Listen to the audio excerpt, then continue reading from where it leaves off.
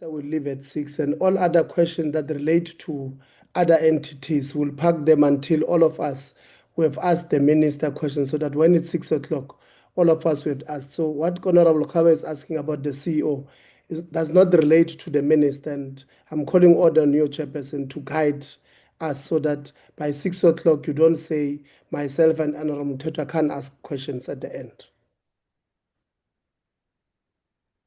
Agreed to. Honorable Khabo pose direct questions on the issues Thank you very much, Minister. Chairperson. On the two issues that I had requested earlier on in terms of the two countries that the VAR delegation had visited, I wanted to check the two issues in relation to that. First and foremost, if the minister can confirm the delegation that had formed part of the trip, and second to that, if indeed we have already received that confirmation that I'd requested earlier on from the minister. I think I'll stop there so that we allow other members to get in, because my other questions was going to be based on the response that I was expecting from the minister in relation to the first two questions that I've asked, Chairperson. Thank you very much. Thank you. Thank you so much, Honorable Mataung. Thank you so much, Chairperson. Greetings, Minister Osmo. Mine, Minister, is quite easy. Minister, do you believe that the president of SAFA is fit for the job with all the stresses that the department is going through? Do you believe that he is fit for the job to be the president of SAFA? If yes, why? If no, why? I'm going to say this to you, that SAFA, with all the problems, are experiencing the best on the field, with all the problems for SAFA. I do think my problem I have with and I've said it to the president himself. In everything that goes wrong in SAFA, the people are deliberately doing stuff knowing that Denny or Dan is going to be blamed. And he's allowing that. He's allowing the fact that people will mess up and it will always come back to him. He's become some sort of a scapegoat. And Minister, I honestly wouldn't say... My apologies. I want to bring you back. You don't have necessarily answer a question related to that, because this time slot, as Honorable Letsie has said, is scheduled for the expenditure on the World Cup. That one we can still leave over if Honorable Mataung don't mind. Let me also just check with the minister. Will the minister rejoin this particular meeting? As soon as I'm done, I'm coming back. Cool. So the minister is coming back. So hold that question. Let's go for questions now up until 6. You have 1 minute left, Honorable Mataung. Okay. One last question. Minister, I just want to find out, what have you learned from this whole World Cup saga? The visa disappointments, people traveling late, and all of those, with the budget constraints, money going out without any accountabilities, and people don't want to account about any monies that are out. So what have you learned as a department? What sort of things that you think your department needs to change, especially coming to the AFCON that is going to be coming after this? Thank you. Well, very good question. What we've learned, for me, the number one thing is that it was very embarrassing when you saw that people don't have visas. People, I mean, like, for instance, I'll make you one very embarrassing example. Mr. Baum, that is on this thing, was in Mexico with me, and we said we'll see each other in Atlanta. And he didn't rock up in Atlanta. And when I asked, and they said, no, he only had a single visa entry to America. Now, those type of mistakes, I just think that there's a lot of incompetent people working at SAFA. Thank you. Thank you so much. The Honorable Molatsane, you have 1 minute.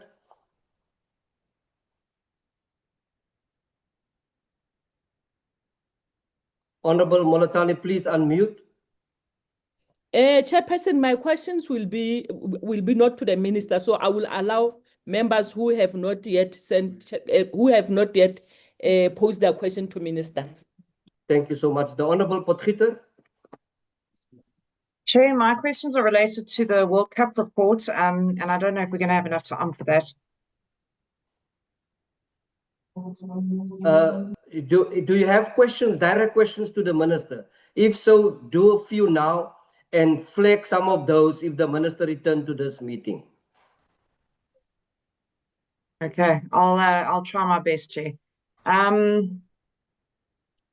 I think, Chairperson, thank you to the department for providing the report that they did. However, just from side points of view, is that essentially we've gone from insufficient information to a lot of pages of a report that isn't kind of fully reconciled. The one thing that I would like to get with particular reference to this report is a full consolidated and reconciled financial statement for the entire program. If we look back at the figures that we're dealing with, originally it was 14 to 19 million, then it was 31 million. Now, if I add up all of the stuff, in the documents, it's around 35 million, obviously including the sponsorships, etc. But it's a lot of disconnected tables, narratives, and sort of overlapping categories. So if we can ask the department to put this into a full sort of ledger or financial statement that can be provided to the committee, that would be my first point, Chair. Any meetings that look The minister. they look on any meeting. Ms. Emma Hendricks, please mute your gadget. I will give, I think, the department, the CFO is here, he has heard. Let's put this in a financial ledger, as Honorable Potgieter has asked, so it can read. I also do agree that it's better when it's in a financial ledger. So yeah, if you can do that. Thank you so much. I appreciate that. Thanks, Minister.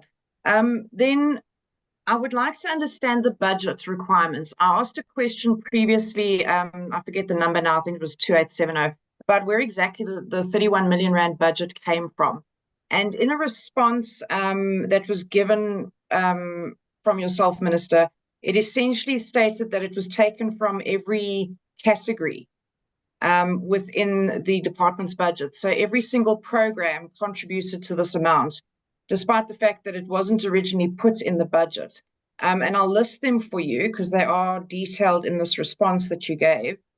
If you'll give me just a chance, sorry.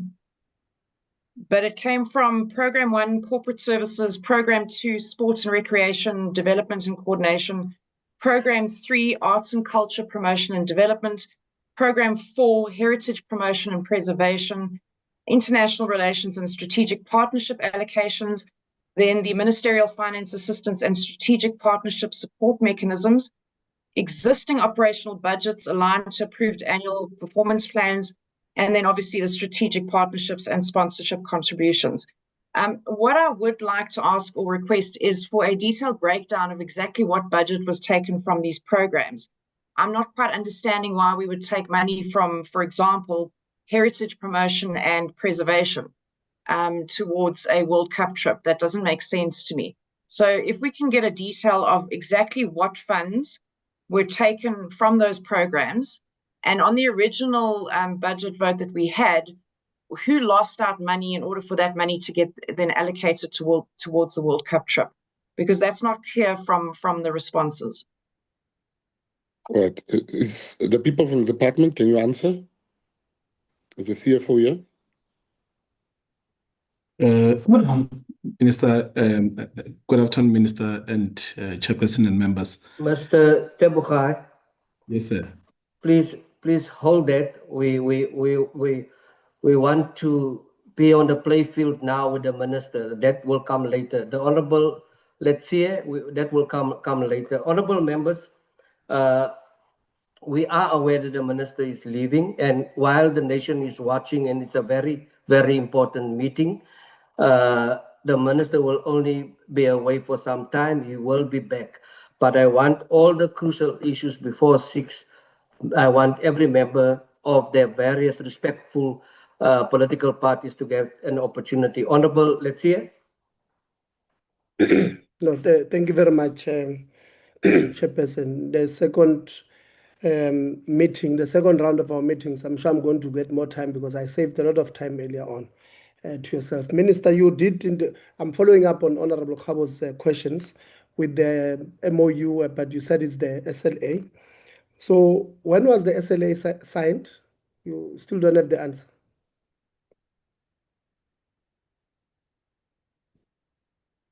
Minister? The chairperson, Honorable, can let's say, please repeat the question. It seems that the minister's laptop is freezing there. okay, is the minister's network working now? Okay, just went off. So it means he will give us this extra 2 minutes because it's not our fault now, Chair. What was the question, Honorable, let's say? The minister is off the platform now.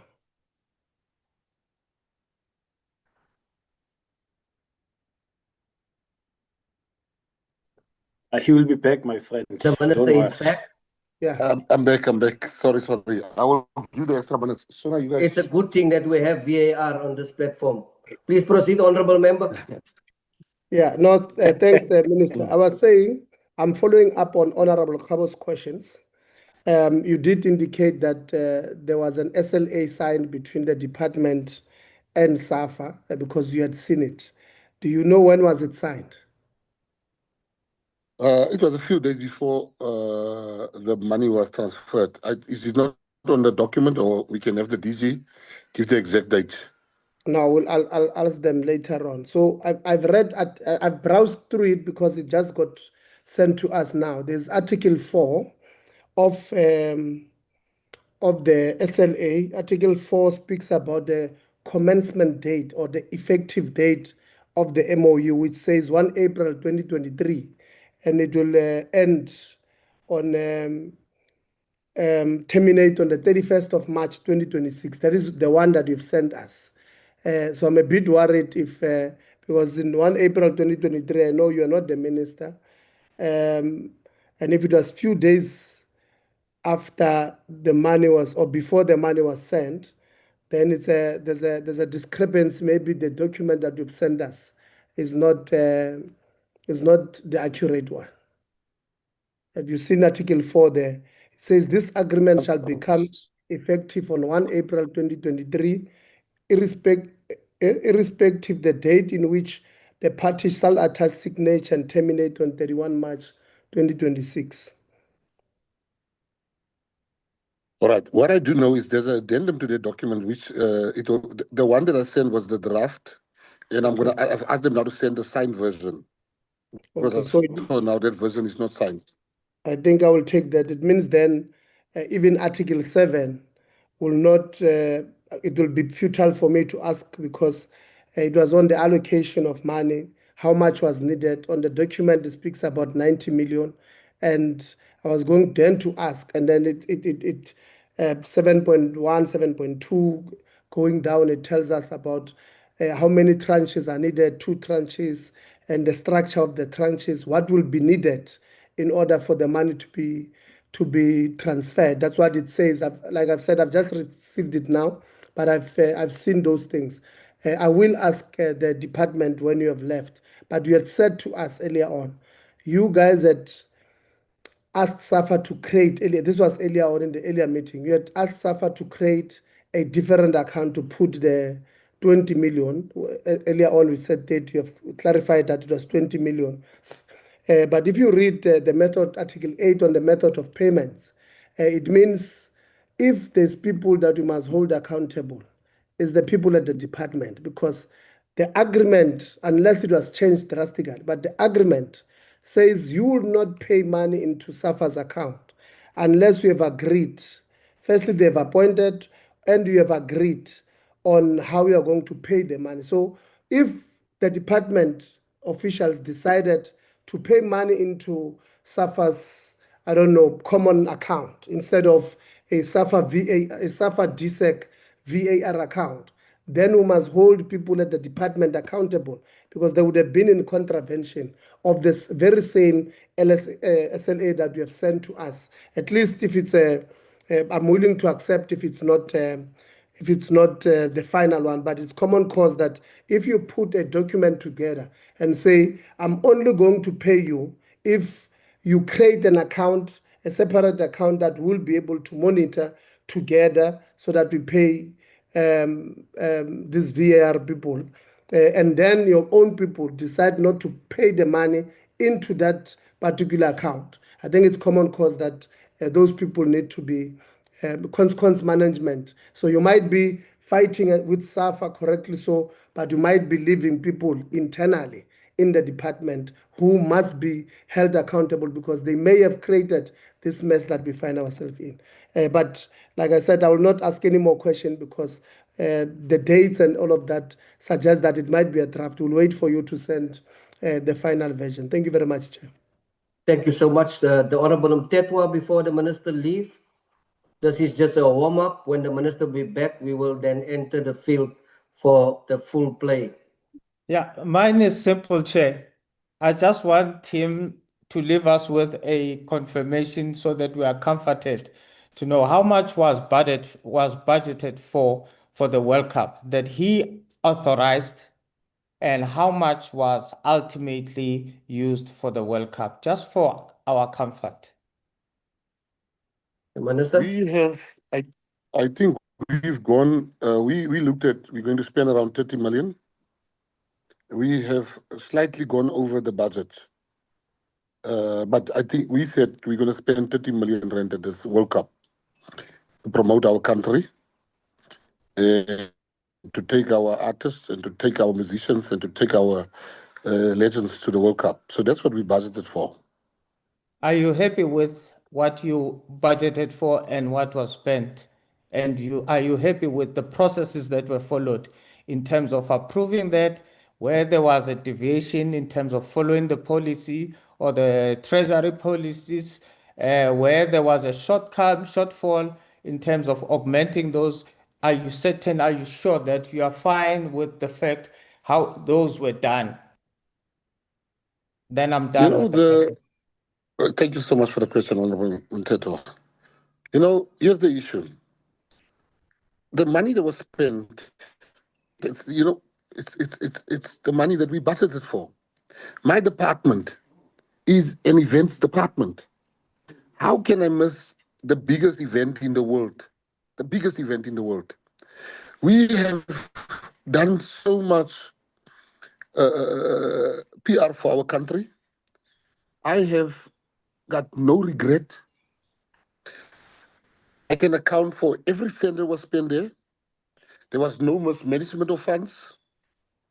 I myself has made sure that I led by example, that officials cannot be getting ground transport, all those type of stuff to cut the budget. I took Ubers. I took taxis.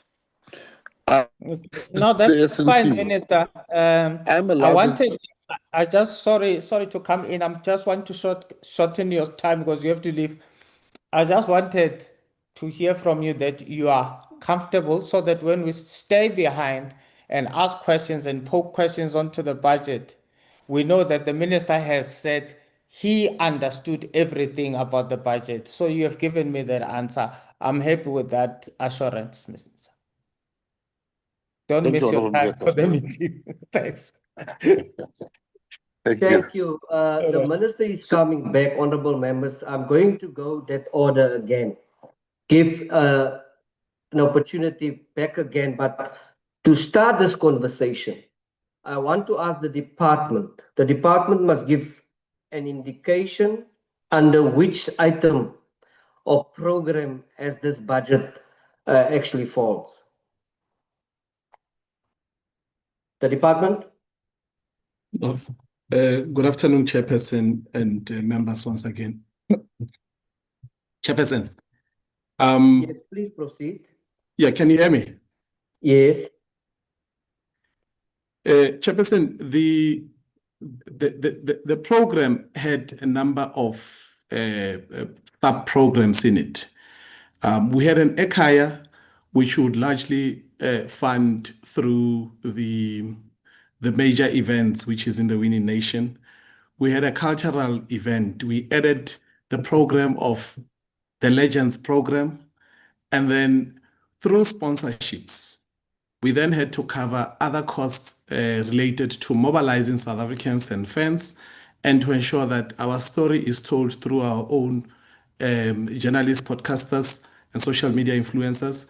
And those were independently funded through mobilized sponsorship funding.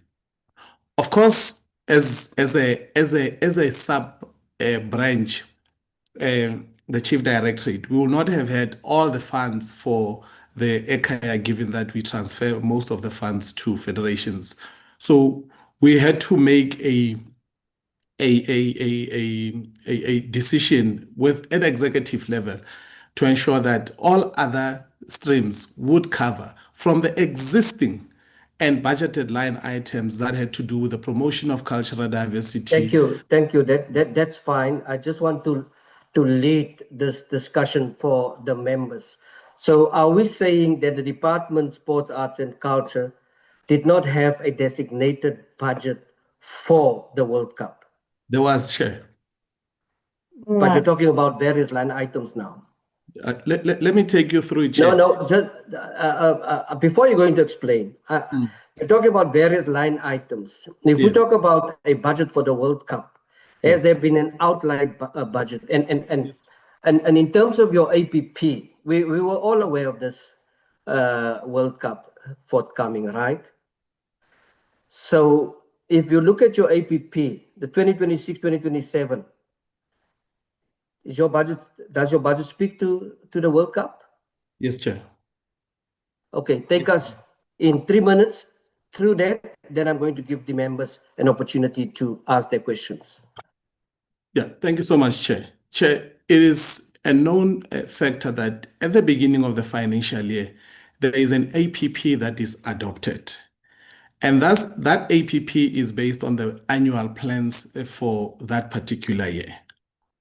And throughout the year, though we may not know who qualifies for what global event, we do have an allocation for the sports branch that will be divided within its three chief directorates. In particular for this one, it will be within Winning Nation, and there's a sub program within Winning Nation called Major Events. So Major Events has got a budget allocated for it, amongst which is for us to bid and host major events. It's to support globally the ekhaya activations in this main events, and usually that we do in partnership with the Department of Tourism and its other entities like Brand SA. So it is a platform. So like we did in 2024 when we were in Paris for the Olympic Games. So it was this year, Chairperson, during the World Cup. Although I would want to say that at the beginning of the financial year, like many instances, we can never determine which code is going to qualify in what global event.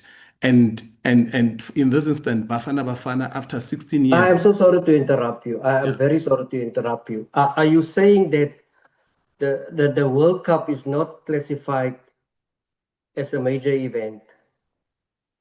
Or is it a mega event? Chairperson, the World Cup is a platform.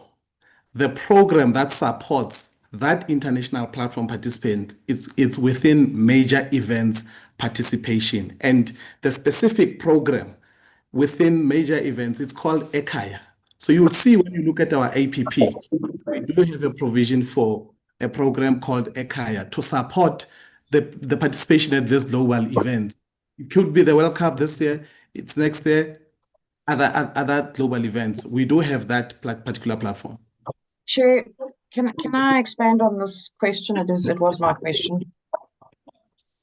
No, Honorable Potgieter, I was given an opportunity just to open up so that we then follow the interrogation. I'm going to give an opportunity now to Honorable Khabo, Honorable Mataung, Honorable Molatani, Honorable Potgieter, Honorable Letsie, and then Honorable Tetwa. I was trying to assess as to whether things were obfuscating here, or whether we are dealing with obfuscating matters. That's why I asked from where was this budget, and it's now the opportunity for members to ask those important questions. Where is the minutes? What happened, where and when and how? The Honorable Khabo. Sorry, Chair. Sorry to disturb. Sorry, I'm also trying to put my hand up. Can I get an opportunity at the end? Sorry, Honorable Khabo. I'll note you down. So noted, Honorable Nkosi. Chairperson, before Honorable Khabo comes in, is the CEO, I think he did ask the question, is the CEO of SAFA here? Is the CEO of SAFA present? No, Chair, she's not on the platform.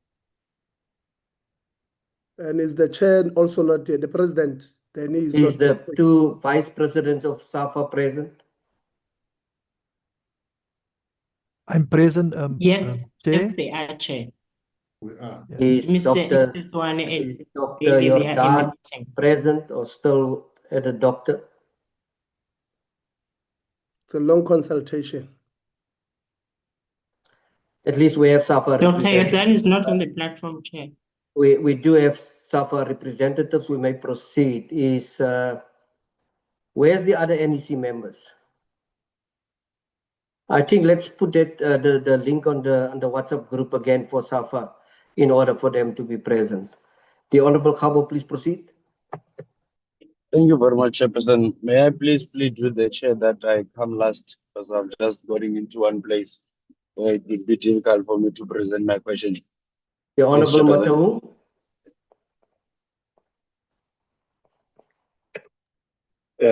Thank you so much, Chairperson.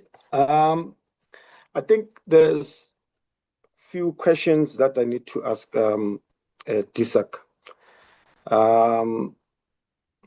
Firstly, is for when they're talking about EKAYA. How much has DISAC spent through EKAYA over the past 3 financial years? And can the department provide a breakdown of the sporting code in these events? That's the first question. Thank you so much, Honorable Member. May I please invite Mr. Mngube to assist on that one of the previous financial years? You're welcome. Thank you.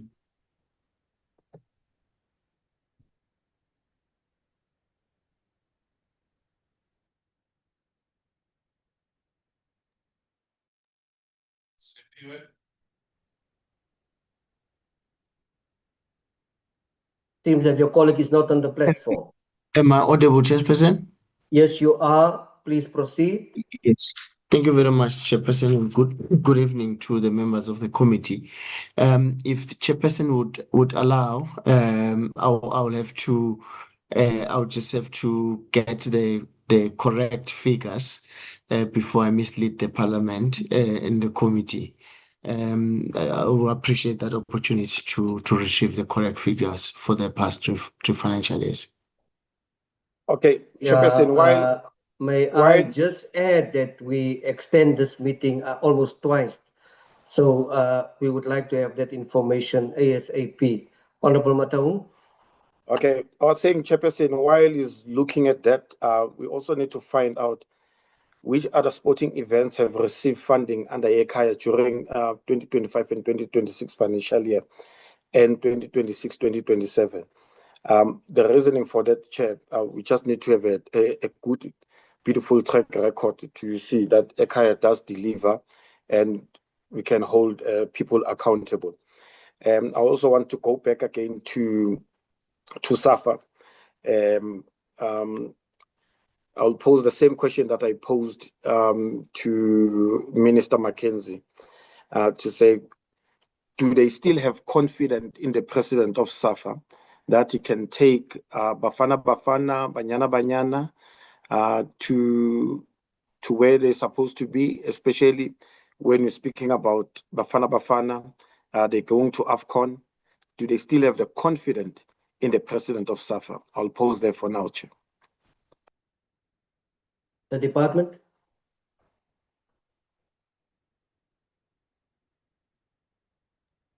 No, Chair, it's directed to SAFA. SAFA? Mr. Zwane, Mr. Bailey?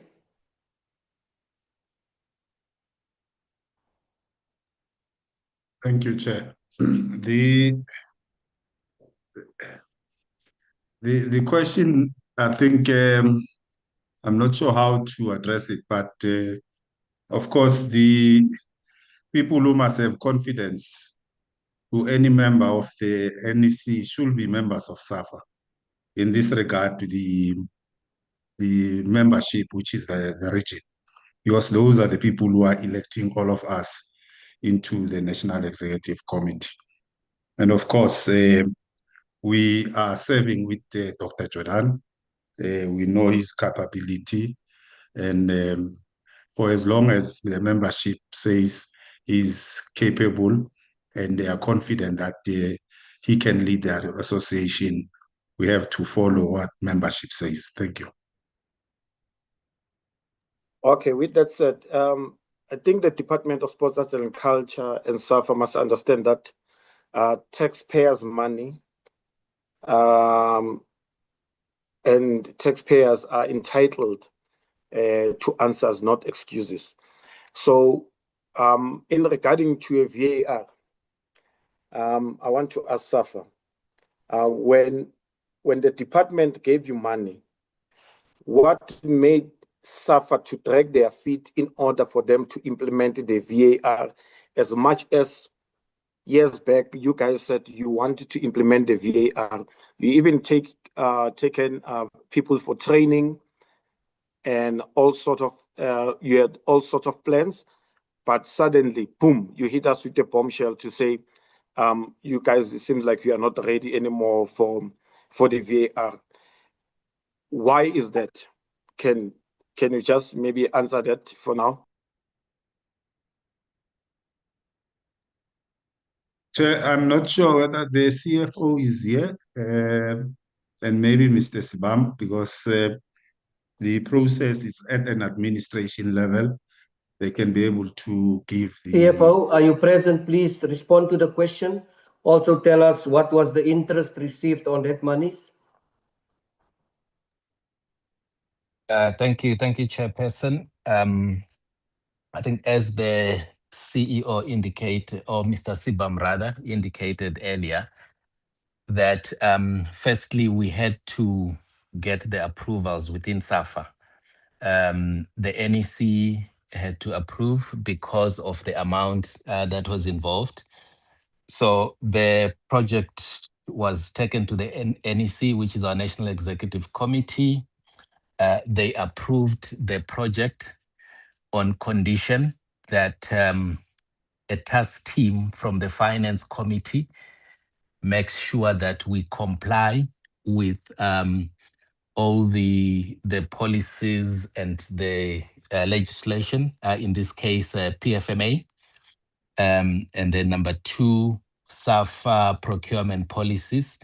So that was the mandate from the National Executive Committee. And then secondly, the Finance Committee task team was asked to review the costs and make sure that the costs are reasonable.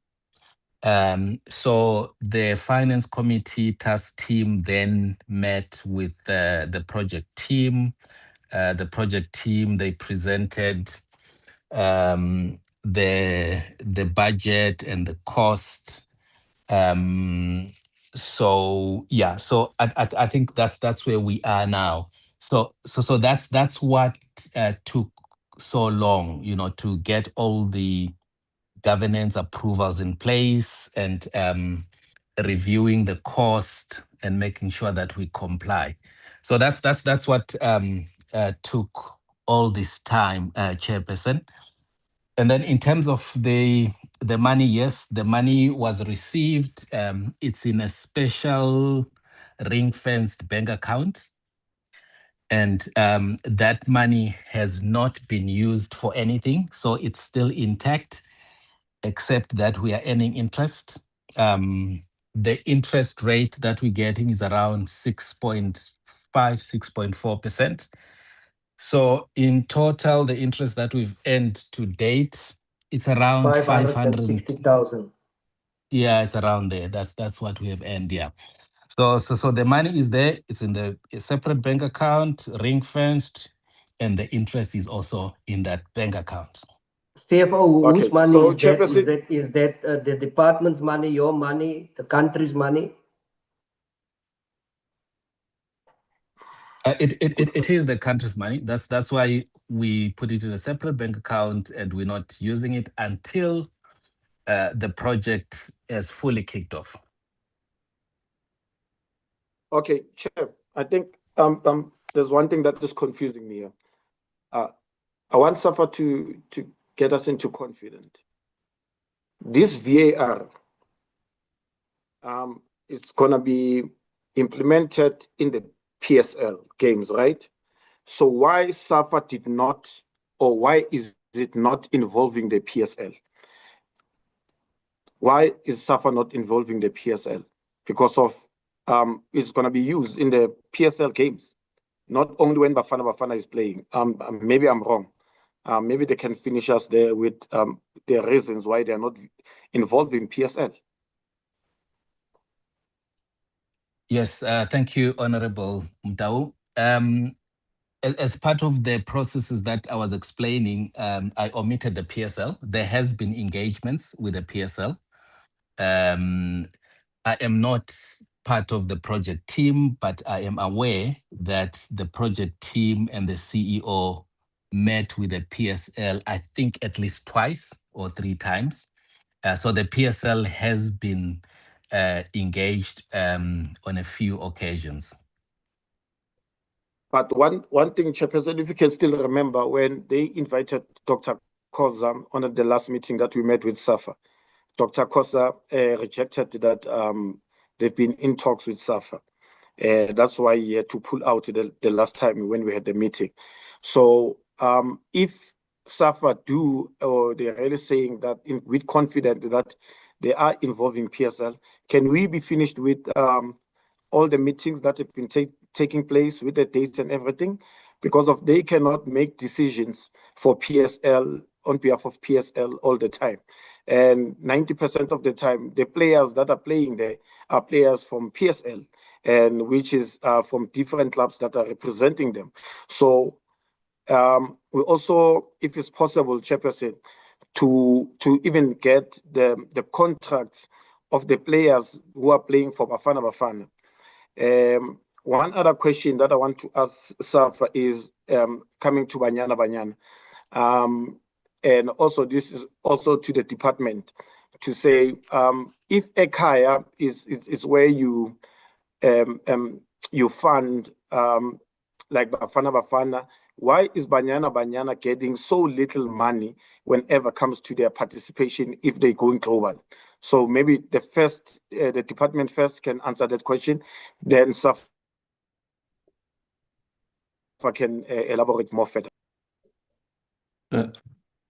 Through you, Chairperson, and thanks for Honorable Mdaung for that question. Honorable Mdaung, the funds allocated to Ekaya are meant solely for the participation and not of teams, but the Ekaya setup at this global events, which is an associated program to the participation of the national team. What we transfer to federations in this instance. Wait, I want you there. So are you saying Banyana is not part and parcel of a national team the way you're saying it now? So please clarify that, because of now you're trying to contradict yourself. No. The money is not meant for Bafana. Ekaya is a platform that we create for the support of the teams and mobilizations of South African and other people in the global sphere to support our teams through what we call an Ekaya. So we call it a home away from home. And it's happening on the adjacent of the event as a mobilization platform for the fans.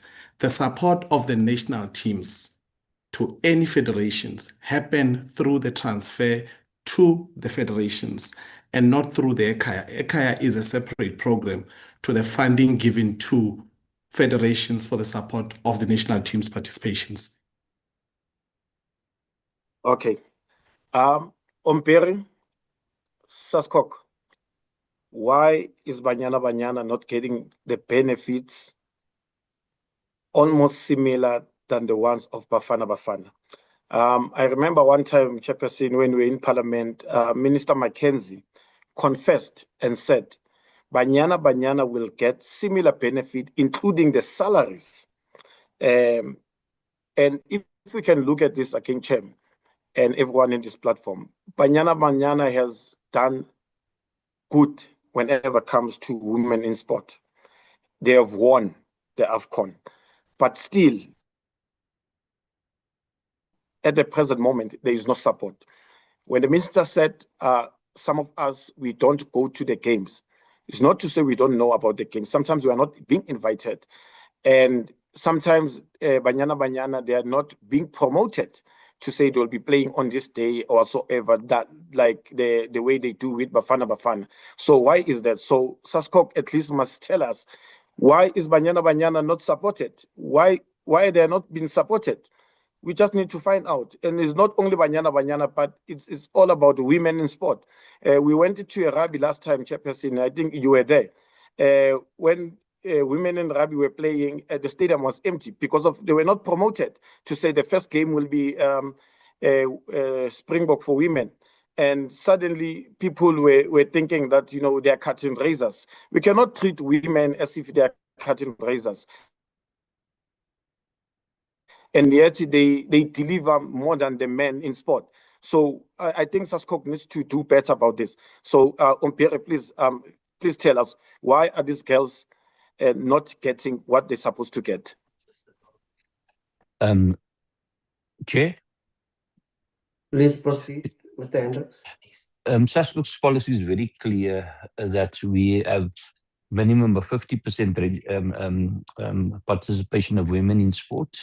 You can see it on the Saskok board. There's in fact more women than men on the Saskok board. With all our commissions, a minimum of 50% again. And our position and policy is very clear. Gender parity and gender equality. We will always strive and push for equal pay and equal recognition with regards to women in sport. The problem is that we don't have the right to enforce this onto federations, because they also follow the international constitution of the international federations.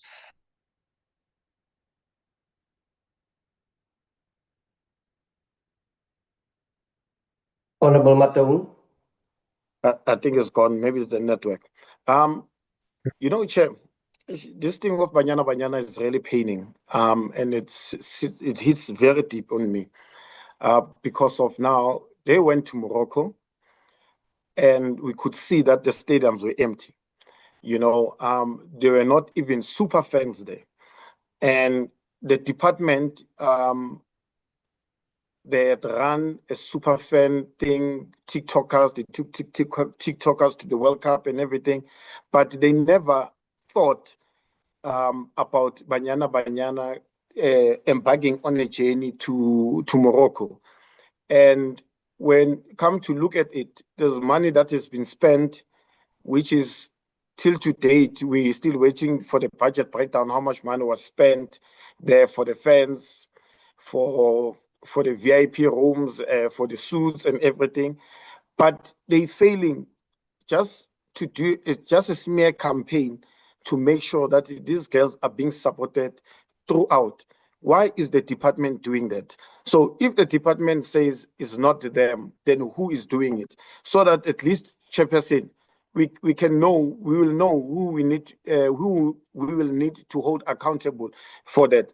We can't shy away from these things and say we need to support men's sports and we forget about women in sports. Okay, Ompere is back, Chairperson. Sorry, Chair, my phone died on me. Just had to reconnect it again.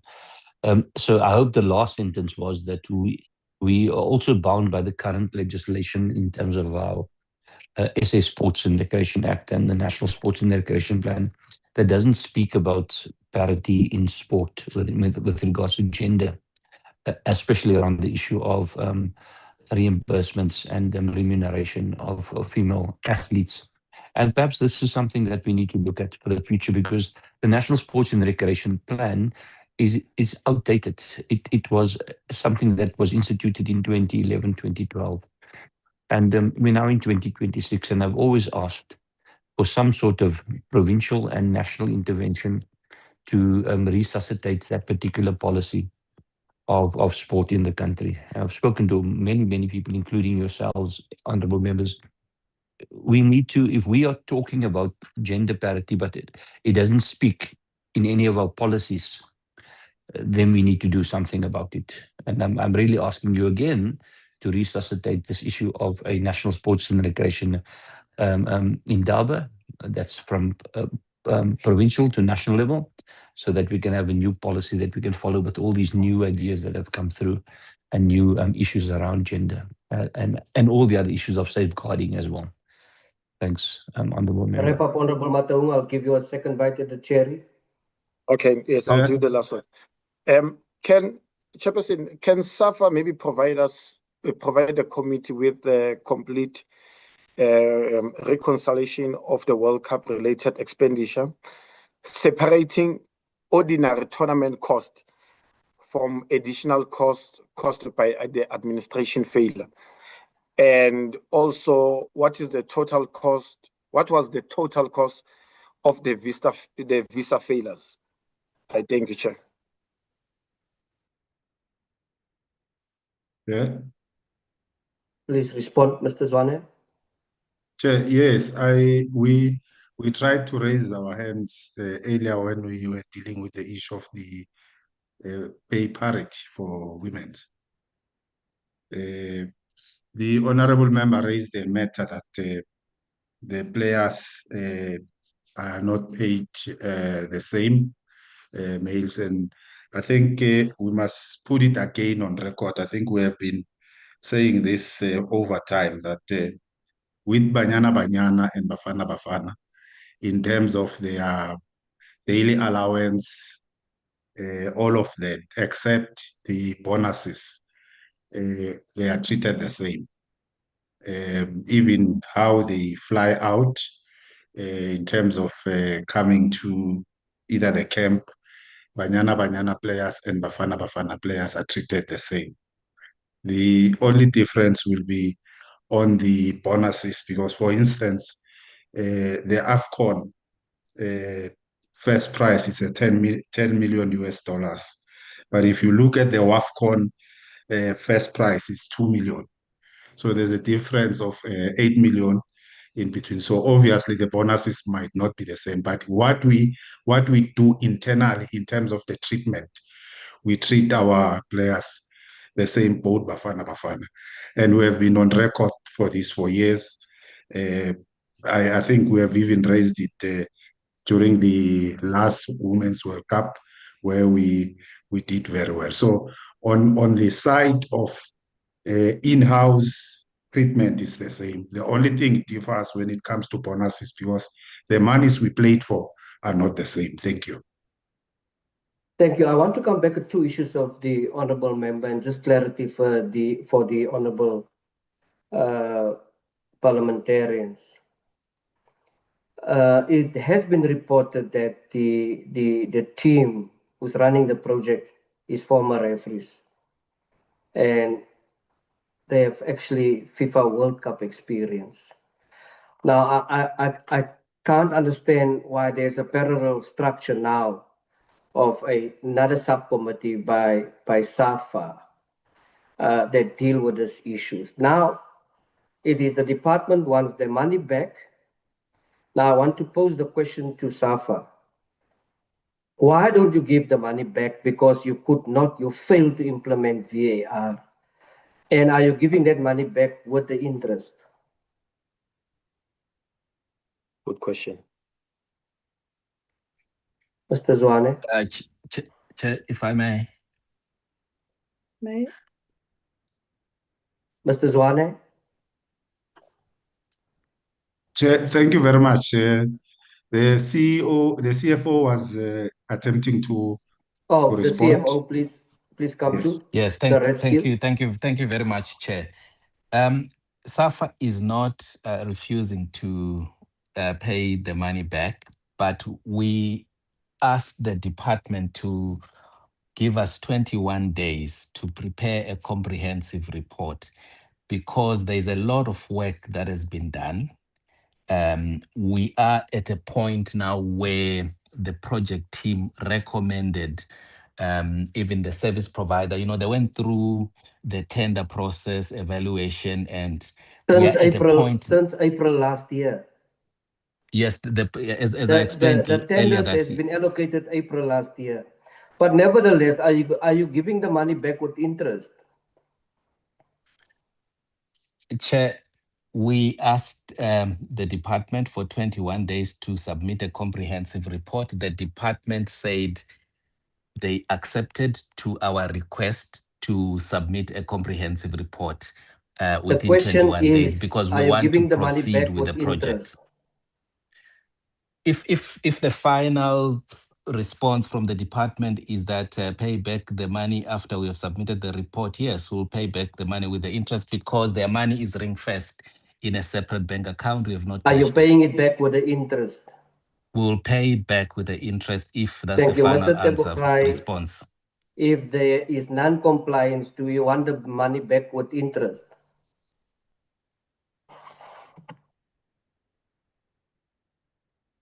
Thank you, Chairperson. Chairperson, indeed, I think that has been the call of the minister and the letter that we sent to SAFA as well. Thanks. Thank you. The Honorable Molatani. Oh, I thought I was the last one. We'll come back to How you. much time are you giving of us? I was trying actually to answer some questions. The Honorable Molatani, please proceed. Chairperson, thank you very much, Chair. Chair, I think I will go back to, let me start first with SAFA. The issue of Ntate Tseka. Chair, in the past, I think there was when Ntate Tseka was supposed to reimburse SAFA 700,000, which he did use, and then he promised to fund it, to refund it back to SAFA. I want to check with SAFA now that the contract has lapsed and he's no longer in SAFA. How are they going to recoup their money, that 700,000? Are they going to get it from the pension fund, or how are they going to get that 700,000 back? The department.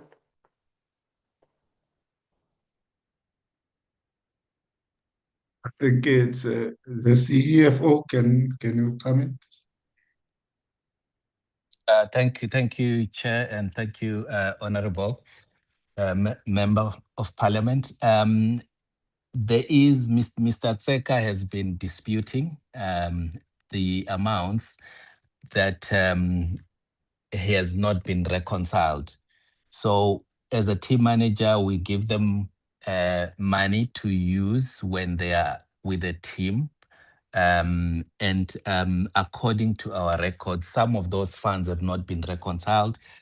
He's been disputing that, but he is still working, even though his contract terminated on the 31st of July.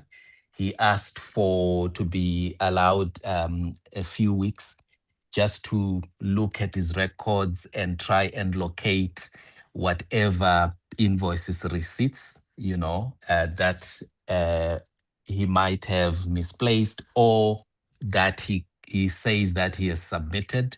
So the reconciliation is still being finalized between SAFA and Mr. Tseka. Chairperson, through you.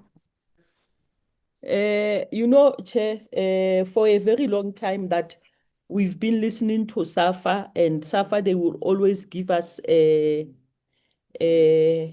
I don't know what I want to put it in a way that it won't disturb. SAFA will always give us I don't know how to put it. I don't want to say a word that tomorrow they will be complaining that it is unparliamentary. But I want to say, Chairperson, that they will always give us, they are economical with truth, Chairperson. That's the word that I want. They are economical with truth, Chairperson. Because this matter of 700,000 CFO, it's not the matter of yesterday. It's not the matter of last month. It's a long-standing item, CFO. When are you going to recoup that money, CFO? Because all of you, you know very well that that money is almost 700,000. When are you going to get that money? Or do you want me to give you an answer?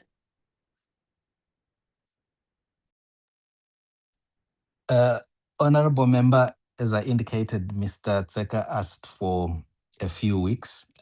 So what I can tell the members is that once that period is completed, which is end of August, we will pursue whatever means are available to us to recoup that money.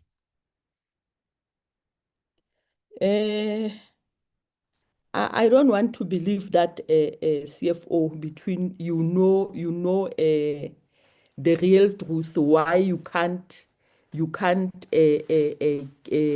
Mr. Tseka on the spot to when are you going to get that money. I don't want to go to that point because you know very well the reason why. And everyone else know the reason why. I always said when we come to the portfolio committee, when we ask questions, we don't ask questions because we already know the answer.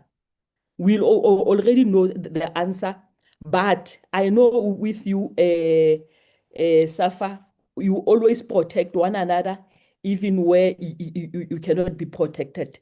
But I'm still saying what I've said before, Chairperson. And I'm happy Minister said that they are going to change the policy because these federations, they are untouchable on some of the issues. I so wish that immediately after changing that policy, the first federation that we need to have a forensic investigation into, it's supposed to be a SAFA. SAFA, we need a forensic investigation, Chairperson, because there's a lot of money that has just disappeared in the hands of the officials and they don't want to account to it, Chairperson. Let me pass on that one, Chair. Go to the department. I think already Honorable Potgieter has covered me when he was requesting that the department should give us a signed reconciliation by the accounting officer, CFO, supported by the general ledger. That one, she has covered me.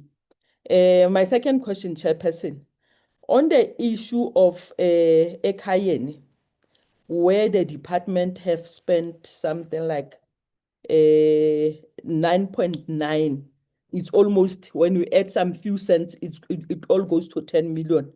How did the department determine that the 10 million spent on the Ekaya village program represent value for money?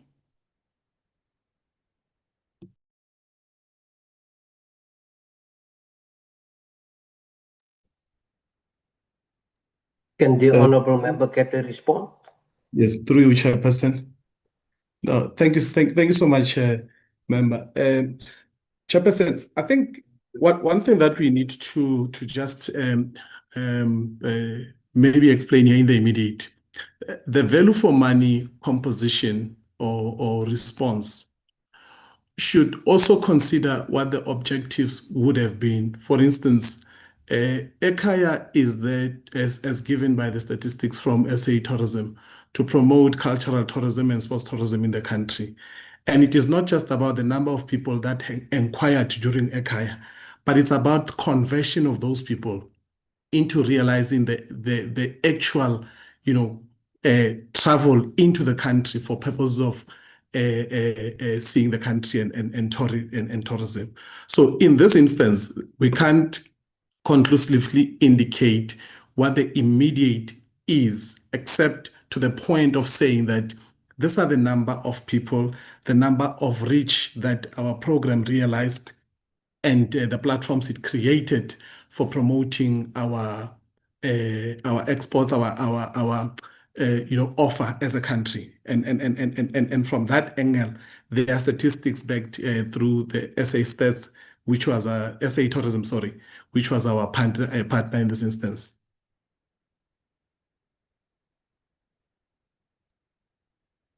Chair.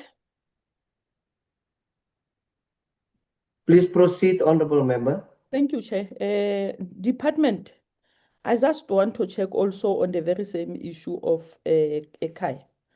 Why does Ekaya final invoice reflect 9.9 million while the reconciliation table reflects 9.9? In fact, it's 9,999,991 cent. But on the reconciliation, it said 9,559,559.47. Thank you so much, Chair, through you. Yes, we acknowledge those differences. And I think in the last report that we should have done, I think those differences were recognized, and we were engaging still with the supplier to reconcile. So we have a figure coming from the invoice of the supplier that reconciles that to the 9,999,91. So I think it just requires us to reconcile. I need to say upfront, Chairperson and members, that we are still reconciling these figures, and reconciliation is also dependent on obviously the realized expenditures through the ledger, as you would have seen in the report, that there are still some of the S&T to be paid. There are still some of the travel forms and expenses to be reconciled, and those are dependent on the travel companies that is giving us the actual figures. So where there are differences, I think when we do, because this is still this report as it stands needs to be reconciled as per the realized expenditure coming from the suppliers. How long will this reconciliation be? Chair, another year? Another month? No, not even, Chair. Another year, Chair. Not even, member. I think what is true is that I would say about 99% of the expenses have been done. I think it's just a matter of pulling up the actual specifics where we are also differing in terms of the invoices with the suppliers to provide to us. So and until last week, even yesterday morning, we're still pursuing some of the suppliers to give us the final invoices that reconcile. So it's dependent on those things, Chair. And our apologies once again for the late replies. Thank you, Honorable Molatani. Will you please wrap up? Yes, Chair. My question, Chairperson, which I've been raising, I think I've even written an email to the department requesting, maybe today I will get my answer. Who attended that World Cup from the department except a minister? Who are other officials who attended that World Cup, and on what capacity? Thank you, member. If you look into the report, we have made two sections. One section that speaks to the roles and responsibilities of the departmental officials that attended and what role they were playing and what programs were delivered through the work streams that they were leading. That's the first part. It is in the report. In the financial sector, in the financial section as well, we do make provision per person that has attended, what services were rendered to them and at what cost, and what is the average, what is the cost per individual. So it is contained in the report. In total, we're talking about 18 people who came at different times during the World Cup related to the work streams that they were leading. And it is there in the report, that part. Thank you, member. Finally, Chairperson, when I step off the platform, the artist who went to World Cup, how did the department select those artists out of the thousands of artists that we have in the country? How did they come up with that a few artists whom they've elected? Because according to me, some of the artists, Chairperson, we are talking about the up and coming artists whom we were supposed to at least give them that platform. Unfortunately, I think that what the department did, it was unfair to other artists, Chairperson, but I just want to know how did they select those artists to be part of the team. Thank you very much, Chairperson. Thank you so much, Chairperson and members. Chair, on the contrary, I think this is one of the biggest platforms that the department used to offer artists an opportunity, and especially in the numbers that we did provide them. You must remember that we only could have been at the World Cup because our country participated there. And it has been 16 years since we've been there. So it was quite an incredible opportunity for our artists and our players to be there. As to the identification processes that was used to identify artists, surely we looked at the profiling of the event and what we wanted to achieve with each particular event, and looking amongst the many artists that we have, and the budget, obviously, that we have to actually compensate the artist. And obviously, in most instances, I think I must give credit to the artists because they were quite amenable to be negotiated below their performance rates in order to ensure that they come and support and profile the country. So that's one of the criteria that we use to say we need artists that are going to provide us really a platform to promote the cultural diversity and artistry of the country across various streams of arts, not only musicians. We looked at the DJs. We also looked at exhibitors who were to profile this during and curate our South African experience at the ECAI. Secondly, Chair, up and coming artists, quite incredible, quite phenomenal, was another level of criteria that we looked at in terms of identifying the artists that would have been there. That's why you'd see that it's not only your most known artist, you've got also up and coming artists and the values that we wanted to promote.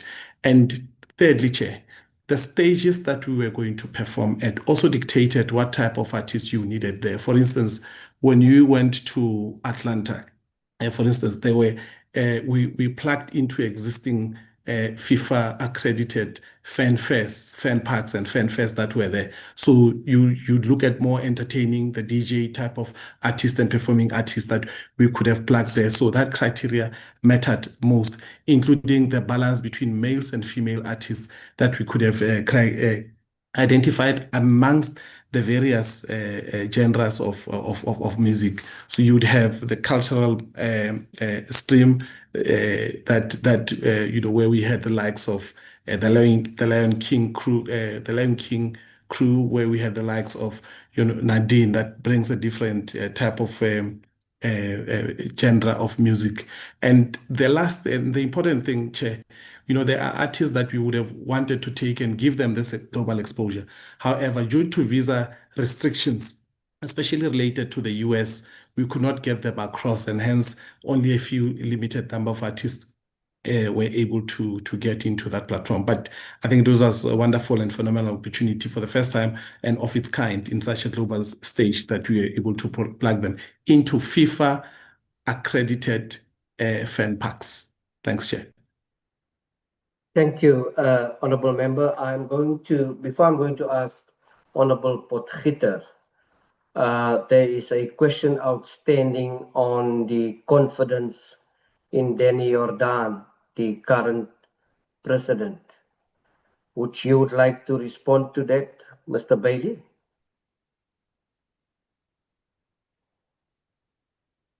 Yes, thank you, Chair.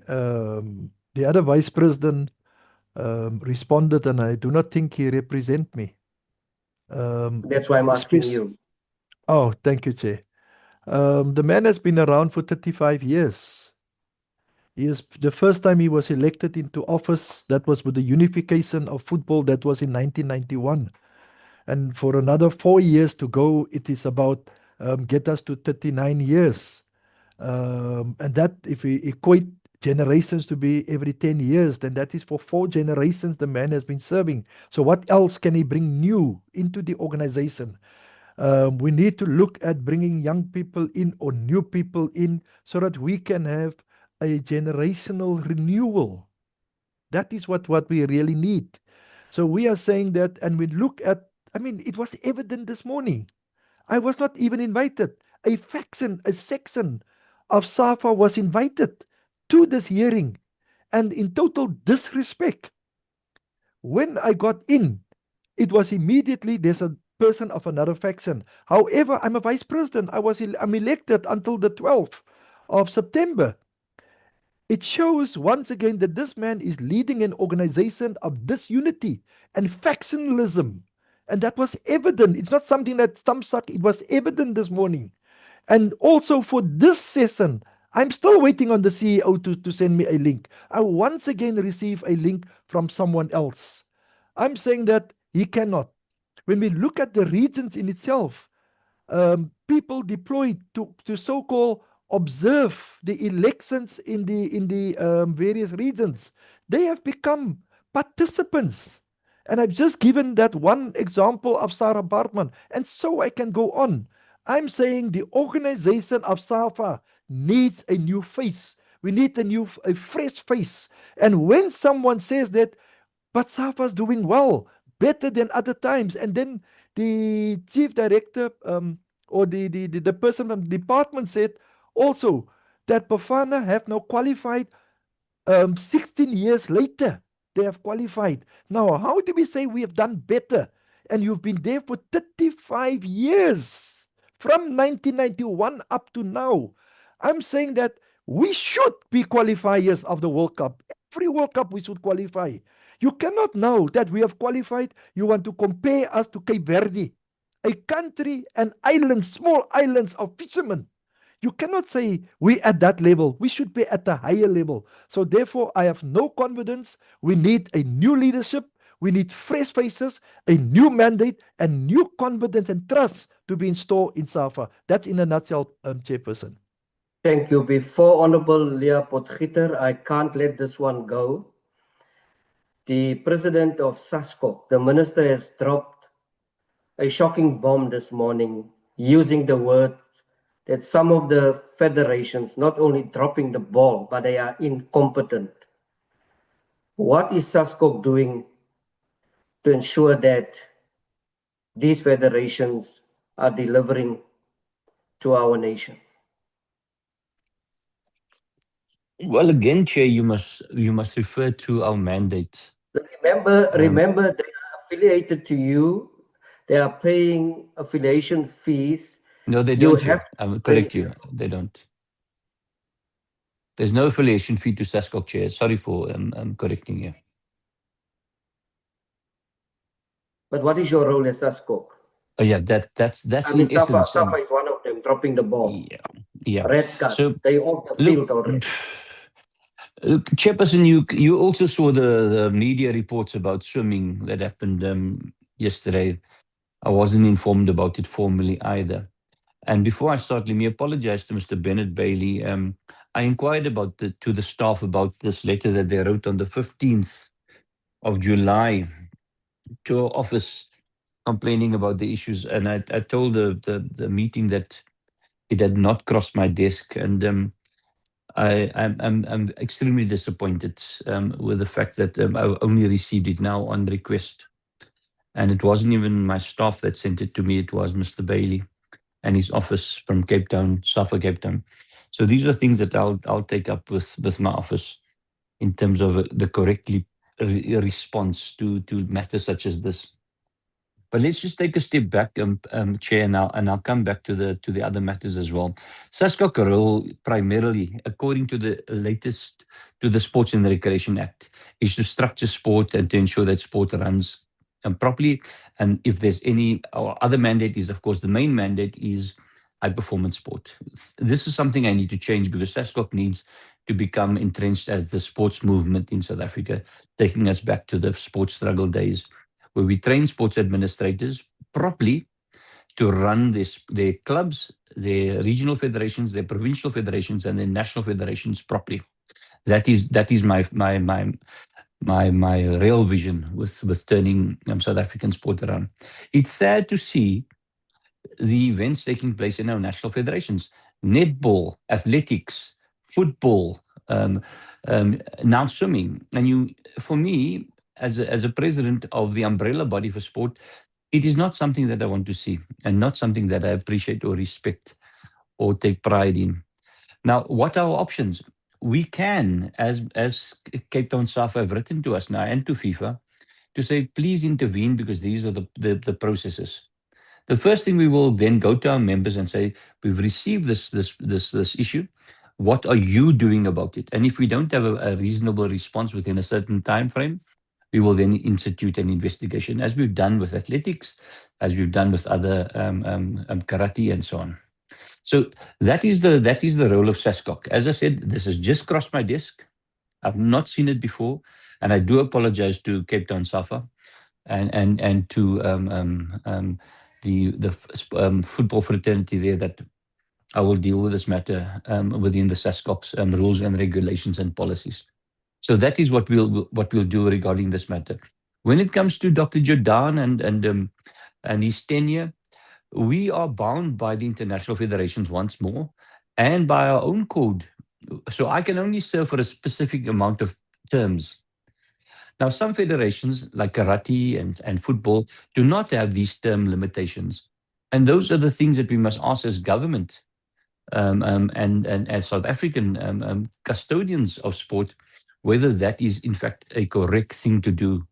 Because surely in our mind, even Nelson Mandela, our honorable president, had a specific term limit. And I will have a term limit, and you will have a term limit, and an age limit. And that SASCOC has all of that in its own constitutions. How we get our federations to adopt it is another process that we must follow. And again, I'm going to refer you to the National Sports and Recreation Act and the National Sports and Recreation Plan that can give us guidance with regards to this. I'm not saying about age because I know that that's a huge debate, but at least the governance around the issue of term limits, that is a standard governance standard. Chair, I just need to ask one or two questions about the VAR, if you don't mind. And the question that I want to ask is, has any work been done to find out amongst the various stakeholders if this is actually needed? You know, when something is thrust onto someone and to an organization or to an entity, it's very difficult, be it in the communities, be it in clubs. So now I'm hearing that the money is demanded back. But my question around a high level question is it going to change football? And if we're going, and SAFA is the only entity that runs with the referees, and it services professional clubs in terms of the VAR. It will be used mostly there and some Bafana matches. If one looks at cricket, rugby, they know the importance of it because it plays a role not only in the television coverage to make sure that the decisions are correct, but they know that it is going to enhance the standard of refereeing and decision making. Has anybody asked the professional clubs, SAFA, whether they actually need it? Because I don't want them to throw the money away and give it back. And then our decision is that VAR is needed, but we can't implement it. Either we need it and must be implemented to increase the standard and quality of our sport in football, or it's not. So that's a basic question that I haven't heard, answers that I haven't heard coming through. What are the reasons for the delay? Do we have the buy-in of the PSL? And then what are the timeframes based on the contract that SAFA has slipped up on? I've not heard that in these discussions today, and I thought I'd just bring that up for your attention, Thank Chair. you. These things we need to interrogate, we need to elaborate, and we need to discuss this. I mean, there are too many. You have Hollywood Bet, you have the DSTV Sport, you have the PSL. They are all end users, and it's clear what has been explained to us. They are not on board. So also later on, Mr. Hendricks, I would like you to inform the committee on the SASCO's role pertaining to the shenanigans that is happening in the Eastern Cape at Sarah Bartman with the elections of SAFA. We really have to have SASCO also on board on that issue. The Honourable Potgieter, please proceed. Thank you, Chair. Considering you're closing up the VAR issue, I'd just like to leave this here before I start on the actual World Cup spending. This particular issue came up in as far back as April 2024, when the referees committee was preparing a costing proposal to introduce VAR. It was then stated that they would develop this comprehensive implementation budget, but then we had the debacle that happened in September of that year, and there was a controversy around a game, and all of a sudden it became critical. I still maintain that at every stage, we were promised a feasibility study, an implementation plan, and these are the requirements of FIFA in order for you to implement VAR. You cannot implement without these things. The fact that 20 million rand was given to a federation who previously had taken 5 million rand from DSAC to pay salaries because they were short, who then also took 7.2 million rand for World Cup preparation to charter a flight, but they still owe money in various places to various NEC members, etc. Their auditors raised material uncertainty about it being a going concern. There's all sorts of issues there. And I'm not happy with the response. I would very much like a comprehensive response given to this. I'm a little bit frustrated that a response was then issued in a press statement during the break. It's almost like everybody went out to go and figure out what to say instead of giving us the answers when we questioned this earlier in the committee. But I'm going to leave it there. And I think, the president of SASCOC has stated it quite clearly. Where is the feasibility study and where's the confirmation that all stakeholders, and not just the referees who originally drove this, are wanting to implement VAR, because it comes with a 70 to 100,000 rand cost per game. Who is covering that? Is DSAC going to essentially cover this until the end of time? I apologize for the rant, Chair, but this is an issue that we seem to get these half answers and it's never very clear. If the answers were available for a press statement during the break, it should have been available in this morning's meeting. And I don't accept that, that was how it should have gone down. We asked these questions and we were certainly not given that level of detail. Chairperson, just with regards to the current issue, I have asked for a comprehensive reconciliation. I would also ask, I noticed that the CFO has gone into the budget items and he spoke about, I think it was winning team. There's over 700 million rand in that program. The response to the question in May specifically mentioned all 5 programs that money was taken for the 31, which is now 35 million rand. If we can get a reconciliation of that, of every single amount that was taken out of each program, corporate services, sport and rec, cultural and heritage, every single one, because in May, that was the response that was given, and a reconciliation given of the sponsored amounts from each one. because I don't accept that, you know, Ikaya is the response. There was a very specific response given in May, if that's possible, Chair.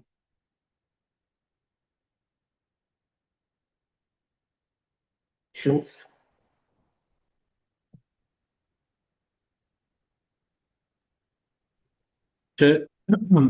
Yes, we will provide that reconciliation. I do want to indicate, though, that even based on the previous requests, the report tried to ensure that we provide a much more detailed breakdown of finances per work streams that was taken, including the consolidation and delineation between what was the public spending against the private spending. What one has to go further to do is what member is requesting, is to show what then was each program in the department's contribution towards that particular figure. I think that fact we can obtain as well. Thanks.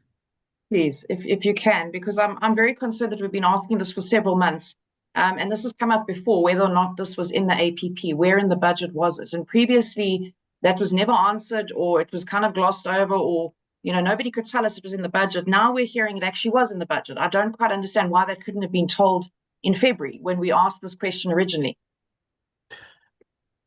I think one thing that usually happens is that, you know, when you do an operational plan, some of the things that are in the APP don't necessarily that are in the operational plan don't necessarily appear in the APP.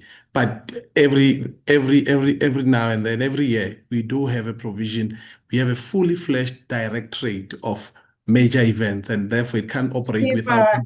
I hear you completely, and I'm sorry to cut you off, but we asked this question specifically, and nobody was able to give us the exact details, and that's, I'm just making that comment. If we can get the reconciliation, but when we asked, nobody could confirm that it was in fact in the budget. I understand there's many line items in there, and you can't detail all of them. I'm just concerned that this could have been the answer 4 months ago.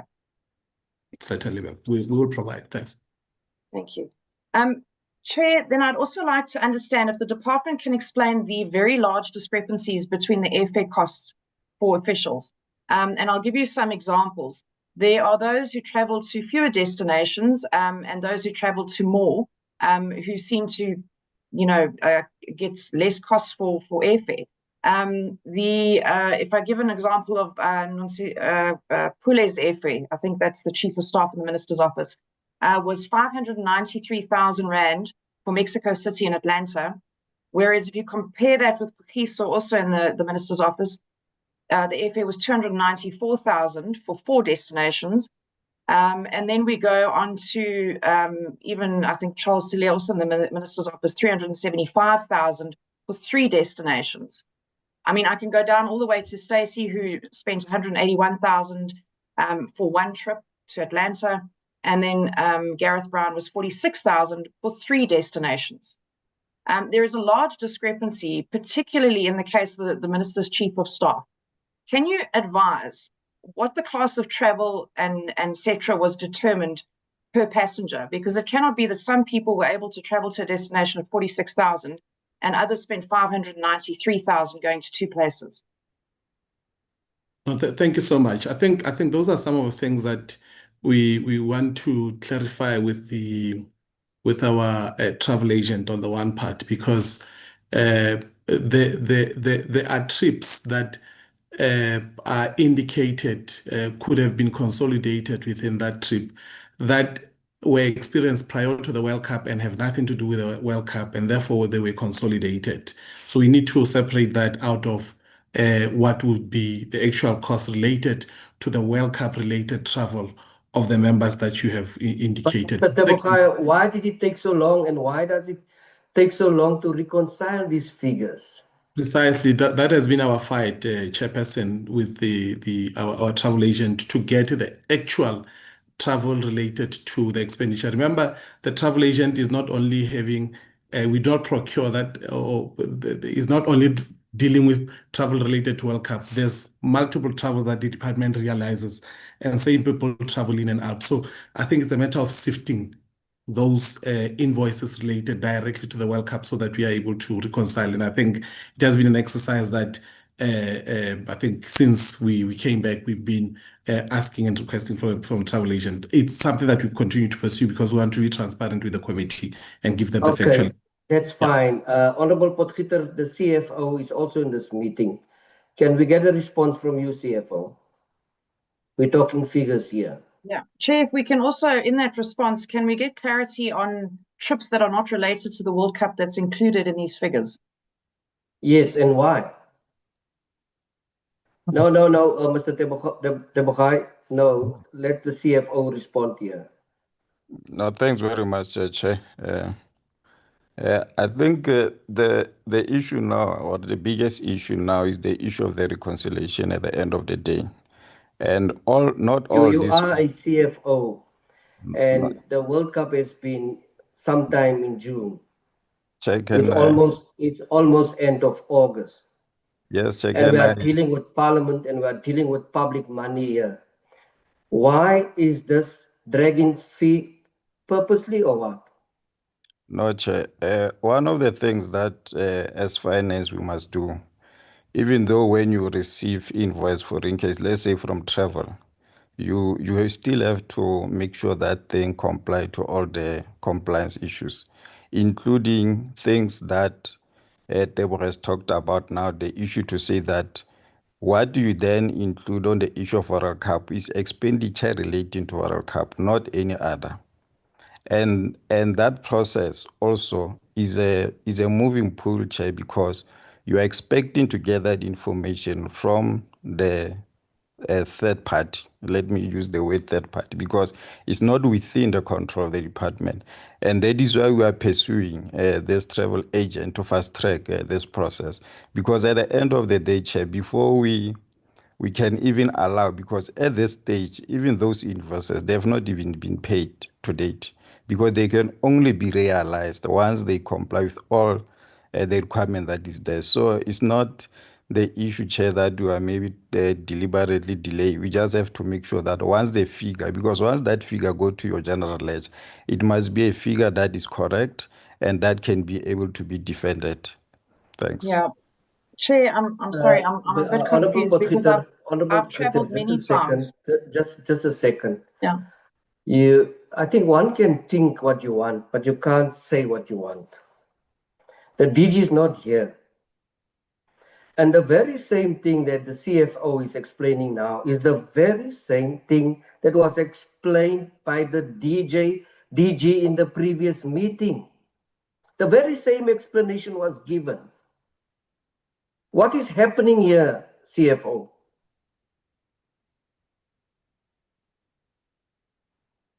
Chair, like I was saying, at the end of the day, for us to account for this money proper, we have to do check and balances. And that is why we can't just take as invoice as it come from the third party and say we need to pay it. You need to comply. And that is why we are saying, if once that process is done, Chair, we will able to give you 100% figure that cannot change. Because what we also don't want to do is to give you a figure and tomorrow we come up with a different figure. Thanks. Yeah, Chairperson. Yeah, I'm sorry. You know, I've traveled many times. I've worked with travel agents. You know, you approve the type of class that you'll fly, and you approve the amounts, you approve the time, you approve all of these things before they happen. I find it very hard to believe that we come to this meeting and, you know, we don't know what's related to travel that's not actually part of the World Cup. So the department has been invoiced for travelers for trips that they took in their own personal capacity. I understand maybe they haven't paid that, but surely we should know, is Pule's airfare, for example, related to the fact that somehow she flew in first class and everybody else flew in economy class, or what is, surely you must know that information. It can't be that the World Cup ended in June. It's obvious. Please keep on with your interrogation. Yeah. It's obvious because they are using preferred suppliers. Yeah. I don't buy the story that we have no control over travel agents. If you have a travel agent that is this bad, I would have fired them and gotten rid of them a long time ago, because this kind of service is definitely not something any organization would pay to get. Chairperson, I would request that the department provide us with a full list of exactly what type of flights these are, and what has been split. This information should be on the quotes that they received, and I would ask that we get this by the latest tomorrow. Yes, and which can I we think add we actually also a need to, detailed list of the travel agents? yes. And a full, whether or not these were business, economy, personal travel, World Cup travel, etc. I'm just going to leave you with the fact that I'm sorry, but that is the most ridiculous story I've ever heard. Honestly.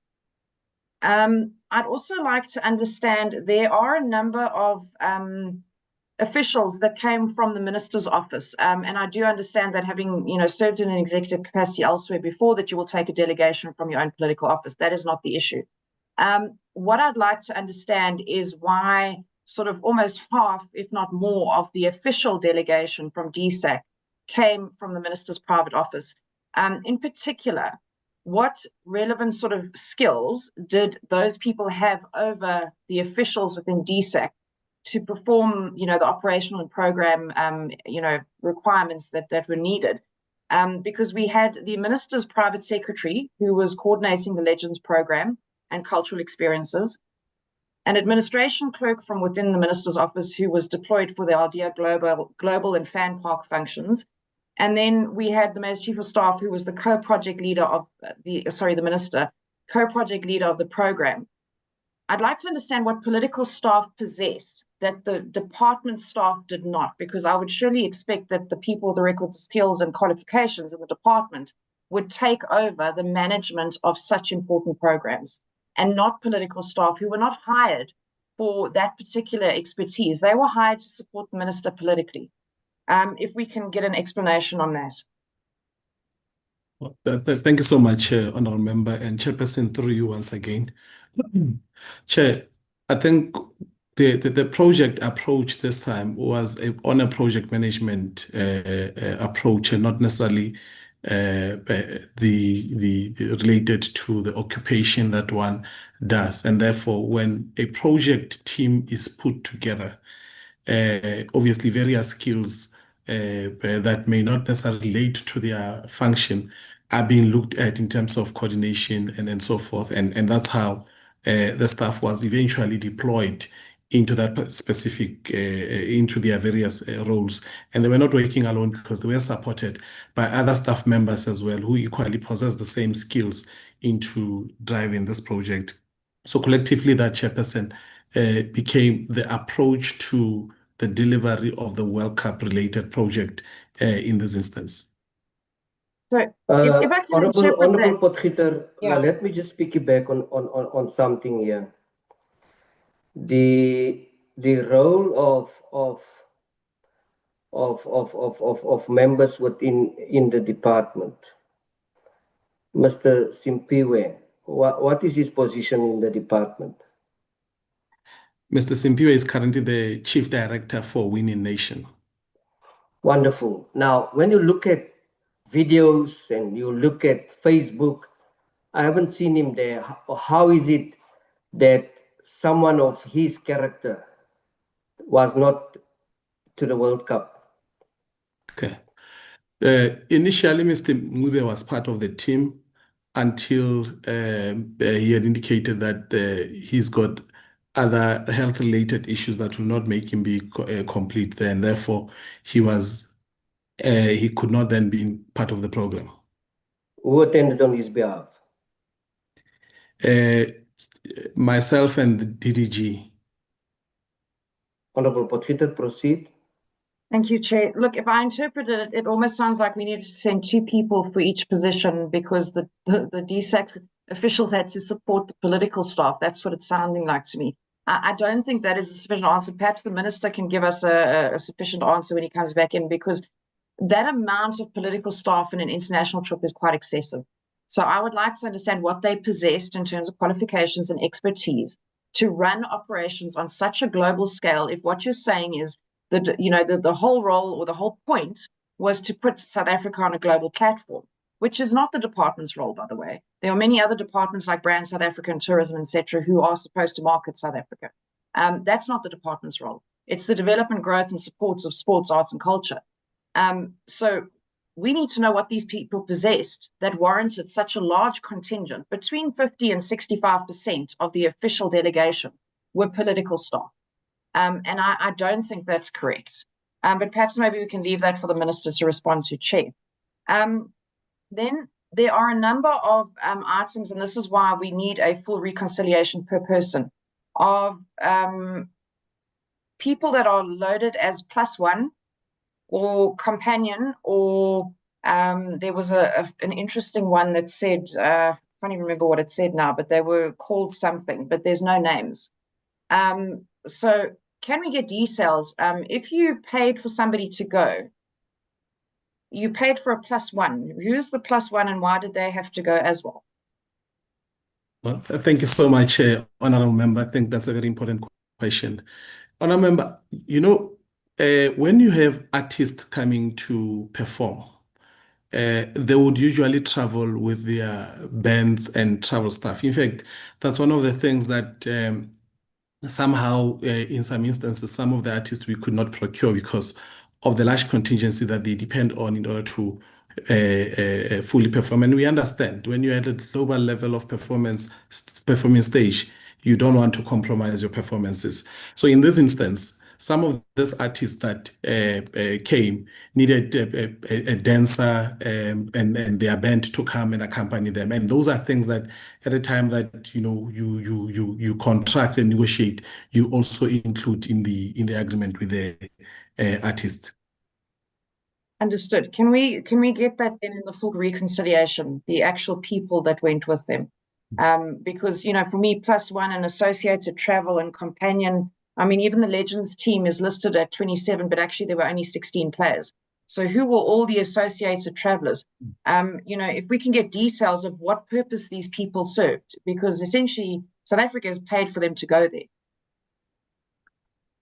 No, thank you so much. I mean, let me also get to the issue of the legends. We gave a full list there in that report as well of who are the actual legends that were there, including also the breakdown of their costs, including the support team. I mean, in total for the legends, we had about 4 support team members that will come from SAFA, but also the agency or the institution that we provided also added additional support to ensure the logistical arrangements of the travelers or the legends are also in order, and the coordination of that particular program as well. Thank you. I think if you can possibly, term them something other than associated program traveler, because that sounds to me like everybody took a +1 and had a really good time on government money. Just to be honest with you. Then I just have specific questions, Chair. There are people mentioned on here that do not appear. They are listed as officials, but they do not have a substantive position that's listed in the report itself. The first one we've got is Melissa Davids. It says listed as an official performing RSVP, operational ministerial support functions. What role does that person play in the department? Come again, I did not get the name, if you may. Melissa Davids. Minister Davids. Yeah, listed as an official, but there's no substantive position given in the report. No, I'll have to What follow is the that. name, Honorable Potgieter? Melissa Davids. Oh, Melissa Davids. Melissa. Yes. Oh, Melissa. okay. No, Melissa was part of the project team, also assigned to a program in Pachuca and in Mexico City as well. What is her position in the department? I know she's minister in minister's office. I'm not sure anyone can assist me there from the office of minister. Can someone just assist me there?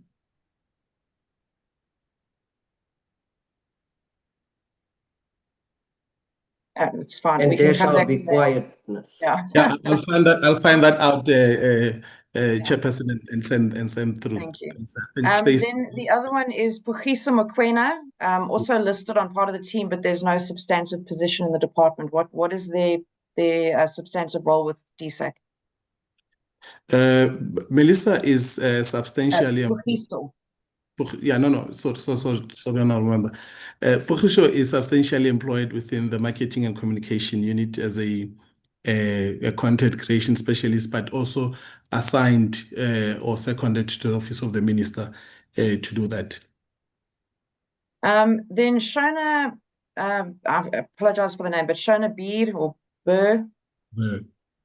Mm.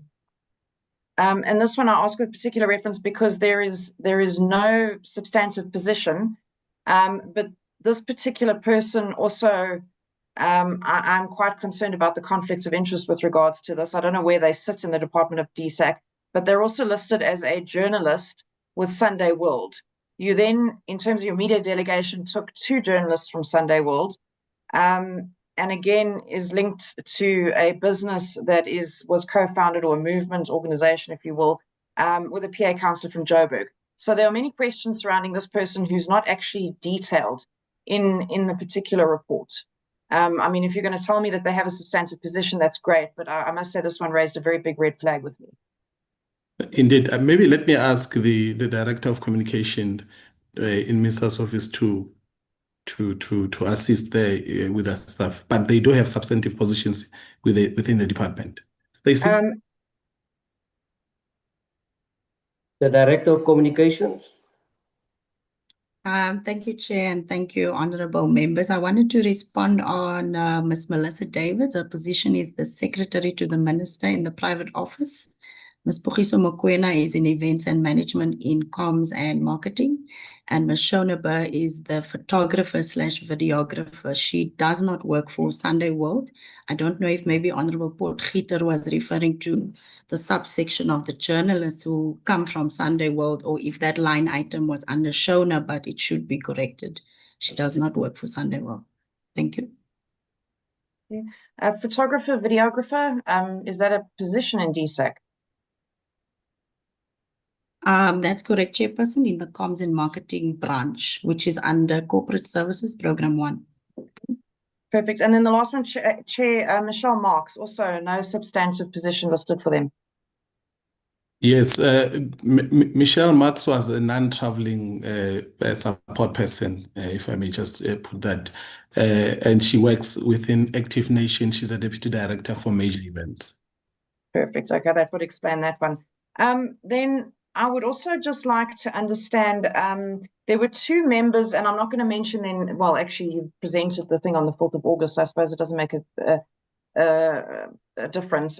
You mentioned a journalist from Daily Maverick in your 4th of August presentation who was sent to Monterey, and then a lucky fan who was also sent through, but neither one of these 2 appear in your current report. So I'm just confused as to how they had gone on the 4th of August, but now they haven't gone. The Daily Maverick was Mr. Sabembe, and the lucky fan was Vinicius Motsui. Was that an error in submission, or were those people erroneously included the first time around? You say on the 4th of August? Yes, in the original presentation that you sent through to us, and we asked for further detail, these 2 individuals were listed as having gone to the World Cup, but they are no longer in your presentation. No, they are in the. I think there is because in the report, what one was trying to explain is that in that list there might have been an omission, but they were part of the people part of the 18 that traveled to Monterey. Okay. Then they're currently missing from I went backwards and forwards on your current presentation or close-up report. They're not in there. I think so. Yeah. So I think if you can just clarify and just confirm those particular ones. And then I'd like to understand the objectivity in the adjudication of the lucky fans. 6 of the 8 people who adjudicated that subsequently received travel benefits themselves. They went to the World Cup. And I'd like to understand how you manage that conflict of interest, because for me, that's a little bit, you can see how that appears. Chairperson, maybe let me put it this way. To ensure and preserve the authenticity of the adjudication process, the department had to rely on independent panel to do so. And that panel did not also work alone. There were auditors that were observing the adjudication process. So I couldn't have picked up, we could not have had any conflicted people or anything that would have adjudicated. Of course, part of the travel, part of the stream that we had was to ensure that South Africa also sends its own journalists. Now, at least one of the criteria applied was that those that would have assisted would also be considered as journalists to travel and go tell the story of South Africa's participation at the World Cup, and that's where it ended. But they were independent and they were audited as well. Look, I mean, I know some of these names not personally. Just, obviously, I'm just saying that kind of a process for me gives you an immediate conflict of interest, and I don't think it should be done in practice. You shouldn't be receiving a benefit from a program that you are adjudicating on. It's a little bit strange. So yeah, I just wanted to flag that with you. Can you explain why 3 representatives from Cinematic Edge Studio were selected? Lucien Godfrey, Jean-Pierre Fouché, and Shanique Godfrey. Was there a reason that you picked 3 from the same organization? No, Chair, I think when we do the wildcards and the identification of the social media influencers and all of that, we looked at the particular skill and media influence that people bring. And just like other your artists, some work as a team, because as one will do the interviews, others will be capturing, others will be doing photographies. And I think those skills is something that we capture because they tell a different story than other types of podcasters and journalists. So that would have been the criteria and the association that we or the criteria that we use to identify. Yeah. I'm gonna. Your final question, gonna, Honorable Potgieter. I'll definitely give you a second bite at the cherry. Thank you, Chair. I'm going to let to walk off the rope on that one because I don't think this is his question to answer. I'm asking this for a specific reason because I think there's a severe conflict of interest here, but I think that's not on your plate. So thank you for that response. Chair, I would just like to thank you for giving me a second bite, but if I have to close on the last question, what I would like to see and what is still not evident, a number of if I had to post something and I get 3 million hits, that's great for me as an influencer or as a social media podcast or whatever it is. What it doesn't tell me is what is the return on investment. So for me, media hits and likes and etc. They tell me my daughter's watching too many videos. They don't tell me what the return on investment is for the department and the country itself. So I would like to see from the department the measurable outcomes that came and can be directly attributed to the participation of these people, particularly with regards to either athlete development or South African sport, arts and culture, what the exposure brought them. There must have been something that happened from that, as well as the engagements that these people had and the commitments that came out of that. It cannot be that we spent this money and then we came back and said, well, we got social media hits, that's great. So if we can get that, Chair.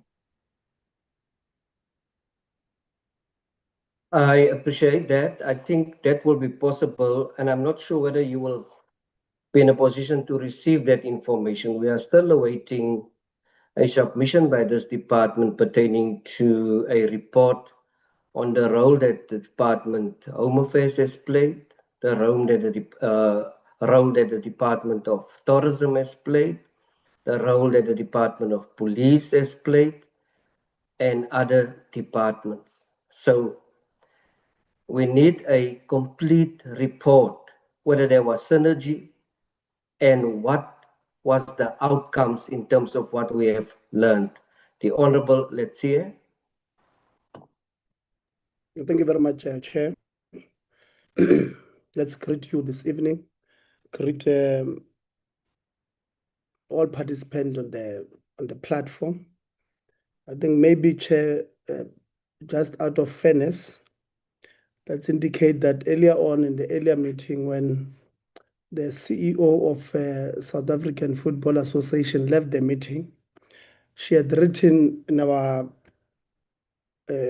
our messages here on the inbox of the meeting that she's unable to disclose the salaries or the offer salaries or the salaries that they were given to the previous and the one that they were offered or they were offering to the current.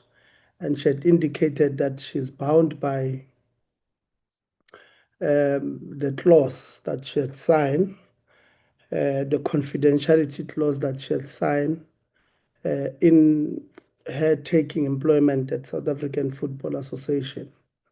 And I think we could have treated the matter differently. Indeed, Parliament does not have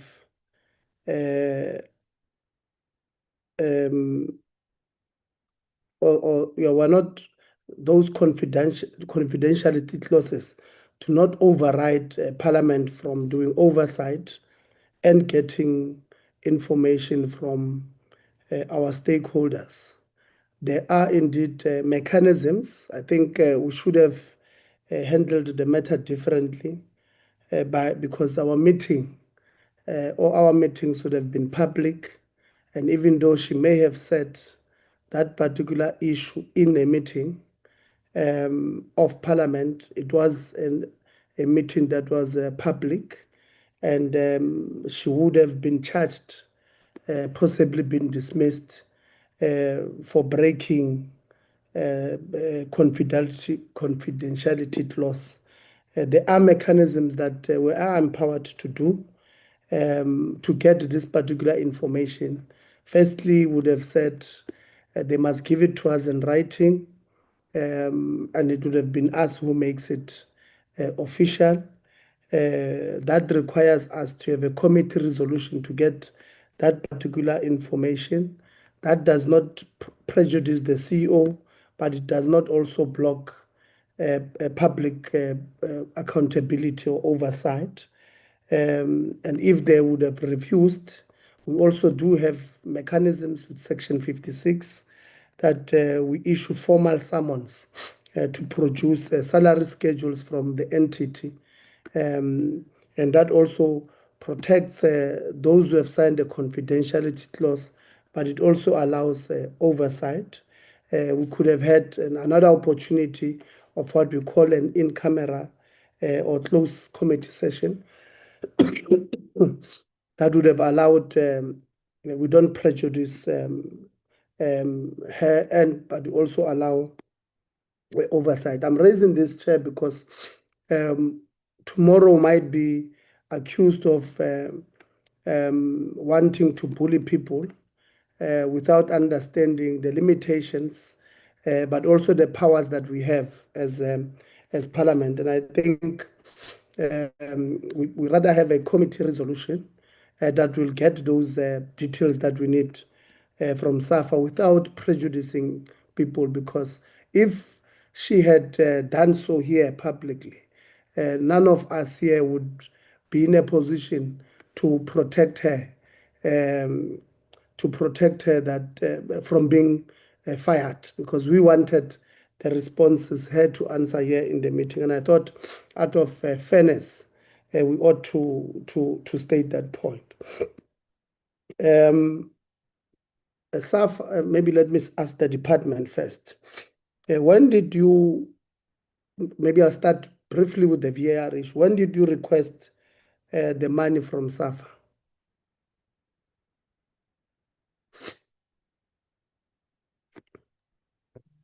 Through you, Chairperson, I think it's almost a week and a half ago that we sent that letter.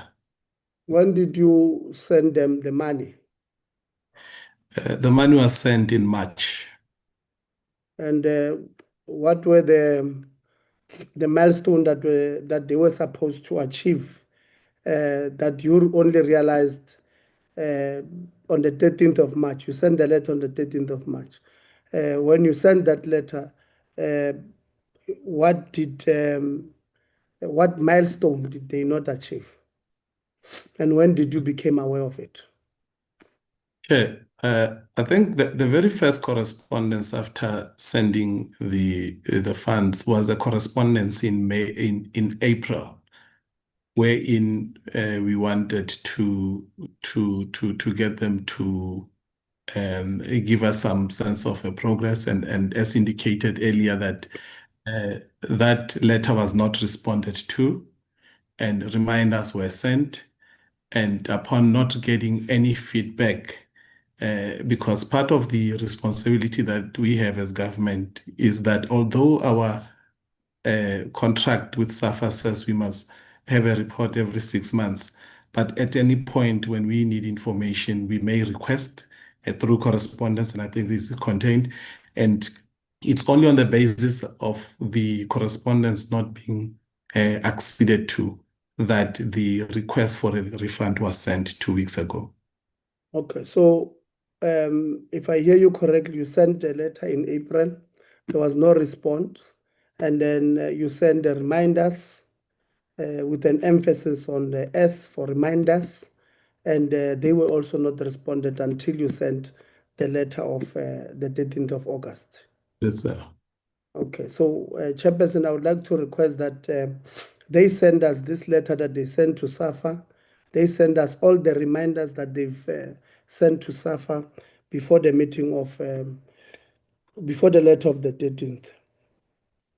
And maybe let me go to the World Cup now. When did Bafana qualify for the World Cup? Bafana qualified, I think it was in November last year, 2025. It was in October of 2025. Yes, somewhere there. When did you do the budget for the World Cup?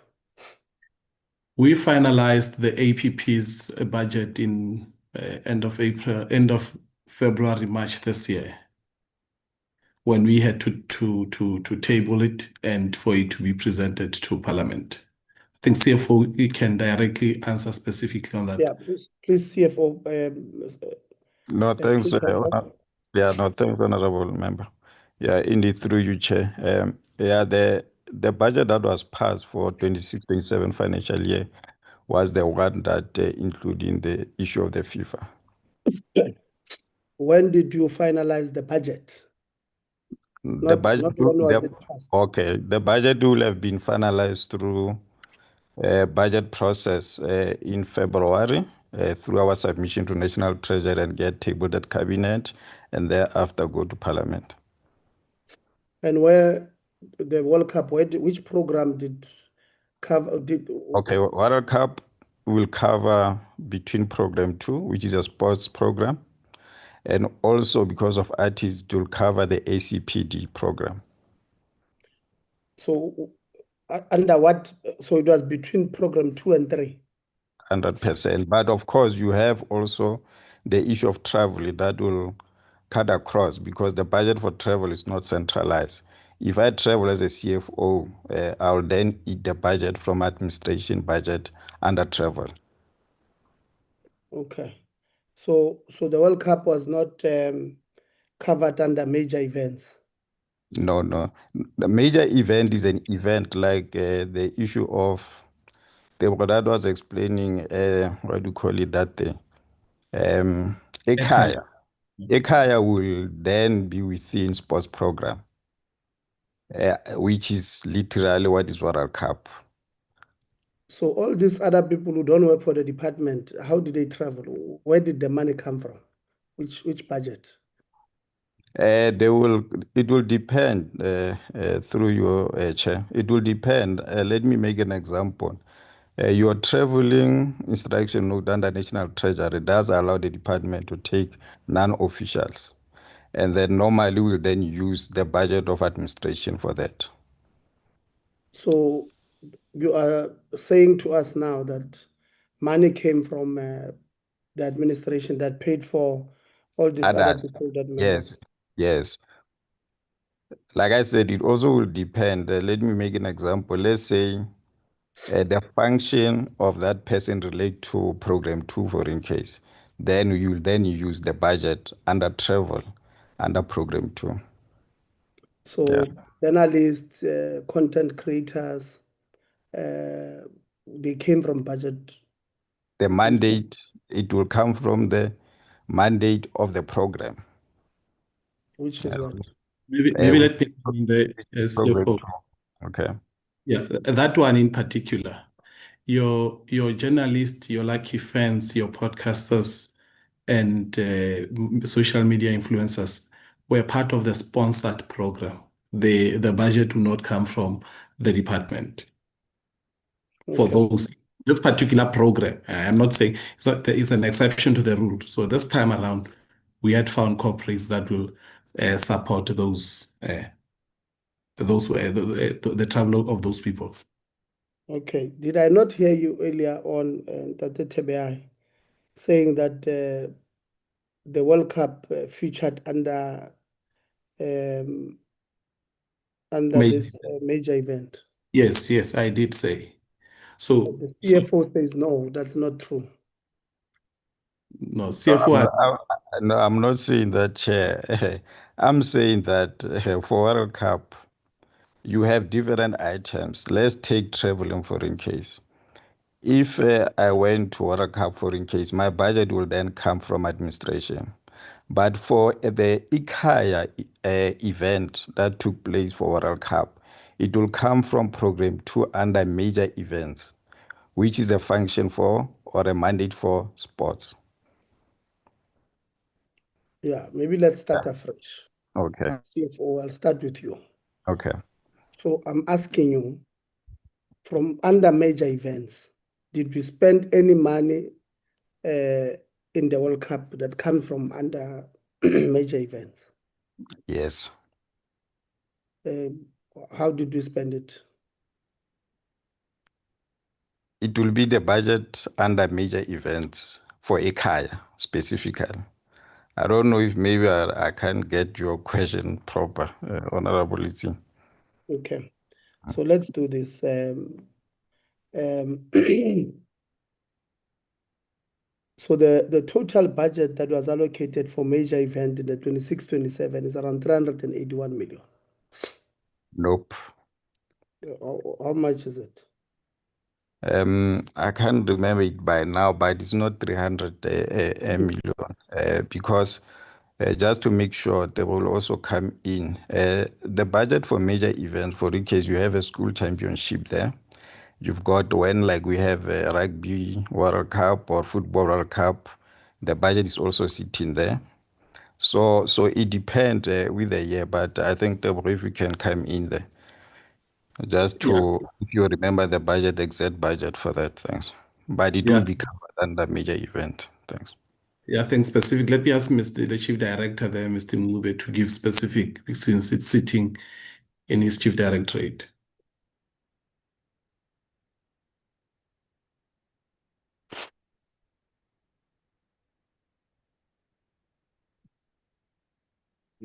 Thank you very much, and good evening once again, Chair. The major events budget in terms of goods and services this year was 109.68 million. It was 109. Thank you very much, Chair. Yes. Okay. That is under major events. Yeah. So what will the second proposal, Chair, which I hope the Secretariat is noting on what we'll need from the department, is that they must give us a breakdown, the financial breakdown of this business plan called major events, put everything in a simplified table, so that we're able to follow their questions, so that we're able to write individually to them. If I move to, okay, maybe just a comment on on a worry that I've realized is that the department gave us a 185-page document on Sunday, Chair. And in this meeting, they themselves, they are telling us that, well, the minister in the morning indicated that the reason it came late is because the department had to put the document together, and his office had to look at the document and make sure that we get a quality document. When I think it was Honorable Potgieter, I'm not so sure now. When Honorable Potgieter, I think, asked the TBI, he said that the numbers indeed, no, it was Honorable Molotsane, when we're talking about the expenditure and what you guys are saying about the 9.99 something rands. He said no. Firstly, the document might not be in tandem with the real costs that would have happened, and would firstly want to indicate that that is unimpressive, Chair. That is the first point. The second point is that they must give us. I'm sure they've. The audit was for the previous financial year. Maybe we might need to have a different resolution as the committee to ask for an audit only on this particular issue, because there are names that Honorable Potgieter speaks about. There are answers that are coming. There are people who were identified to cover the World Cup, whether as social media people or mainstream media people. And some of the things are not included in this closeout report. So we might need to get a special dispensation, either through National Treasury or AGSA, for them to audit this closeout report specifically for this purpose.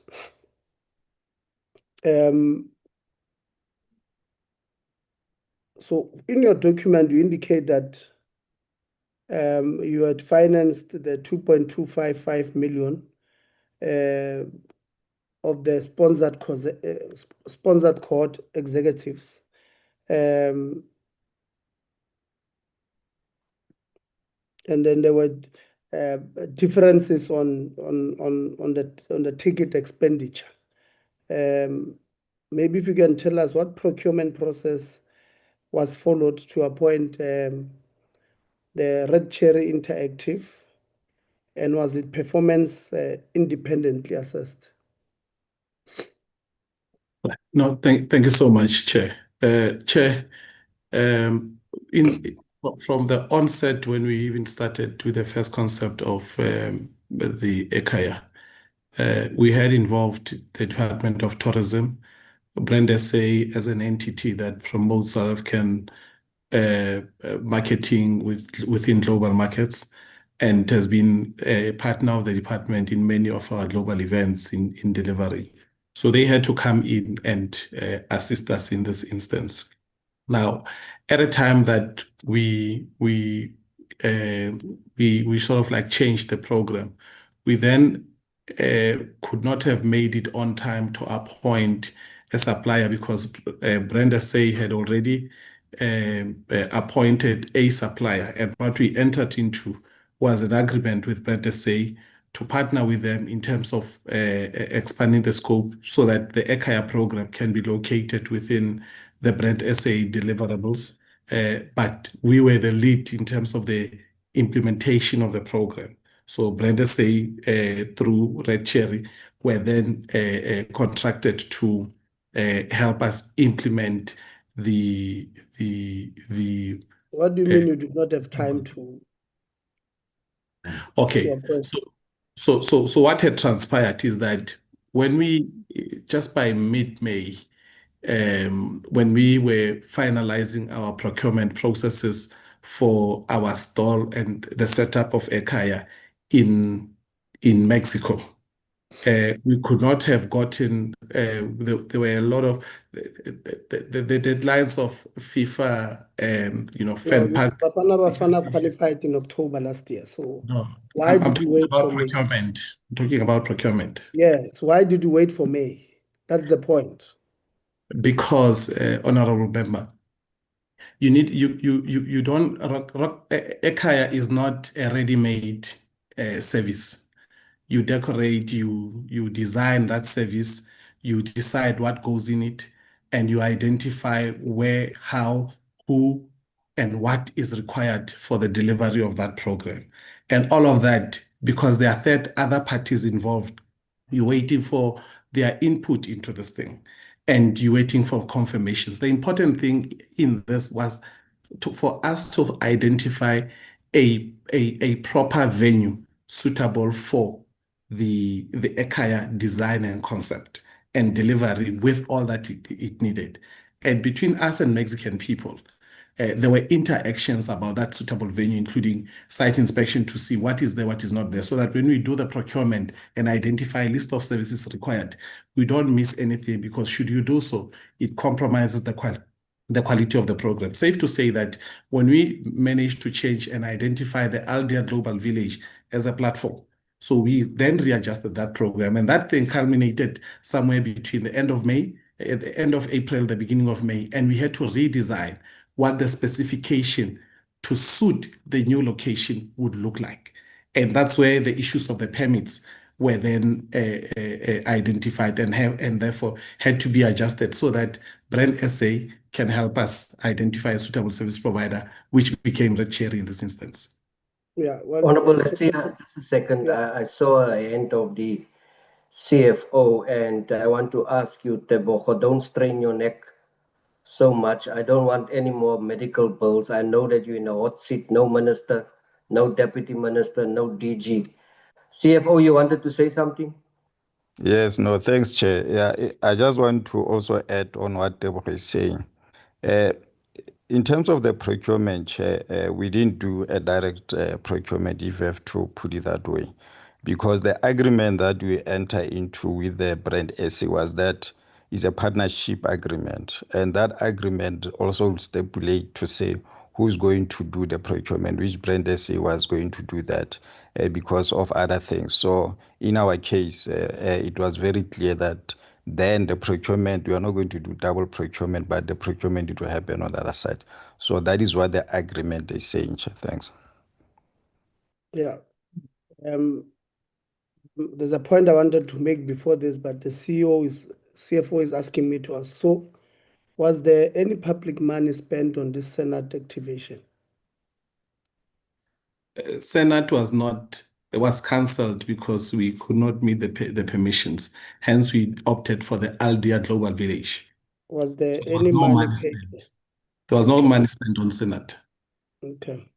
So, so this is what I'm saying here, Chairperson. Firstly, is that, you know, these people, they know that these funds are regulated through the Public Finance Management Act. And they know that they knew that they were going to the World Cup in 2025 October. They waited until April. They're telling us that they were doing this design and what, and all of that.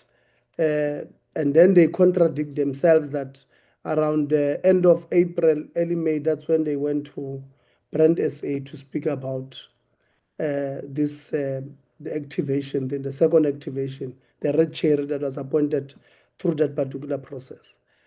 If they were ready at the time, they could have went and done that on time. So this is just an excuse that I don't think helps us. So, but I want to go to the end and inform that CFO, you presented to us. I'm trying to get the date of this document, but you presented to us the budgets and the expenditure trends and estimate was the heading of it. And audited outcome, adjusted appropriation, medium-term expenditure estimates. You presented to us, I think it was it not in May or something, when we were dealing with the APP's chair? And on Winning Nation, for 2026-2027, I asked what was the budget? And I said, was it the 381.3 million? The CFO said, no, it's not true. It was 180 something. I'm looking at the document that they presented to us in the committee, Chairperson. And I want the CFO to help me understand why is it not him lying to us as we're speaking here. The CFO. Thanks, Chair, through you. Maybe Honorable Tebo, if I can understand, you are saying which budget we presented in May, is it about third quarter or what? Or is it it was about the MTF budget? It's MTF. MTF budget. Yes. Okay, if it's an MTF budget, Chair, that budget that is there, it will be the allocation in terms of the program level as it is on that presentation. Then it will then say under sub-program, how much is the budget for Winning Nation and so on and so on. So if the Winning Nation, like I'm talking now without looking at that document, if the Winning Nation as a sub-program is about 300 million, then it means include your things like your composition of employees, your goods and services and the rest. So that is what I presented, and that is in line with National Treasury Allocation Letter and what it was then passed. So if we have to talk now as from the issue of an item level, like major events, Simpu, I think he said is 106, the overall budget. So that will be within the budget of 300 million. Yeah, there's an item below that speaks about compensation of employees of each budget or of each year and program. Yeah, And 100%. but here, the one that you guys presented was 381 from this budget. Maybe if I can allow to open that budget, but basically, Chair, through you, Chair, like I said, the budget that was presented, it is what has been allocated, and there is no difference in terms of the executive of that budget versus what we presented to the portfolio committee, because that budget must stay as it is until you can do any changes, and we have not done any environment or shifting of the budget that was tabled at that time. So the budget is still the same. So that is what I'm saying. The issue that, that is what I was saying, maybe I'm not understanding the question clear. That is what I was saying.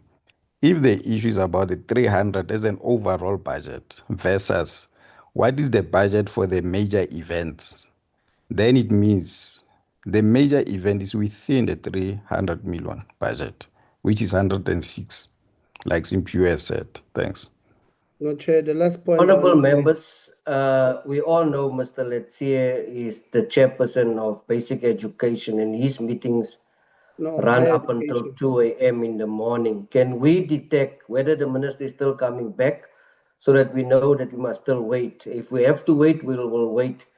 Can we get an indication when the minister will be back? Because I'm happy to run alongside Honorable Letsie's side, No, I'm done. having his meetings up until 2 a.m. No, I'm done, Chairperson. I just want to make one point.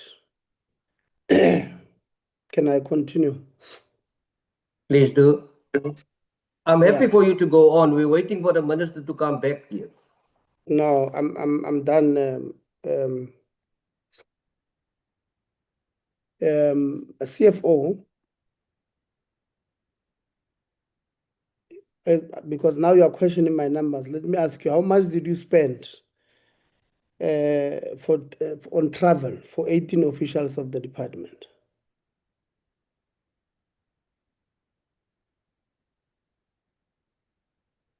No, I was talking to myself. Sorry, Honorable Lisi.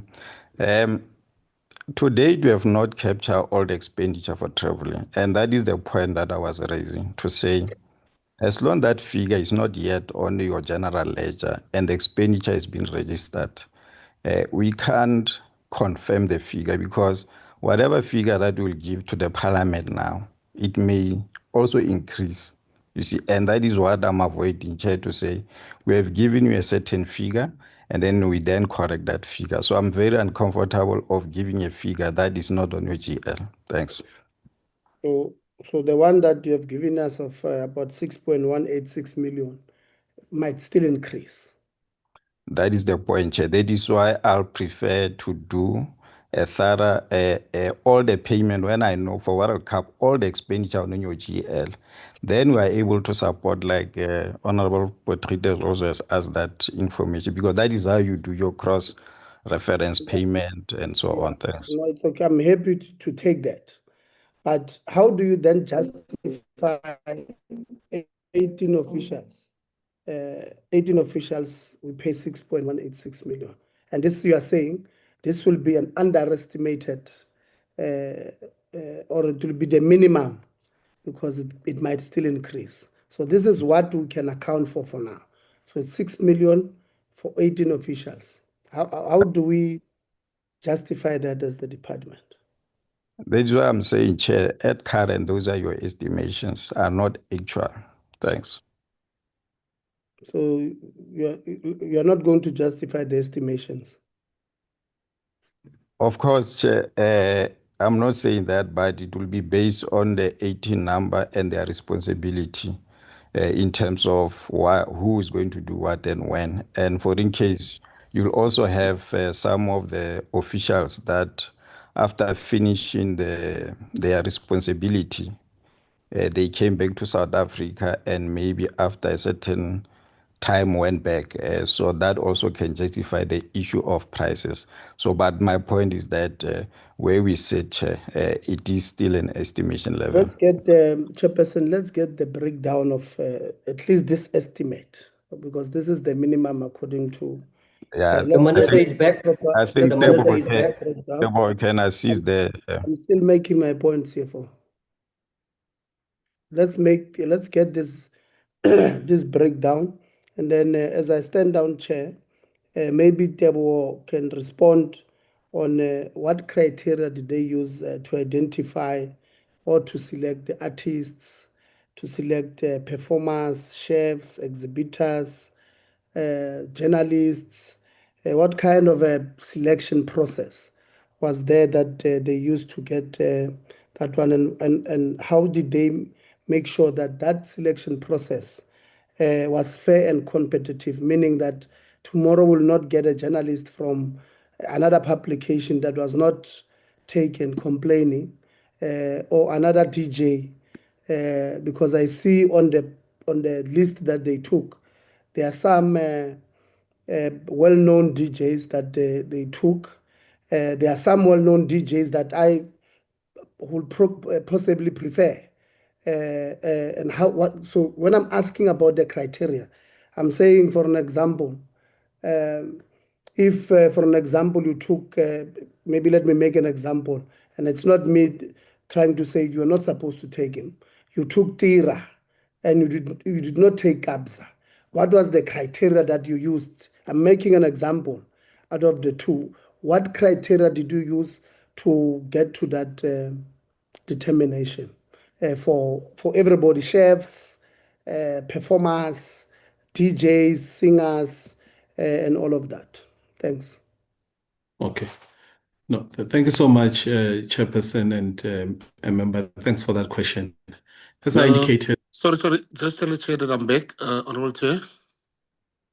Yeah, members, note the minister is back. Please proceed.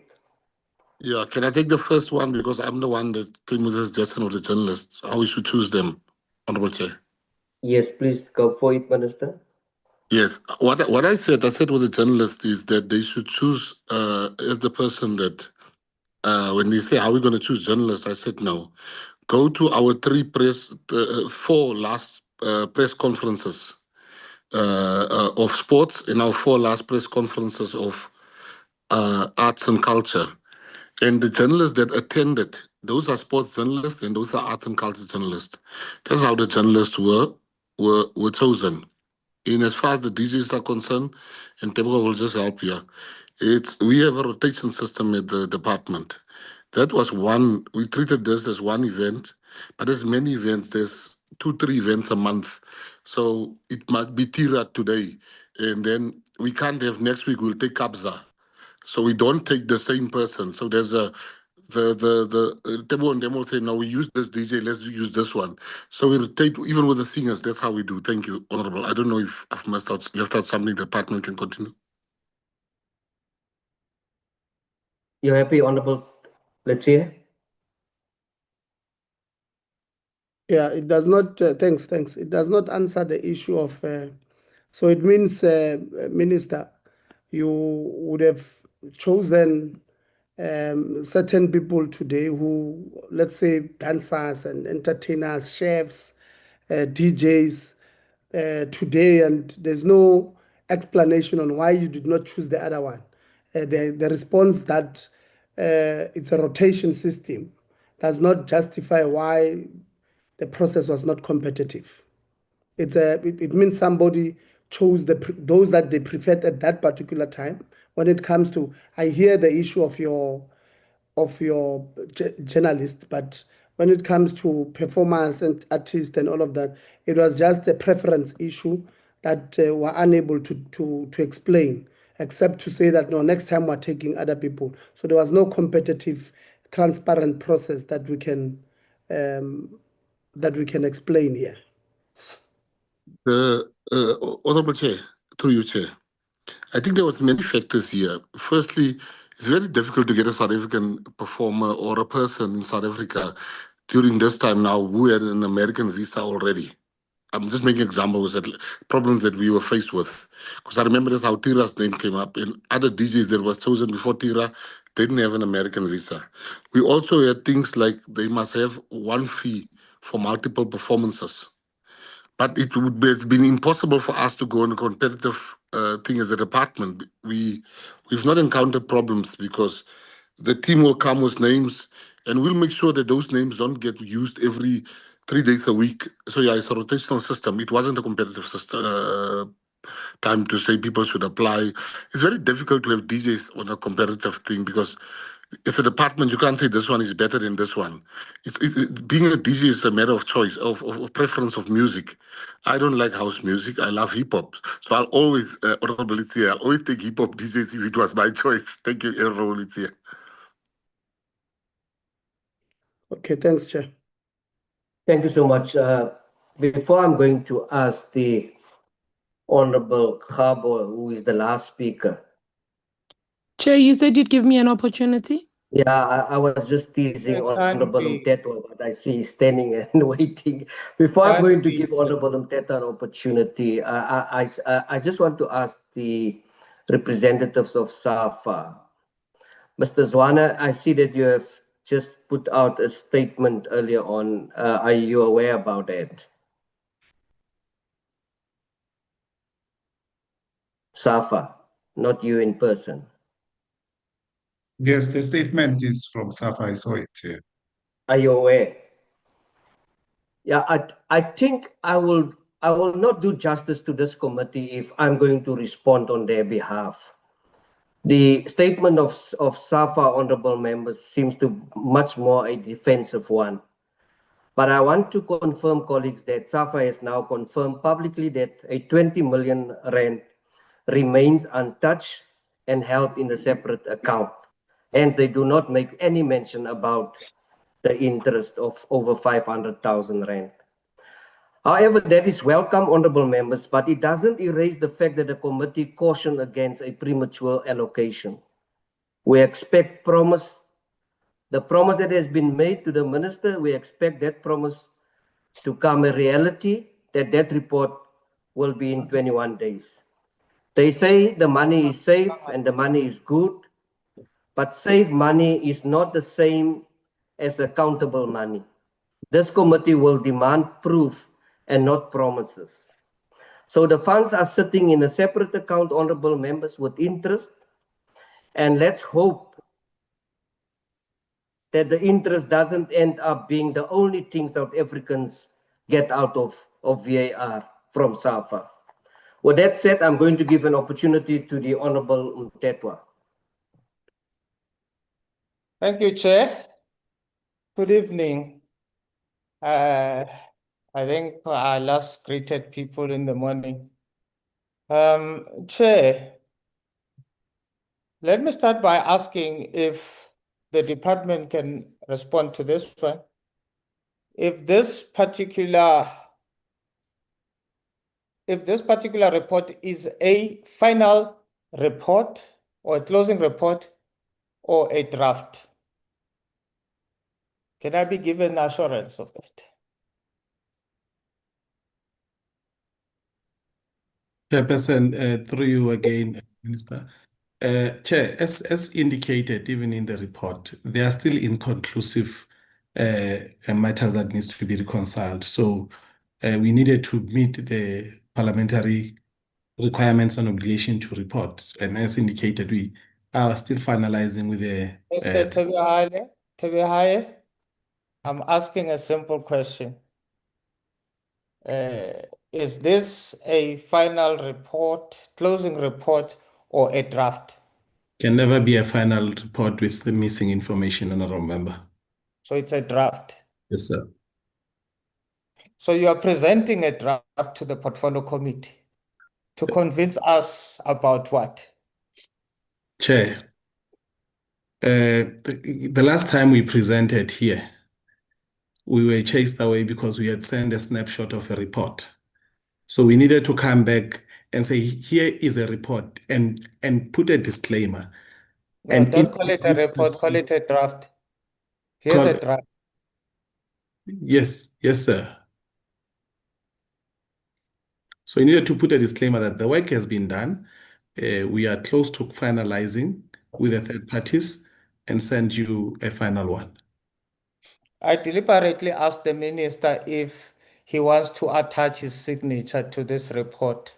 He wants to give us the assurance that this is a proper report, that he associates himself with whatever that is here, he understands.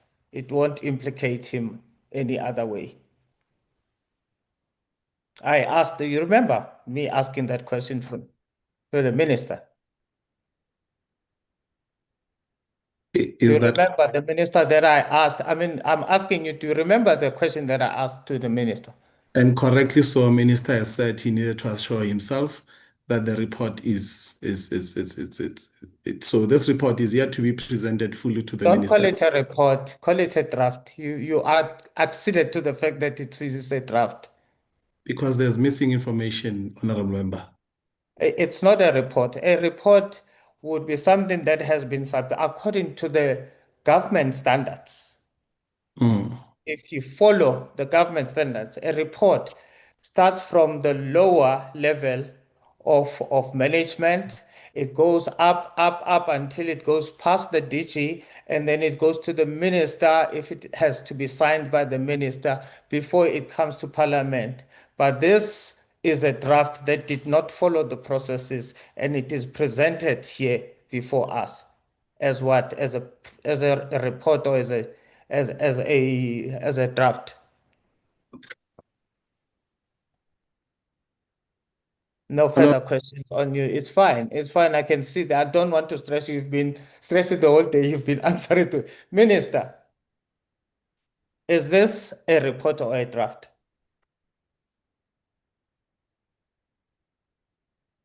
And according to which standards would you say it's a report or a draft? It's a draft report.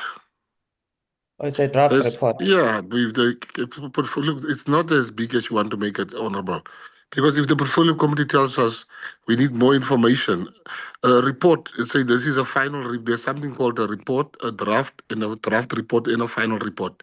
This is a draft report that we are open to go back, and if they say, if the portfolio committee tells us now we still need to know what food was eaten. And in that report, there's no food that was eaten. We will then go back and put it on. So, but we stand by what you see so far in that report, in that draft report. I'm standing by as the minister. I'm asking this question and following up from the question that I asked in the beginning, because if this is a draft, it could change facts. I've picked up a number of mistakes in terms of figures that have been presented here.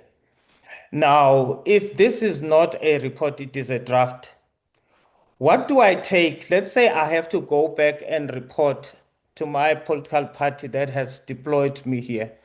What do I say to the political party? Do I say, no, the department, the minister and the department, they reported to us, this is what they reported, and we can act upon that? Or should we wait for the final report?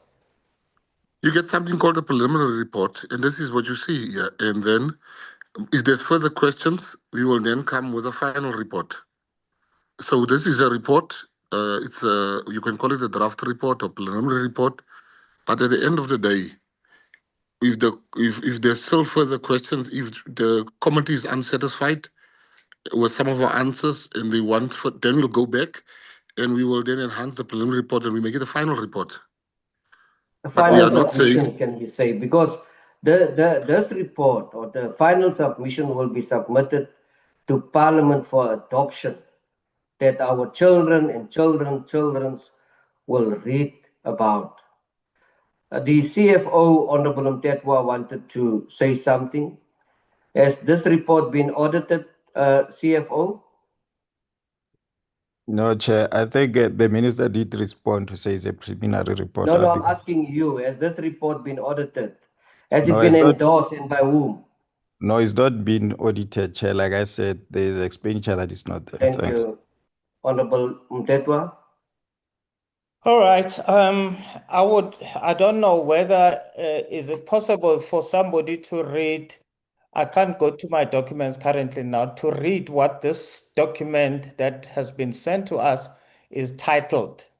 Because if it is a draft, it must state that this is a preliminary report or preliminary draft or whatever it is. Can we get the secretary to confirm what this report or draft that is before us is titled? Through you, Chair. Yeah, please proceed. If the department want to go technical, we can also go technical. Is there a response to Honorable Mtetwa? Yes, Chair.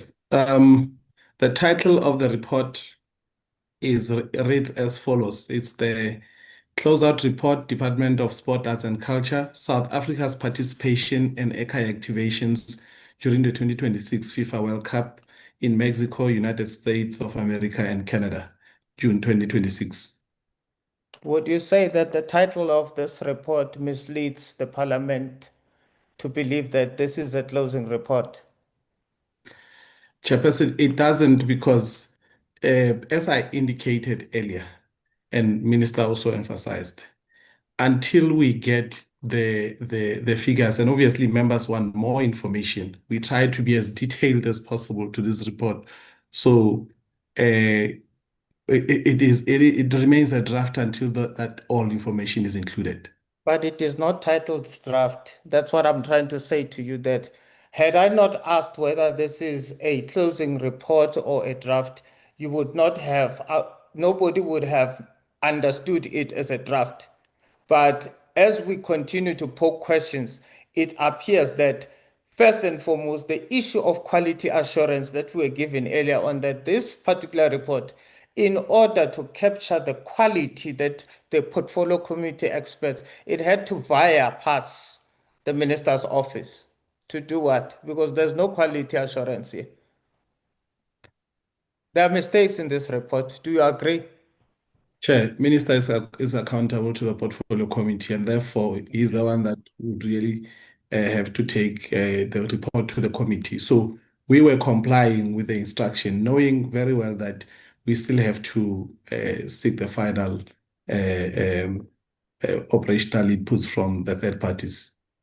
Yeah, but I'm saying, to be honest to us, you are supposed to say, this is a draft report, not a closing report, a closeout report. Because when you say closeout report, it sounds like it is final. That is why when we interrogate the report, we look at the figures, but the figures here are not corresponding. There are mistakes with the figures. They are not final figures. When we hold you accountable, We hold you accountable based on the figures that you are saying. This is how much we budgeted for, and this is how much we actually utilized. You've got a round figure of how much you actually spent, the overall figure of how much you spent on that. But this figure is not truly reflective of what you spent because, as you had said, there might be other figures that needs to be consolidated. So then it cancels the overall. So what you are giving us is not true, it's falsehood. It cannot be qualified. We take that, Chair, because as the CFO has also explained, even the invoices coming from travel have not been received and paid. So what we are presenting here is the work that we have already undertaken, given some of the approvals that we've received and some of the evidence that we've received. So if the committee wishes, if at some point we can present an audited report that has gone through the Auditor Generals, and I think that will have to be some time later. I will put it to you that this report to us is falsehood because it is telling us figures that are not conclusive. That's what it is. We are sitting here before the portfolio committee in order to account on what you utilized during the World Cup. But what you have utilized during the World Cup is not truly reflective on this report because there are certain figures that have not been consolidated. There's certain information that is not, I don't know whether it's the right English, forthcame to you before it comes to us. So it seems like we are still going to hold another committee meeting to then find the consolidated and the audited. But let me leave it there. Let me leave it there. Before you leave it there, honorable member, only when the committee members showed out wrong figures, it becomes a draft report. And if we want to become technical, we can. And when it comes to a draft report in terms of procedure, the one responsible in this particular case, the DG should have sent an accompanied letter to say this is a draft report. But as members, we will sit and we will interrogate this. We will have a second bite at the cherry when the AG is going to sign off a report. So once come out, dilly-dally, it's going to happen. So if I were the department, I would have maybe just put a watermark on it. Proceed, Honorable Mtetwa. Thank you, Oh, no, I Chair. see a hand. Is that a hand of point of order, Honorable Potgieter? No, I can wait, Chair. Okay, Honorable Mtetwa, proceed. Thank you, Chair. Let me piggyback on the question around criteria. One of the messages that we constantly raise here in this portfolio committee is the issue of transparency. Because these are public funds, we cannot go with the emotions. I want to believe from what I heard from the minister that there was no criteria established. There were no criteria or processes that were followed. It was just a discussion between the minister and the team at that particular time to say, let's select this. That is incorrect. That's totally wrong. When you use public funds, you must have that transparency, totally transparency. What has been happening for many years with the government, it has been the same situation where you find officials would communicate with friends within the sectors of this particular creative industry to say, hey, we are going to China. Would you like to go to China with us? And that is wrong, Minister. When you put budget, the public funds, you cannot take decisions based on how you feel. Would you agree with me? Or what would be your take? And I would like to know how were these selective selection processes publicly communicated? Or were you communicating with individuals, just picking up your phone and, hey, DJ Tira, do you have a passport? We've got this. How was this communicated? Look, as I said to you, Honorable Mtetwa, as a minister, I have some discretions. I even have a discretionary fund. And I have some discretions also in my line of work.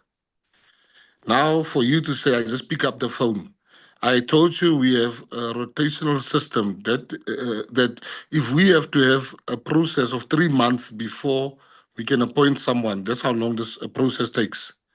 And this process has been very inclusive, that we will say to artists, listen, can you come and perform? This is our budget. And we make sure, because I want to reach each and every artist in South Africa and making sure they get opportunities. I'm willing to answer when there's no pick up the phone and call a friend or stuff like that. This is purely the whole team sitting together and say, why can't we take this person? This person has not gotten a job yet in this rural area in North. That comes to mind. For instance, there was two black lady called Paige, and I remember a white guy that was rapping, and these people, we found them at a function, and they were so good. And we said to them, you must put your names, give us your CVs so that when there's events, we must also consider you. So we go around the country, we discover talent, we expose their talent. So all I'm saying to you is that you can laugh if I give you an answer. I'm going to laugh when you talk to me sometimes, and then you're going to get angry. My So, apologies. but I'm telling you how we work. Okay. And you yourself has been a beneficiary of this. Your band that you belong to has been a beneficiary of this system. Now, out of respect, I'm talking, you are laughing. We're going to talk tomorrow, I'm going to laugh. And then you're not going to like I that. apologize, So Minister. don't make Don't me be like I'm a emotional. stupid. You know me and you. No, You know but me and you with emotions. Don't be emotional. I'm not emotional. I just don't want to be disrespected. I've Because I don't disrespect apologized. people. I've You apologized. laugh, you ask me a question, I'm telling you how we select people in the department. I found this system and I thought it's the right system. Imagine there's a funeral, for instance, of one of the boxers. We want to bring a singer to this funeral that was shot dead. In 4 days, are we going to put out a tender? We're going to advertise in the funeral. It will be time for his tombstone, the time when we have a thing. The process is fair. It might not be a process that you like, but we are fair. According to my understanding, Minister, your discretionary grant has got a limitation. You can't say the amount that is spent on the World Cup can fall under that discretionary grant. There are limitations.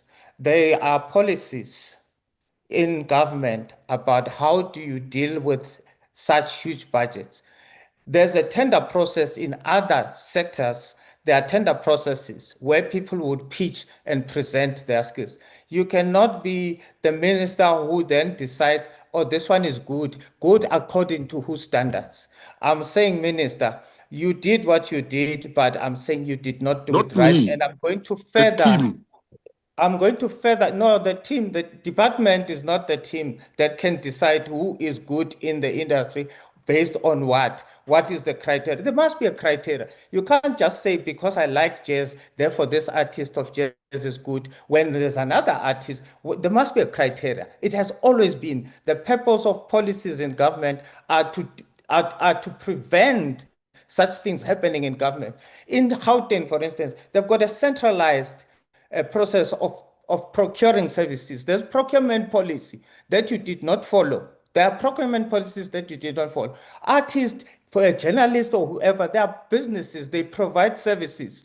They cannot be treated as friends or other anything that you can pick up along the way. You can decide anyhow, willy-nilly, that this one I'm taking, this one I'm not taking. I refuse. I'm in the sector and I'm saying I refuse. We've been saying, first and foremost, that department is supposed to have a database of all the service providers within the sector, like other sectors, where then you issue a public invitation to say whoever that is qualifying, you put the qualifying criteria and what is the compliance that is required. Don't say some artists don't have visas. I don't think that is correct because you didn't call all the artists that exist in this country to find out whether everyone does not have or does have a.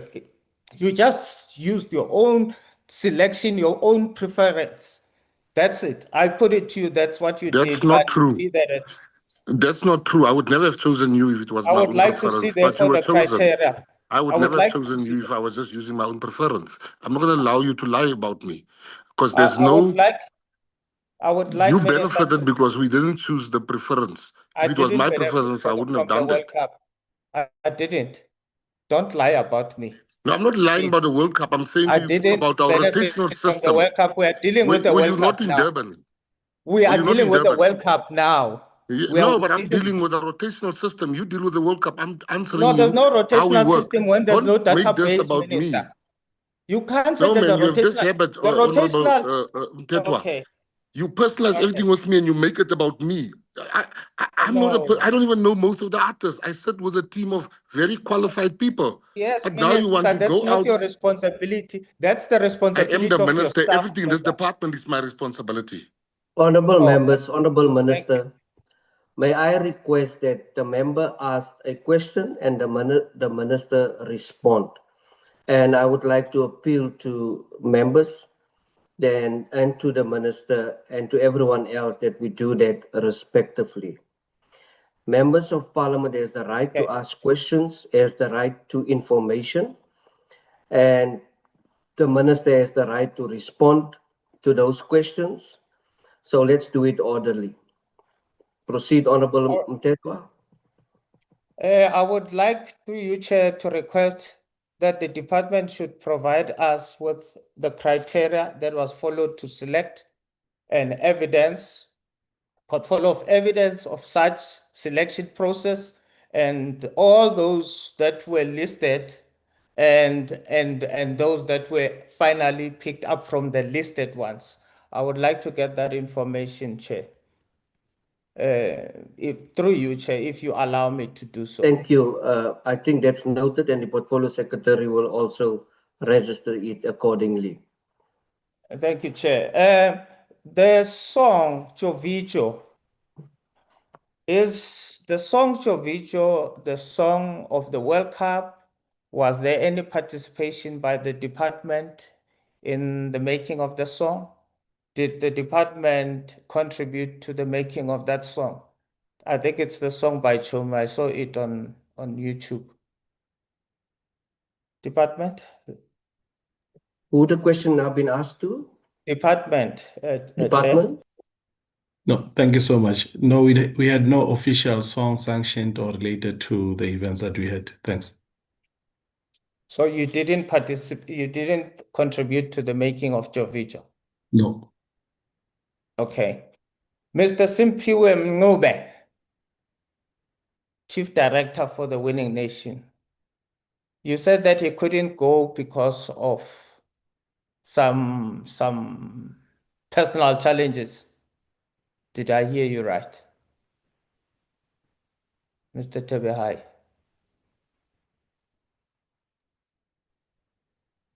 Oh, yes, honorable member. Did Sipesihle Mjali, Director of Winning Nation, go? Director Academies. No, she didn't. Is it Sipesihle Mjali? Yes, ma'am. Yes, sir. Okay. Would you be able to share with us the communication? How did Mr. Mngube indicate to you how that he won't be able to attend? How did he communicate that information that he wouldn't be able to go to the World Cup because of whatever reasons, whether it is health reasons or not? Well, thank you, Chair. It might not have been with me directly. Perhaps maybe if the DDG was here, he would know. But I know that in our conversation, he did indicate to me those reasons. Yeah, Mr. Mngube is here. Mr. Mngube, can you confirm how did you communicate with the department that you're not gonna be able to go because of health reasons? Good evening once again. Yes, I did communicate that via my DDG, DDG Campbell, How did you communicate that? verbally. Verbally. Yes. You know that this particular thing that was happening there, it is under your responsibility and a very important responsibility that you have towards serving the country. And you communicate your inability to go verbally. Is that Yes. how you operate in the department? Well, Honorable Member, there will always be instances where some of the things are discussed between a supervisor and a subordinate, and this is one of them that we discussed, and I indicated to the DDG that I would have difficulty traveling, and asked to be excused. How do I get evidence of that? Do I ask you to do an affidavit to say that you did not go because of your health reasons? How do we get proof of that? Since you communicated verbally. Well, Honorable Member, I guess if I have to do an affidavit, I would. But I can place it on record that I actually did ask to be excused. Okay, fair. Can the department justify by providing a complete itinerary cost breakdown concerning the minister's travel costs?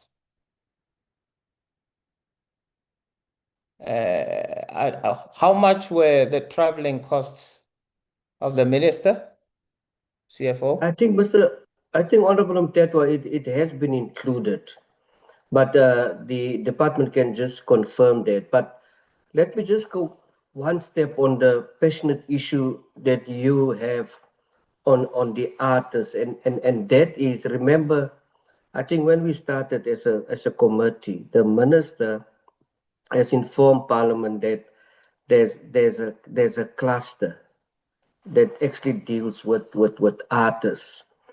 What happened to that, Minister? Listening to the interrogation of Honorable Mtetwa, and now to only hear that officials is now nominating artists, and why was the cluster not involved in all of this?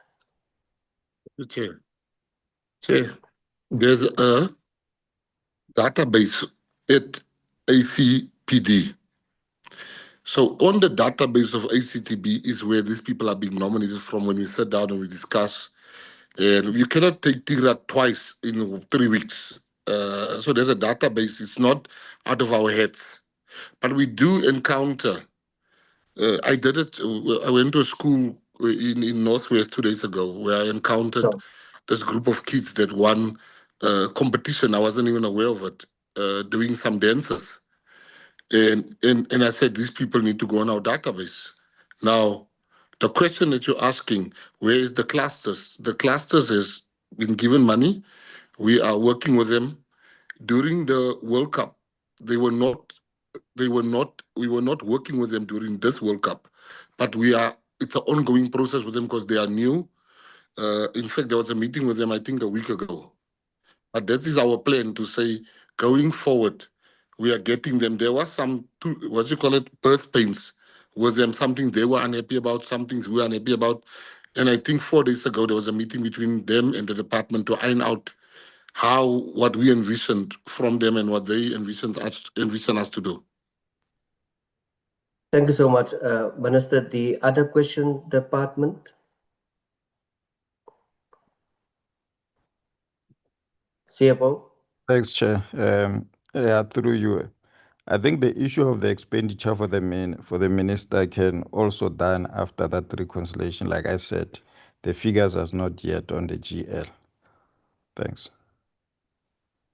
Okay.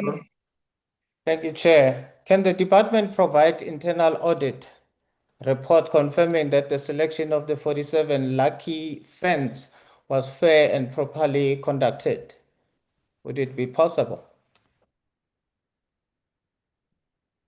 Yeah, I think that will be possible, Honorable Mtetwa, that we have got an internalist to do the selection process and the deliberations to say which ones qualify and the ones that applied. And I think that would not be a problem. I think we can give a record of the meetings in minutes. I would appreciate that, Minister. Thank And you. then what authority allowed the minister to add 10 wildcard winners? And how were they how was the fairness, transparency, and possible conflicts of interest addressed?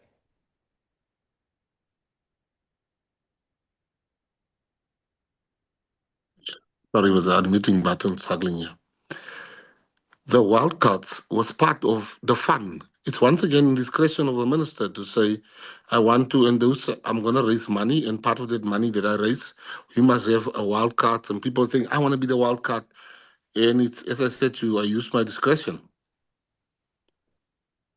And how did you then And together with identify?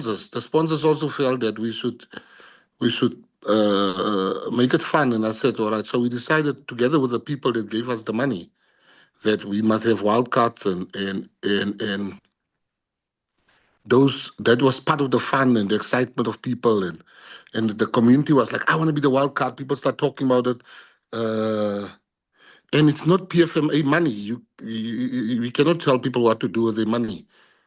No, Minister, the money that is sponsored, that is regarded as a sponsorship to the department has to disclose it.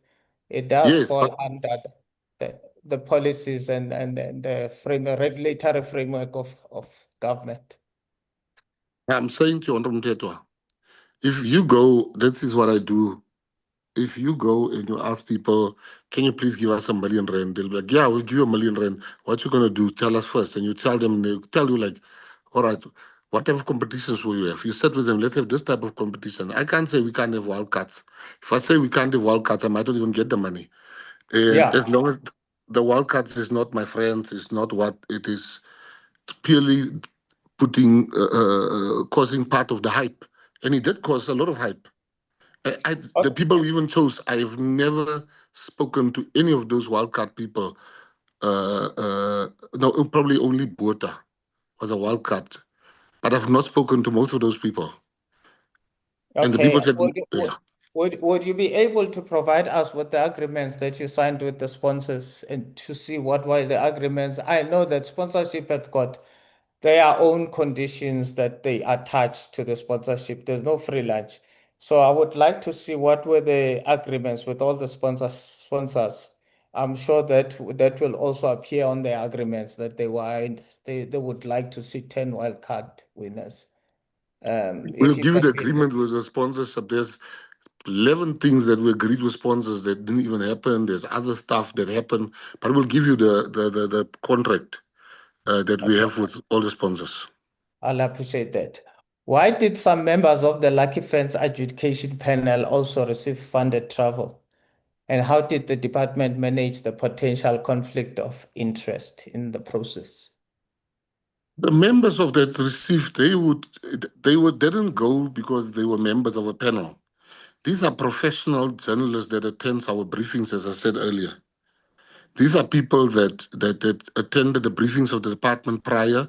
These are people that is very well known. In fact, the most well known in this country when it comes to sport. So it was a free service they gave the department. They were not paid for adjudicating now because of the adjudication. They are now going to that. They were already part of the journalists that would go. And we asked them, would you adjudicate for us? And some said, listen, I'm going to be busy. I've got a radio show that time. And the one that was available, we said, can you adjudicate for us? Thank you. The potential conflict of interest, because I mean, if I'm a journalist and I want to go to United States to go to the World Cup, and I'm given a responsibility to also select certain members who would qualify for certain things. If somebody comes to me and say you must select this one and this one and this one, I will not say no. What did you do to guard against that conflict of interest? Firstly, ordinarily, how it works when it comes with any professional person, you have to mention if you are conflicted. If there's a conflict of interest, it is generally assumed that the person will mention, listen, I've got a conflict of interest, and these people didn't mention that, and I don't understand where does the conflict arise, because they are sitting there. The main fans, the fans, the main supporters of clubs are generally very well known. I could have told you, like, this person is going to win there because this is like everybody knows this person. There were some surprises, but I can't see any conflict there, Honorable Mtetwa. Yeah, the whole idea in all these exercises is to help government to create systems, to establish systems. But with the manner that the department is going, it means that it is not going to end up with systems in place where if Minister Gayton Mackenzie leaves the department, then the department will have to start afresh or even have to be subjected to new ways of doing things by the minister. So I'm saying, mind the fact that you might be missing an opportunity to leave a legacy in the department. You will just leave a department that was operational for a particular period of time, and then it can go back to its failures again. That's why I'm asking these questions. And conflict of interest, if I remember very well, we were advised even during the Service Commission, when the Service Commission appeared before us, it did indicate on the issue of conflict of interest.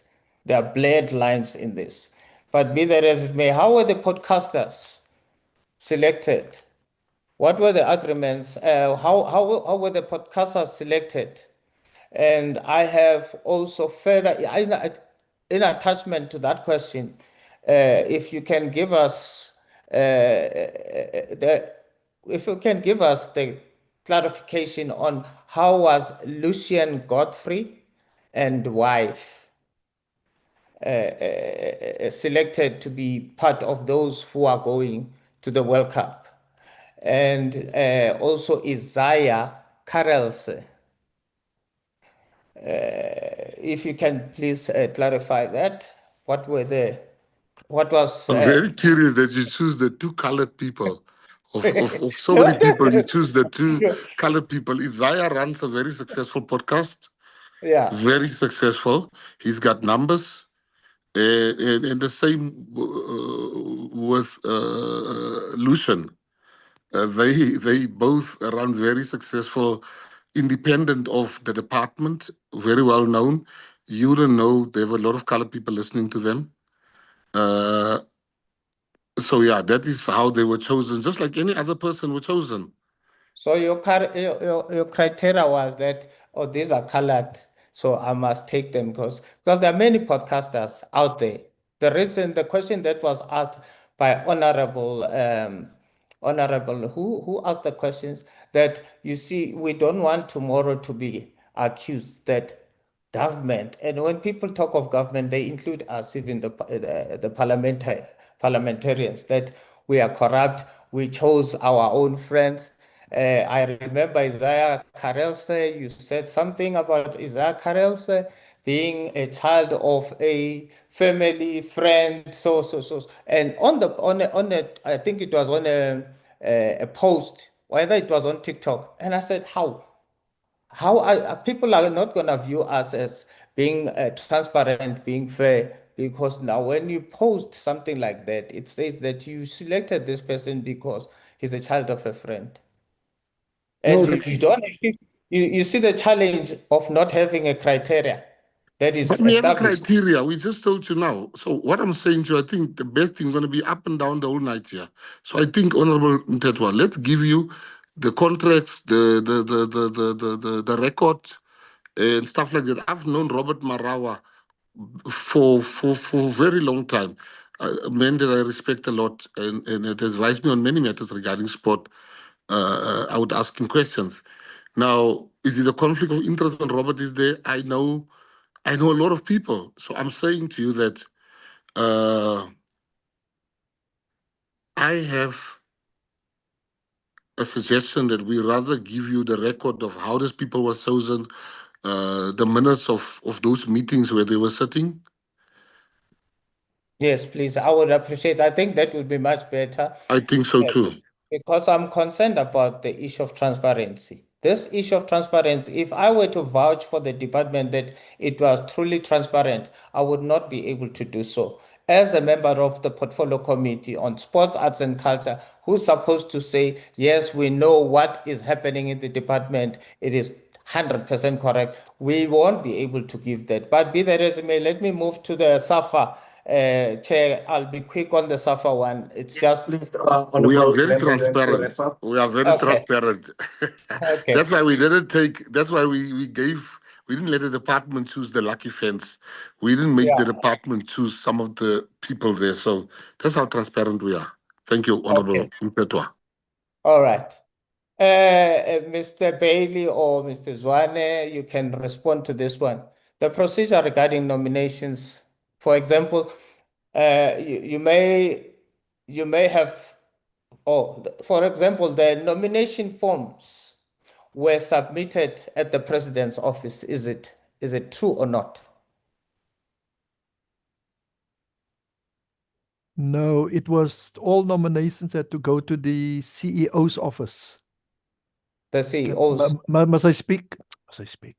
Must I switch on my camera? Let me do that. No, it's fine. I just want to find out to just confirm whether they were submitted to the president's office or not. No, to the CEO's office. That was the circular we've received. And when we responded also to send it to the CEO's office. Okay, when you send it to the CEO office, the president doesn't have access to those. I would assume not, because it's confidential. What confidentiality are you guaranteed?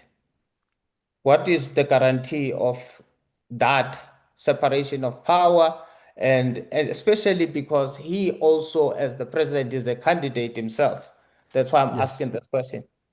No, I move from the simple premise. If I must send it to you, honorable member, I send it to you. And that's the confidentiality in it. So it is on good faith. If I say to you, on the day certain candidates brought their forms, because the CEO was not available on the day, what would have happened? I don't know. The CEO must tell you, because I've heard or I learned, and I do not have proof, that she had someone to receive it. I do not have proof. That is her. She can respond to that, not me. But I can just tell you, she was the point person that we had to submit the nominations to. Okay, I'll follow up with by questions with written questions on that one. Why were 4 NEC members expelled? Because there was a public fight of the NEC meeting between the two camps, but only members who were not in the president, allegedly who were not in the president's camp, are now expelled without any proper discipline. Is this how things are done? No, it's not supposed to be done like that. Honorable member, I have expressed myself already, and I must also tell the House the FDF faction wanted to suspend me for speaking up on this matter. And let me just tell you why I've spoken up on the matter. Because there was a brawl. There was a fight. Now, I come from the township. I never fight with myself. I don't drink myself that I can fight with myself. No, I fight with someone. So there was a fight.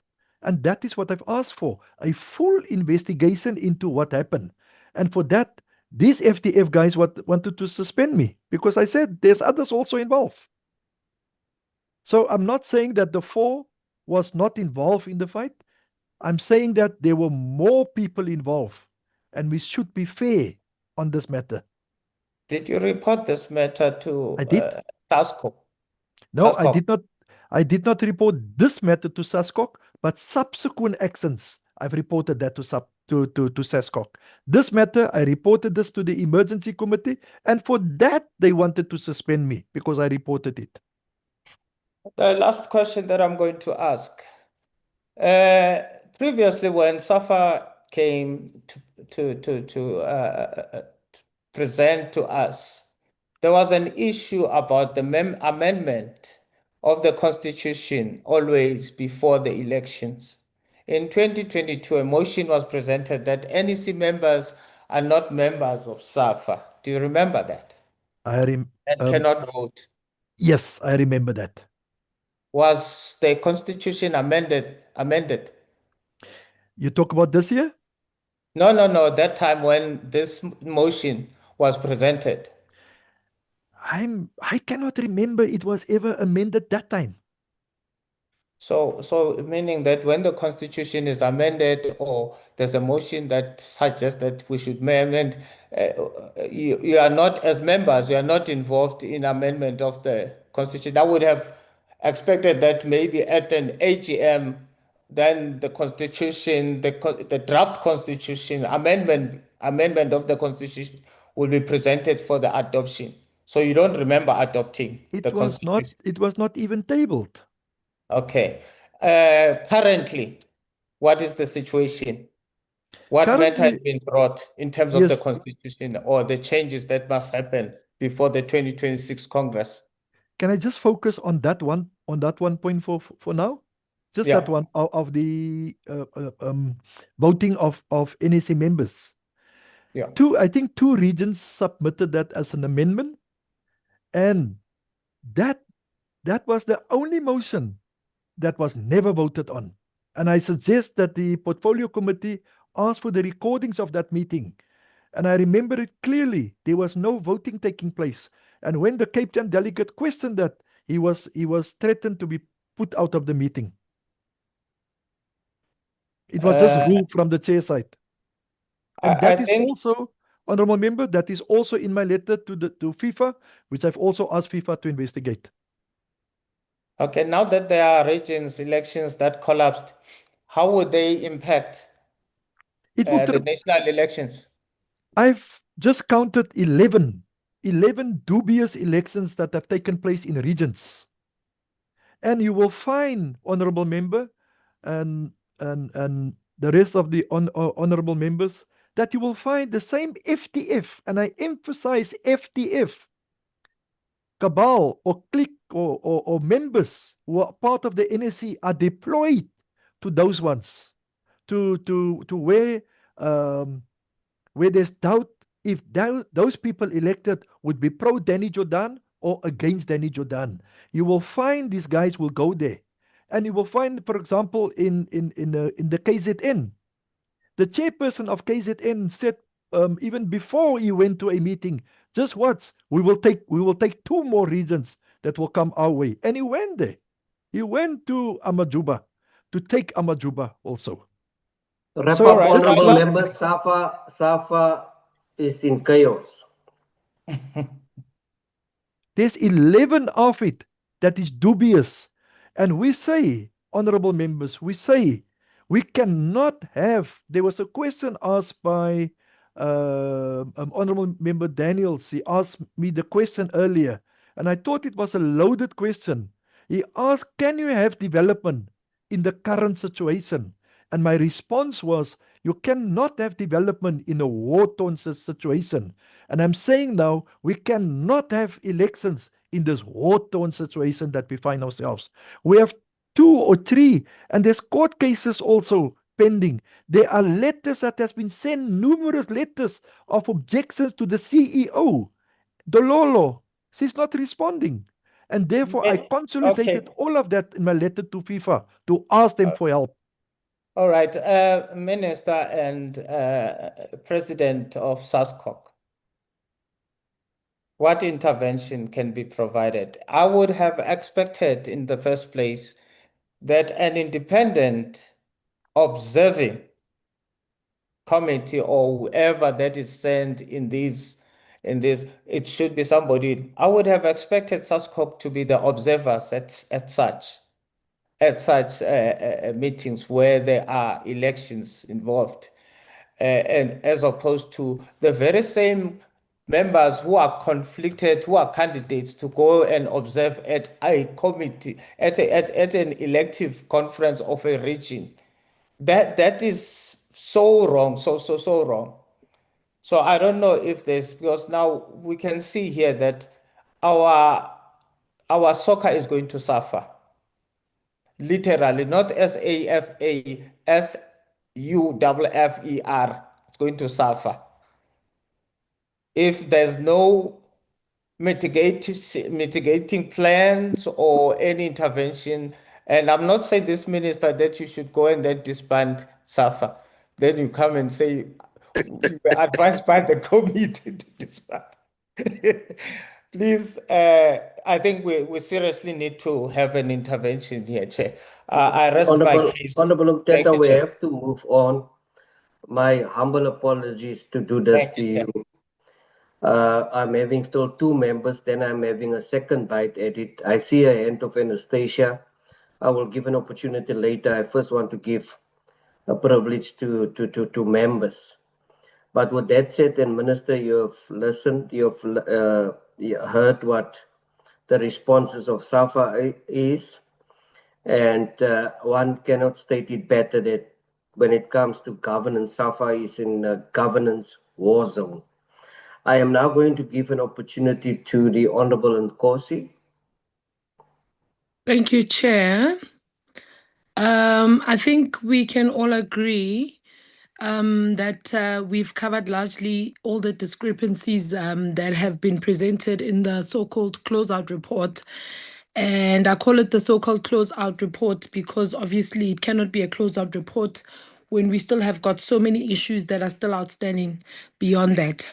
My first question I've got is now that the department is asking Parliament to consider the program closed, yet analysis identifies unresolved claims, funding uncertainties, and inconsistencies in the financial information.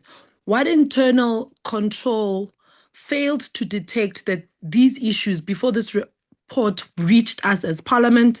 And what assurance can the accounting officer give this committee that the same control weaknesses are not embedded in the department's broader financial management system? And I'm asking this, Chair, because I'm worried about the department's ability to handle large international programs and in turn, other programs that are to come, such as the World Cup, the Cricket World Cup, and many other international and big events that the department will be set. If maybe they can start with that response. Thanks. The department? That will be good. Chair, I think the important thing to note is that our intention to disclose where there are still gaps is to ensure that we are quite transparent in accounting, because we could have just reported without indicating where there are still gaps. Secondly, Chair, as we indicated. Sorry, can I just stop you there, Tebogo? I'm not talking about reporting the gaps. I'm saying the fact that you guys saw the gaps. Department's ability to manage the finances, one, and of such a big international scale project. That's what I need a response to. Obviously, you did not disclose it because we're the ones picking up the discrepancies. You could have told us in advance that, sorry, we're not ready. Our figures don't match. This figure here is this much. This figure here is that much. You presented this to us as a report. Not sure if you thought maybe we wouldn't pick it up. So I'm asking specifically about the internal processes that were skipped or not detecting the fact that there is such discrepancies in such a big report. Thanks.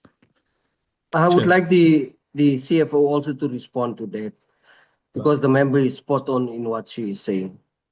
Agreed, Chair, that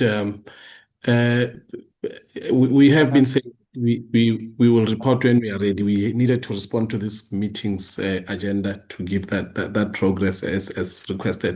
But importantly, we will have to, it will have to still go and be reconciled and invoices being paid, so that CFO as well can do the due diligence to the report, and including auditors thereafter. So I think, as we indicated, it remains a work in progress until those things are done. But CFO can come through. No, thanks, Chair, through you. Yeah, indeed. The one of the things that is what I was saying on my response to say I'm not comfortable to respond to the figures that are not being subjected 100% to be on your general ledger in the first place, because once the figure is not on the GL, no one can say all the process and the tick mark, even the test of audit can pass that. So that is why I was saying we need to be given that opportunity of the process, so that once we bring that report to the committee, we know that at least is the figure number one come from the general ledger, which is accounting process, which then it will have been subjected to what Honorable Member Nkosi is saying. So that is why I keep on saying, please allow us to do that process. Thanks. Honorable Nkosi. Okay. I think we'll take that further once we receive the finalized ones that the CFO is able to respond on. And I take it this then doesn't mean that this is the last time they account on this particular program, because if they're not able to give us comprehensive responses today, it means the matter cannot be closed. It still needs to be further interrogated. Maybe moving on to the minister now. Beyond the individual variances that were already raised, who was the single accountable executive responsible for the end-to-end governance of this program? Were the responsibilities shared between DSAC, Brand SA, the Sports Trust, and other implementing partners, as you've mentioned? And what formal governance mechanism ensured that no expenditure or decision fell between institutional mandates? You made examples of, I can't decide for these people how much the money or how the money they've sponsored us works.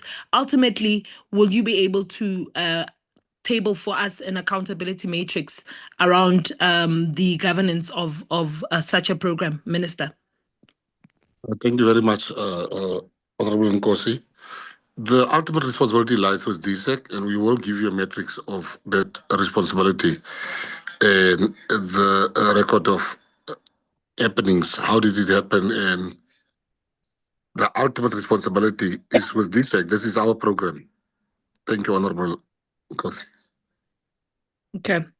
Minister, the report that you've shared to us is measuring activity through visitors, views, content, assets, tourism leads, but it provides us with limited evidence of actual economic outcomes such as jobs, SME participation, realized tourism revenue, and other commercial opportunities.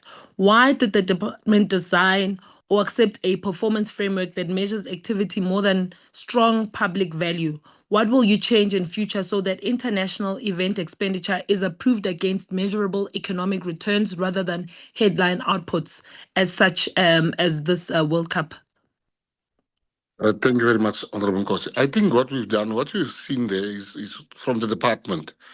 What we normally do in cases like this, and I'll use Live Golf as an example, we'll get a professional company and to tell us exactly and measurable outputs and how many jobs was created in the tourism sector. We did that with Live Golf, and I think that what you see from the department is I can see the report that you want. That's not the report that you want. You want to understand, as you've mentioned, how many jobs was created. Was this worth the ROI? What is the return on investment? And I can assure you that there's nothing I'm eager to get from the professionals than what you just mentioned. We will make sure you get that report. Okay, thanks, Minister. If this committee were to ask you today what lessons you will be institutionalizing from the program, what would be the 3 concrete changes that you make to DSEC's procurement, program management, and financial oversight systems? I'm not sure how much of the meeting you were able to catch, but between what members were asking and your departmental members, I can tell you that there's a lot of changes and a lot of processes that need to change purely from the fact that they were not able to answer in a satisfactory manner in terms of what it is that the steps were followed in selecting of participants, how money was used, the approvals, the financial management of the money and the reporting there of, what do you think would be the biggest areas? And most importantly, what mechanisms will you ensure that the next major international sporting event does not return to Parliament with the same unresolved reconciliations, unclear accountability, and weak outcome measurements? Thank you, Honorable. I think for me, the greatest lesson I've learned throughout this process, obviously I've got a corporate background, it's that sports in culture, in arts and culture, this is my greatest lesson, has been treated by us as a government and as a people as entertainment. Sports, arts and culture has been treated as entertainment, while other countries treat this as a business. It's a business, it's a job creating mechanism, it contributes towards the GDP. And for me, that's the one thing that I can tell you that I have seen we need to change and change very fast in this country. I think the second one is also to say capacity. People in the department, they've really, really worked hard. But you can work how hard, but if you do not have the skill set, they had a certain skill set which suited the first point I raised to say you do only 1 to 3. This is not a business. This is not job creating task you've been given. And I think we need to capacitate the department with people that understand exactly that the double-digit figures of unemployment, of youth unemployment, that we are ultimately, more than any other department, we are in the position we can solve that problem for government. And so that's the second one. And I think the third one is just that timelessly, people should, I think SAFA also had the same problem we had. There were some good people that couldn't go for the lack of not having, when I mean good people, I mean people that are well-skilled, that couldn't travel because they applied either too late for their visas. And I just think there was a laissez-faire attitude amongst amongst the department for a very long time. But what impressed me the most is how people, in spite of not having a particular skill, how they still tried to do. And this was the first time we take lucky fans, we take so many people, and it was still it wasn't easy for them. But there's many lessons that we have learned in this process. It was the first for South Africa, where lucky fans are being taken. It was the first where we do those things. And I'm not talking about one person, I'm talking about a group of people. So yeah, thank you so much, Honorable Nkosi. Sure.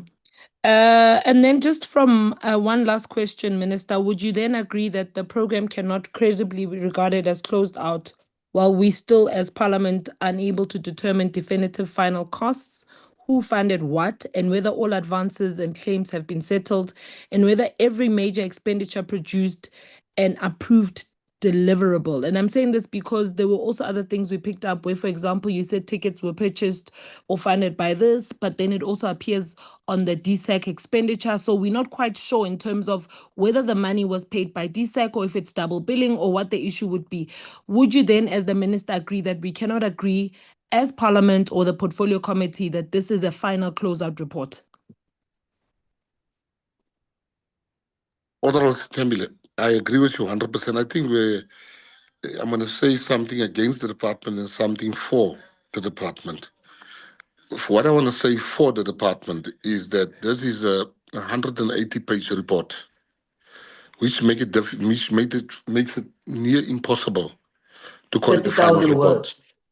Pardon? It is 30,000 words. Which makes it impossible, Honorable Chair, to call it a final report. But I think the department erred in calling this. They should have not even argued. They should have called it from the get-go preliminary report. So I agree with you there. The title should have said draft and not final, because so many words, there's so many things that happen. I myself looked at that, and you cannot say it's the final report. So I agree with you, Honorable Nkosi. Thanks, Minister. Honorable Just one last. Nkosi, Yes. before you close. So it's two reports now, Love Golf and World Cup. We must just put a time frame to that, but we will do that at the end. I wanted to ask you earlier on, there was this green thingy in front of your screen. And I actually thought it's something to do with your political party, but it did not even scare off the minister. Please proceed. I wasn't aware. I think my phone was sitting squarely on my part of my screen. I only realized later. Thanks, Chair. Honorable Chair, maybe it's a sign of things to come. Maybe it's the other green she's just showing me. No, Listen, not at all, Minister Gyakwazi. I mean, just one last question. My colleague Gift Mutaung earlier on raised a question around the women's football, Banyana, and the response we received from SAFA, I think it was the fact that the budgets are allocated for Bafana and Banyana. Is it possible for us to be able to see both those budgets and how they're allocated? And I'm saying this because I strongly believe that they are not getting the same treatment. We see it, it's there. And I would like us as a portfolio committee to have a look at that and really understand in terms of how they choose to do their budgets and all of that stuff, why it's that allocation and all of that stuff. So is it possible that we please get that sent through to us, please, Chair? Minister? No, definitely. Honorable Nkosi, anybody that tells you that men and women are being treated the same is lying to you outright and disrespecting you. Women's soccer is not being given the same attention by all of us that it should be given. I was in And yet they're the champions. I was in England, and I'll never forget what a great impact it had on me. We were in the UK on some government work, and it was the English team was playing the women's team, and I couldn't believe it. Every second person I passed was wearing a T-shirt of the women's team. The stadium was sold out, and that is such a lasting impression that English soccer is big, but they take women's soccer as equally serious. And I came back, sat down with the team, I called a meeting, I said, it can't go on like this. Women are playing football, they have two babies or one baby, they still have a job, they still have a child, and they still have a job that they have to work. And I mean, if you play professionally, you should, I think professionally is the right that that's what you do for an income. And I then said to the team and the CFO, we have to put aside 100 million rand to kickstart a proper league for women. And before we call sponsors, and I met with Betway, for instance, was the one company I met, and they said, as soon as you put money down, we will put money down. And that is the discussion is now ongoing. How are they putting it down? I'll hold you to it, Minister, please, and give us the time frames. Thanks. No, thank you, Honorable Nkosi. Honorable Khabo, your 20 minutes starts now. No, thank you very much, Chairperson. Thanks for the opportunity. Chair, in our last interaction when we were dealing with this preliminary report or the report on the Soccer World Cup 2026, the DG made a commitment that the report would have been finalized in 10 days. And yet again, we are sitting before us with a preliminary report or a draft report. In fact, if this matter could have not been brought on how the report has been conceptualized, the department, I doubt if they would have admitted that this is a draft report. So I want to check with the minister, why are we discussing the draft report and not the final report when the DG has made a commitment in the last meeting? Yeah. I think, Honorable Khabo, in defense of the DG, I think she was eager to give the portfolio committee what the portfolio committee asked, but none of us here can None of us here can even fathom this will be 30,000 words and not making any excuse. But I can assure you that the next report must be really a final report. This matter has to come to an end. No, Minister, that is not my question. Remember, we're still having a report on Live Golf that is still outstanding. And my question to you is, why are we still interacting with a preliminary report when the DG made a commitment? Why are we still processing the preliminary when there was a commitment? And even when the draft is presented, the department does not come before and indicate that you'll be dealing with a preliminary report and not a final report. Only inference I can draw is that the DG underestimated what was required by the portfolio committee in its totality. All right, Minister, I wanted to check with you. Did you, before the report was presented or shared with us, was it shared with your good self and the Deputy Minister? Not a full report. Not a full report, Honorable Khabo. I have seen parts of the report.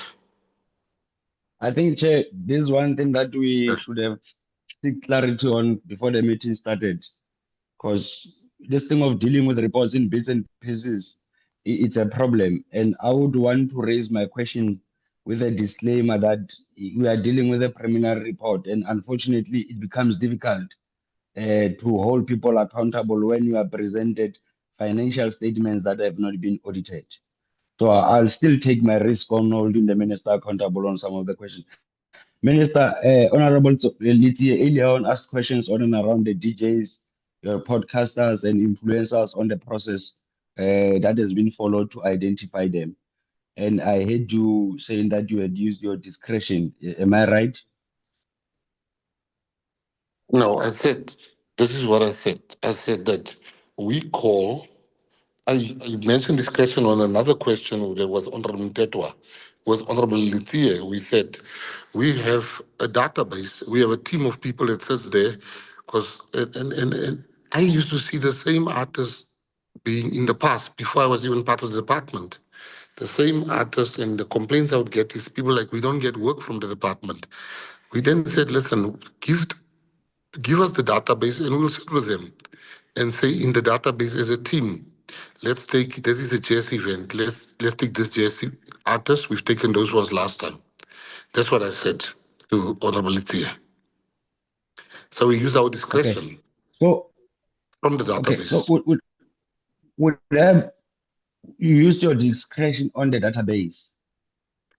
We use our discretion from the database because the department has many events. We've got many people must sing the anthem. There's a funeral here, unexpected. We get asked by other departments, can you please give us an artist to perform tomorrow? This artist didn't pitch up. This artist cannot come tomorrow.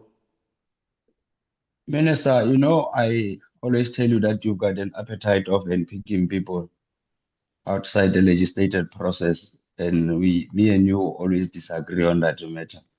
But funny enough, history always absolves me and on a number of decisions that you have taken. I want to check with you in terms of your discretion that you are speaking of. Where is this discretion located within the law?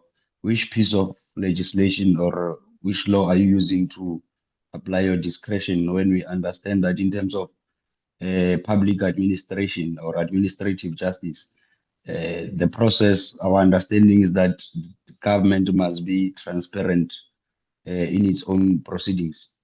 So I want to check the discretion that you are referring to.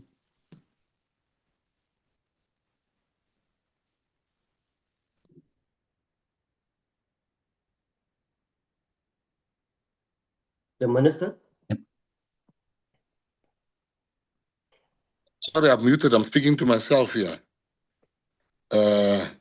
There's a policy. Firstly, when you say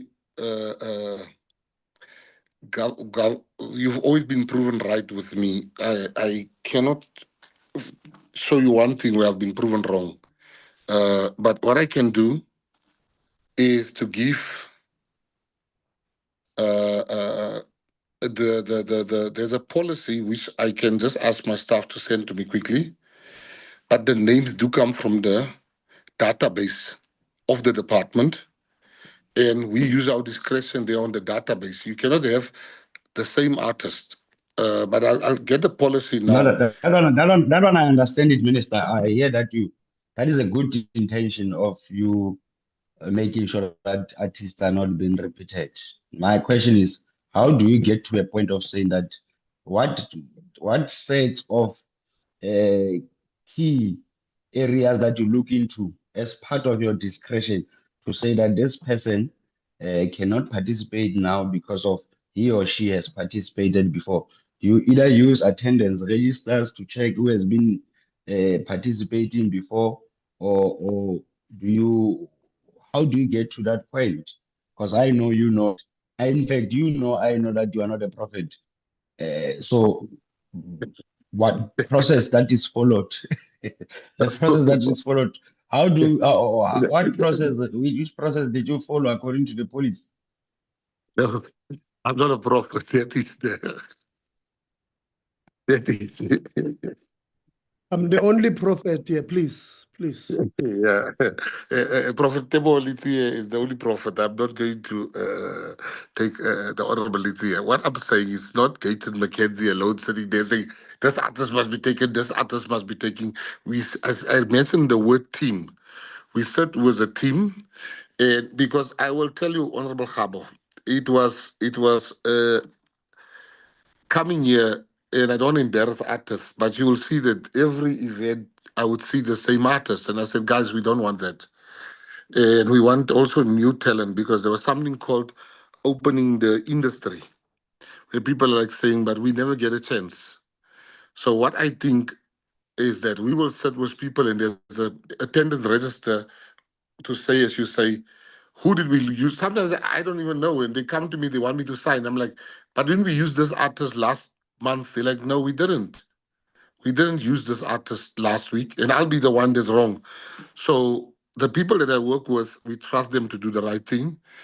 They take from the database, and if there's one of them on the call, maybe they can go deeper and explain to Honorable Khabo how which database you take the singers from, or the people that is performing, and maybe if you can. No, Minister, I think it's Yeah, fine. Let's agree that all right. we request you to send that report in writing. And we do not doubt anything in relation to the capacity of your team. But we cannot at the same time rely on the emotions of your team, or its foresight or its prophecy, like I've indicated. The department is expected to demonstrate a legislated process that they had followed in coming to a point of identifying these fans. And that is a report that I'll be pleading from the office of the minister. And Minister, I would want to check, there is an argument in the public society that part of the poor performance that we have encountered from our players during the World Cup was informed by poor logistics that were at play. Earlier on, I heard you saying that you are a good friend to Robert Morawa. I want to check with you. He has written something on the public domain in relation, and I see that it's part of your report.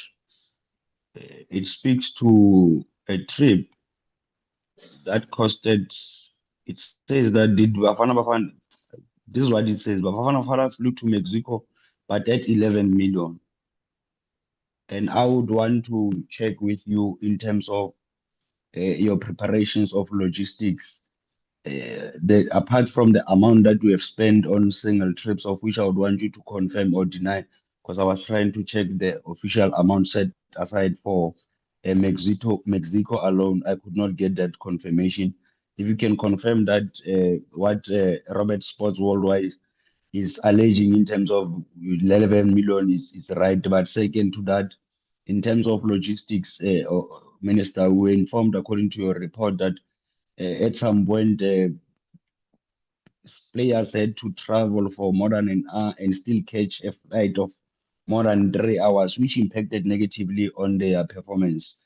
On issues of logistics, were we not part or were we not clear or having a plan of the World Cup in terms of where are we going to be playing, and if we were aware why were our players located in the outskirts and having subjected to travel long hours, which impacted negatively on their performance. Honorable Khabo, you know the SAFA the whole logistics fell in the hands of the manager and the management of SAFA. What I can tell you is that my involvement, I got a call from Hugo Bruce, the coach, asked to see me for a few minutes. I said, yeah, sure. So I went to he went to see me. And he explained to me that if the players fly for 28 hours and the players land there after changing flights from this country and jump on another flight, the jet lag will be worse. And when they get there eventually, they'll be so jet lagged. By the time the game starts, they would not have recovered. And he said to me, Minister, if I've never asked government for anything, can you help us secure a private jet? I spoke to, when I called the CEO of SAFA, she was already busy speaking to different people. We called, for instance, I said, no, let's call SAA. SAA never came back to us on time. We then called Emirates and different ones, and we couldn't find, the prices were just out of this world until the SAFA found a very good price. And the logistics, I was assured that logistics in Mexico would have been cleared, everything would have been fine. But there were murmurs from people saying they are not happy. There was a time when I offered, because the Mexican government said I have to have security, which they provide to ministers in the area because they don't want something to happen to ministers kidnapping. And there was a time when I offered even my vehicle I had, because it had blue lights. I said, can this vehicle not be taken to be in front of the bus, because traffic is a nightmare in Mexico. Everything is good, but the traffic was a nightmare. But that was out of my hands, Honorable Khabo. I have tried to help where I could, but the logistics, there were people, there was never really a complaint to me. But I've heard, when people talk like, the players are not happy with this. So is it true, Minister, that is it true that they have spent 11 million on a private jet on one trip? That's Is very it true cheap. or... It is true. It is true and cheap. No, I'm not disputing the figure. Remember, we are speaking to a villager here. I will not even know how much is the cost of a Yes, no, ticket the from here cost to that, Zimbabwe. So I'm asking you ordinarily as a villager who wants now to that was understand very as to, cheap. is it true? Is it true that they've spent 11 million on one single trip? I said Honorable it is Khabo, true and cheap. Honorable Khabo, Minister, may I just share the closing caption of Robert Marawe? At this rate, the plane of accountability better land. Please proceed, Honorable Khabo. Look. No, in fact, I'm waiting for confirmation from the minister as to whether Yes. it's... No, I'm saying they did spend that money, and I can tell you, I actually, is it not more? I actually think, what is the report saying? I think it's a bit more. It is, in fact, there was still SAFA then, after acquiring the plane, they even said, Minister, we still have seats available on this plane.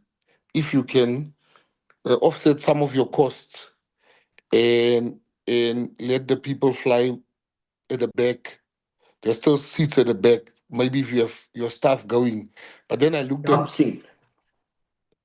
no. And then I looked at I looked at the what you call this. I looked at if my staff fly in that early, and then they have to get extra hotel nights, and the hotel was expensive. I said, no, thank you.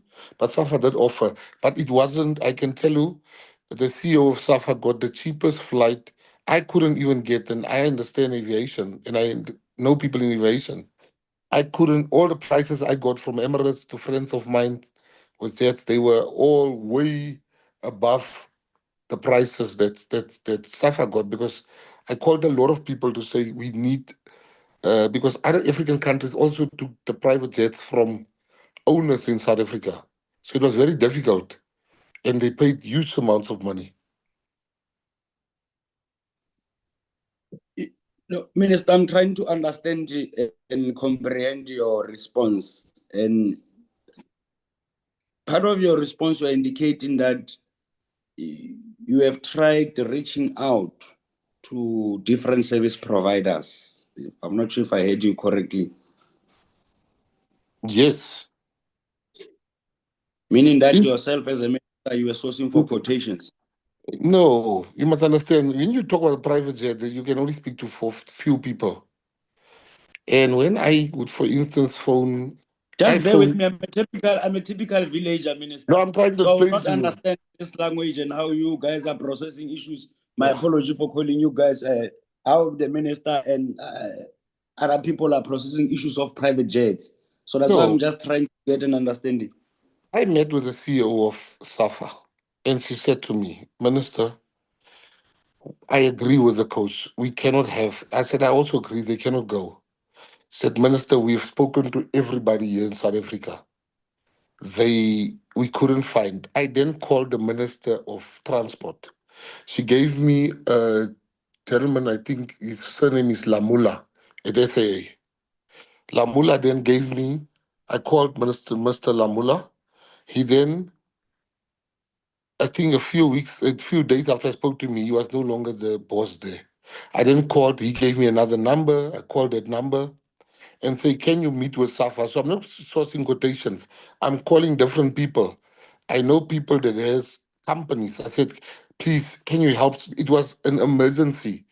How SAFA pulled us off, I take my head off, because there was a time when I was ready to tell the coach, there's no private jet available to take these players to Mexico. SAFA got it. They did the negotiations. I wasn't even part of it. I just got a call from the CEO of SAFA saying to me, Minister, we came right. Thank you very much. No, Minister, clearly that will be interference. And that would be interference if we were to get a report that we were fundraising quotations from service providers. Fundraising quotations, what is that? Or collecting quotations. No, but I wasn't doing that. I'm telling you. I was saying, and I come listen, from Minister. the corporate world. I come from the corporate world. It would have been wrong, Minister. It would have been wrong of you if that was the case. That's what I said.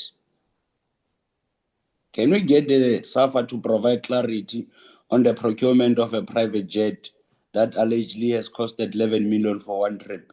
Do you have the CEO of SAFA? The CFO is here. He can come in. Yes, thank you. Thank you very much through the chairperson. Yes, so what we did with the CEO was to speak to a couple of companies that provide these chartering services. The minister also assisted us with the contacts, and eventually we found a charter that costed us about 11 million.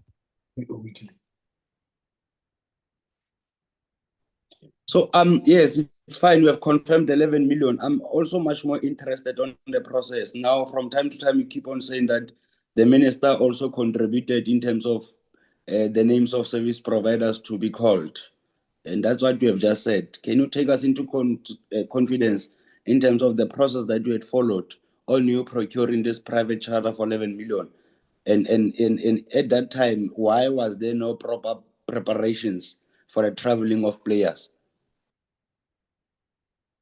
No, the coach, I think we explained earlier to say that the coach requested that the players need to travel on a charter flight because the scheduled flights, one, it was going to take quite long, over 25 hours. So the coach requested that let's get a charter because also we're playing the first match of the World Cup. So there was very little time when the team landed in Mexico and when they were going to play their first match. So that's why the coach requested for a charter, and we had to look for a charter for the coach and the team. So that's what happened. No, Honorable I'm member. not sure if it's my understanding, but I'm starting to believe that you have turned Hugo Boss into a golden boy of South Africa. Are you saying that 11 million was spent without any procurement or public procurement process? You just relied on the numbers that you have received. Some of those numbers you have received them from the minister. No. That's not what we're saying. What we're saying is that we have to get different quotations. So we don't say this is what the coach says, and then you get the first quotation, then we go with it. We sourced various quotations, and the best quotation that we received, we went with it. You said that you were informed by the coach that there is a need for a private jet. And you're not telling us of that process that you had followed on procuring that service provider. Was there any advert in place for you to procure the service provider where you have spent 11 million to transport players on one trip? No, because of the timing, we could not go to tender, and with a charter. So what With the process have you time, followed? you can't go. What As I've process have you explained, followed? that the process that we followed was to source different quotations. After So sourcing different quotations? there are very few companies that charter aircrafts, very few. So and we know most of them because they are few, and from time to time we do charter. I'm not disputing that. Not dispute. I want to Yeah. understand, after you have collected your quotations, did you convene your supply chain bid committees, or what? It's a discretion that you took, or what? Take us into confidence. There must be a process that you had followed for you to ultimately, whether the charter providers in South Africa, they are 5, they are 10, there is a process according to the Public Finance Management Act. So I want you to tell me, after you have received those quotations, then what? No, in terms of the SAFA procurement policies, we then took the whole budget for the World Cup to the NEC. In fact, we started with the Finance Committee. The Finance Committee approved it, and then we took it to the NEC. The NEC approved. Yes. Devo, I'm not. Yes. Are you referring, after you have collected the quotations? Yes. What process did you follow so that ultimately you identify a suitable service provider? After receiving the quotations, then we go through the approval process. So in terms of the approval process, it was the cost was approved by the NEC, which is our highest body, and then the CEO and the CFO will now have the authority to sign off because it was approved by the NEC. So that's the process from an approval point of view. That's the process. Can you please share with us all the quotations that you have collected? Can you Sure, also share we'll do with that. us? Can you also share with us the Finance Committee minutes, meeting minutes, including the approval process? Sure. So while you are still there, CFO, and you are responding to my questions. Earlier on, there was a discussion on and around the Sarah Baartman region. And one of the NEC members indicated that there are almost 11 regions that are under dispute.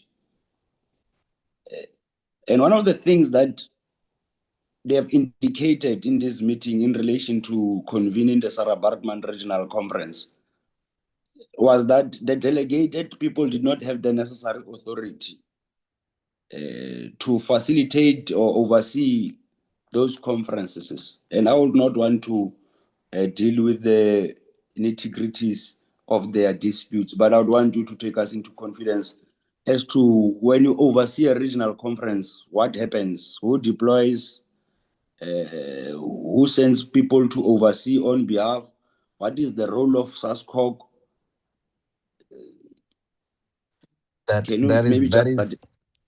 Yes. Sorry, honorable member. That is outside of my scope of operation as the CFO. the CEO in the meeting? I don't No, think she's she not. is. CEO Honorable CEO Ageko. Okay, no, thank you very much. It's fine. Let me go then to Minister. There are issues with the election process of SAFA. We have last seen in the public when we were embarrassed that in a SAFA National Executive Committee meeting, it was turned into a wrestling. Today's meeting, SAFA leadership, in particular the president, does not pitch. SAFA does not even have the decency of submitting a report. There are allegations that those who are not agreeing with Danny Jordan, they are being marginalized. In fact, some of the National Executive Committee members have been intimidated. Largely, they've been informed that if they continue, they are going to be suspended. And seemingly, we are allowing Danny Jordan to run a mock with a national institution or an entity that belongs to the people. I want to check with you, Minister, have you ever received any report from SAFA with all these things that I've been raising? The last one that I wanted, especially on this part, 2 days ago, if not yesterday, you were all over the media, Minister, and I was feeling sorry for you. You know, you were raising your voice and even crying. You know, have you seen a child who has been denied entry into have you seen a child being denied entry into a chocolate store? That child will honestly create havoc.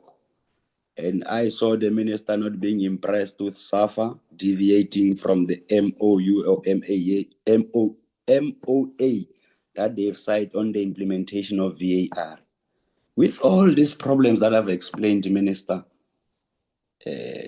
with all these problems that I've explained around SAFA, have you received any report from SASCOC or SAFA in relations to all of these problems that I've made mention of?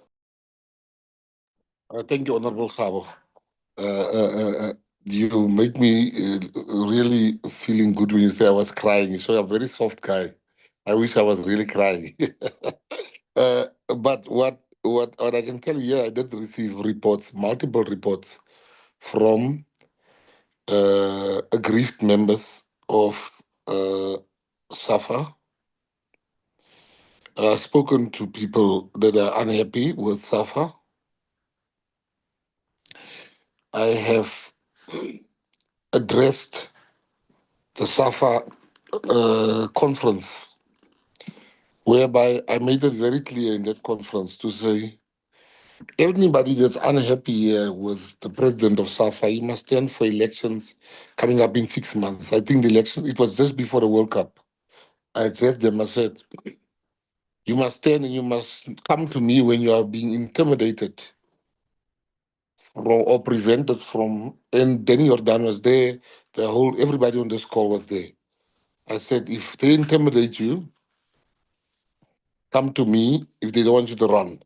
But you must put up your hand. So that's one. Two, Honorable Khabo, you see, SASCOC was the current, before we are going to change it, I can assure you, but with the current Sports and Recreation Act, FIFA, sorry, not SASCOC, themselves, there's a gray area there because FIFA doesn't take kindly to interference. And I've been walking a tightrope here with what is interference and what is. I've been taking advice from different lawyers, football lawyers, to say, where does interference stop and where does it go on? I can tell you of all the people, SAFA has done me very dirty. And I'll tell you why I say that. I have always been helpful when it comes to SAFA. SAFA has looked at me, everybody at SAFA, including Danny Jordan. Every day I get slaughtered in the media for VAR. And every day I thought they will just turn up and say, no, The minister has given us the money.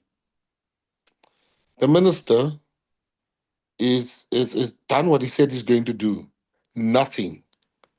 Every day.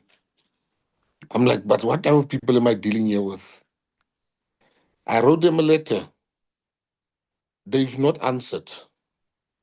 What I've heard here today, I can tell you I'm going to write a letter to FIFA and I'm going to write a letter to SAFA tomorrow. Where No, I ask Minister, now you are telling me fairy tales now, Minister. My question is simple. Did you ever receive a report or not on the issue of... The problem is you hear what you want to hear. I'm telling you, I started by saying I did receive a report. Reports, multiple reports. So I'm giving you the thing that you're asking. So if you didn't hear that, that's not my problem. You went further to explain that you were asking the lawyers on where is interfering stands. And you know very well there I you must tell you why I didn't act. Unless you want the after court receiving again the to prove letters. to you that your decisions are inconsistent with the law. Unless you want, you have just suffered a serious blow on the National Arts Council decision by the High Court. So there we know very well. Blow. That matter is still ongoing. Okay, whether it's a mind blow or it's a discussion for another day, Minister, it's fine. I wanted to check. Let's leave you. Do we have SASCOC in this meeting, Chairperson?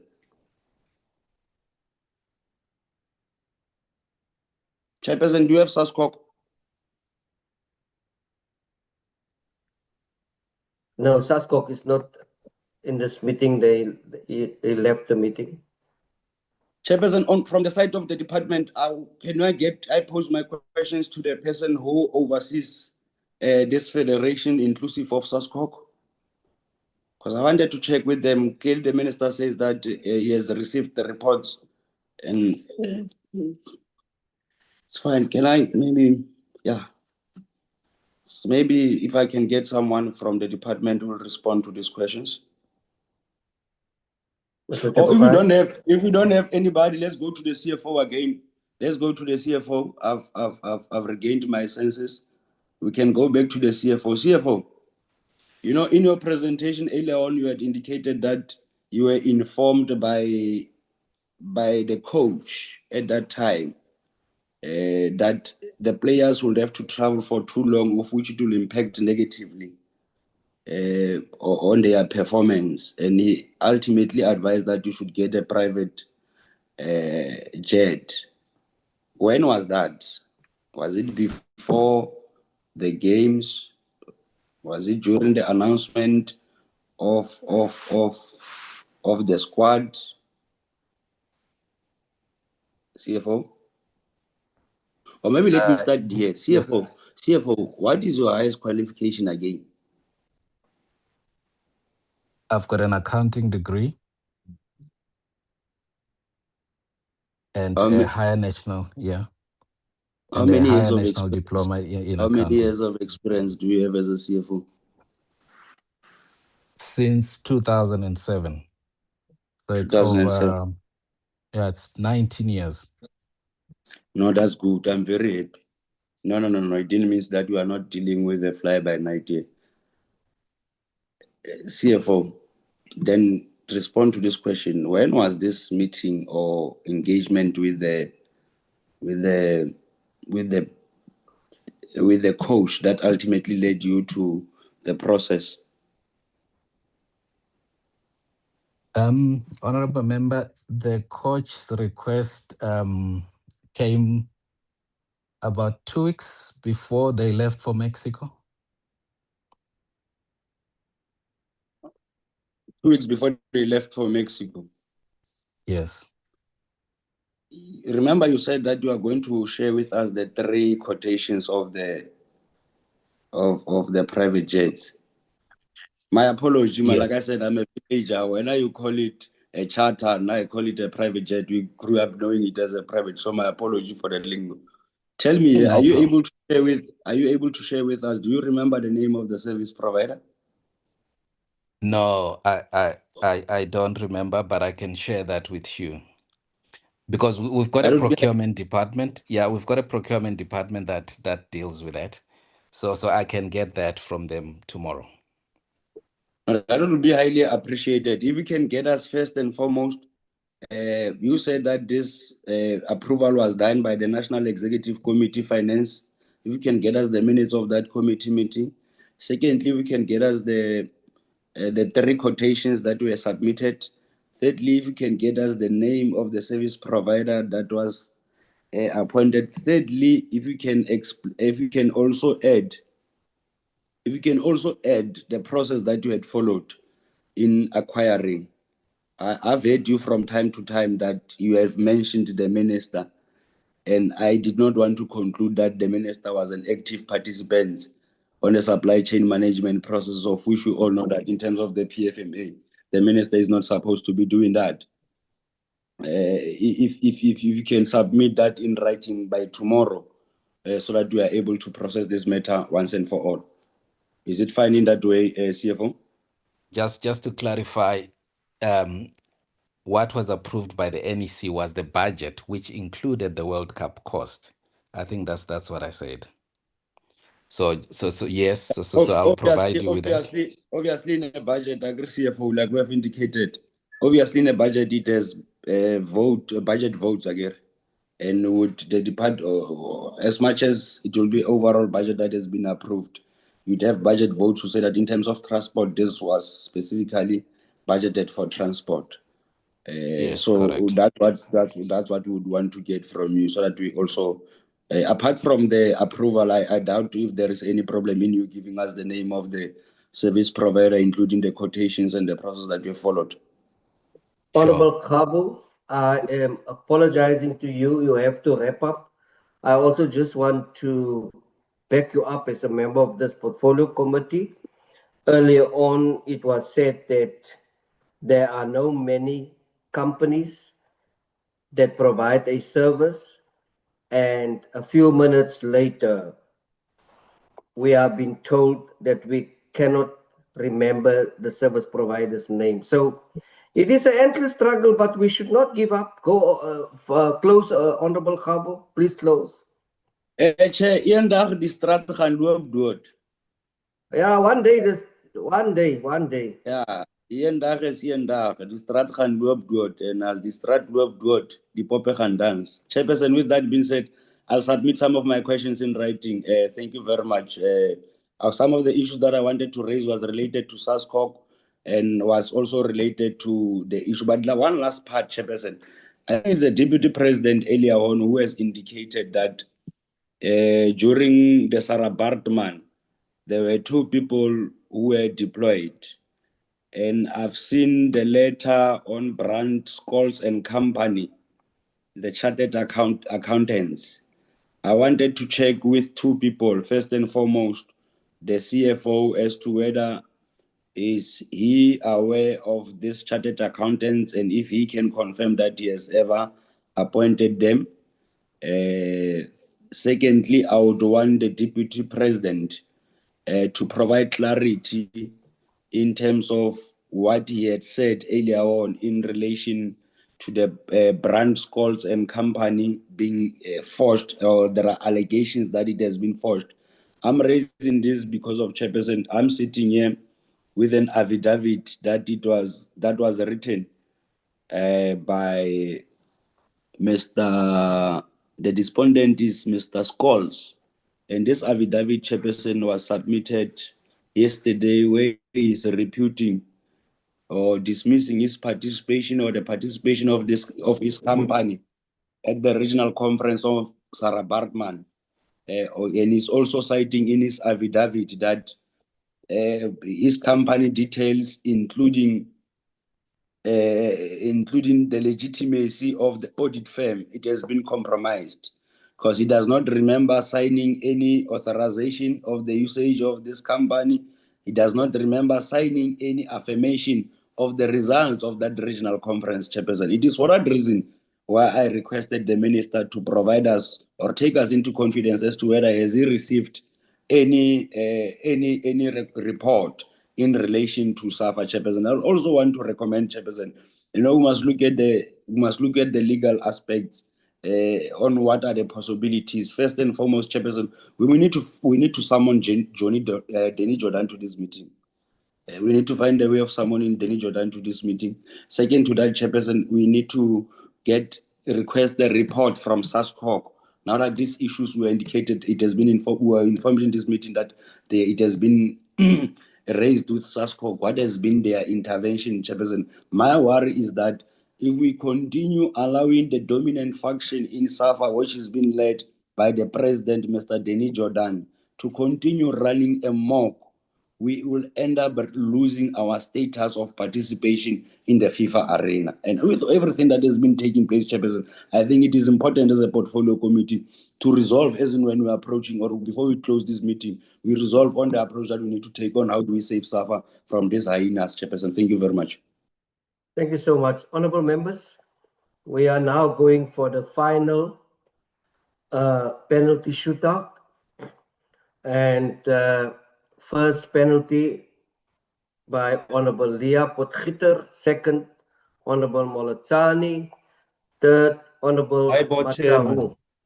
And and then Honorable, I don't see a hand, Honorable Daniels, and I forgot to send me a WhatsApp. My apologies. You want to go first, Honorable Daniels? My apologies. Yeah, please, Chair. I thought I was in the older batch. Now you announced forgot the to send newer you a batch, text. It Chair. doesn't work. Okay, let's do this order. Honorable Daniels, Honorable Leah, Potgieter, Molotani, Mataung, in that order. And then we're going to ask the Minister closing remarks, and we will call it a day. Honorable Daniels. Thank you, Chairperson, for that indulgence. Chairperson, it is really unfortunate that SASCOC is not here. But I want to request, Chairperson, through you, if we can get the committee, secretary or support staff to write, because I'm not sure who we need to direct us to. If it is the minister, great, because the minister is on the platform. If it is SASCOC, and then the letter is necessary. But I would like us to write to them, because nobody can in their right mind say or believe that SAFA is in a good state. SAFA is in a mess. Now, with all these allegations that's been made, the fact that cases has been registered at the police, the fact that we're waiting on the outcome of that, and pretty soon we are going to have the elections of SAFA. It is not a good time for SAFA to have an election. And I hear that we are saying that Danny Jordan must be summoned to appear before us. I support that. My only concern is just how long will it take for him to appear before us, before or after the elections? Because before is much better.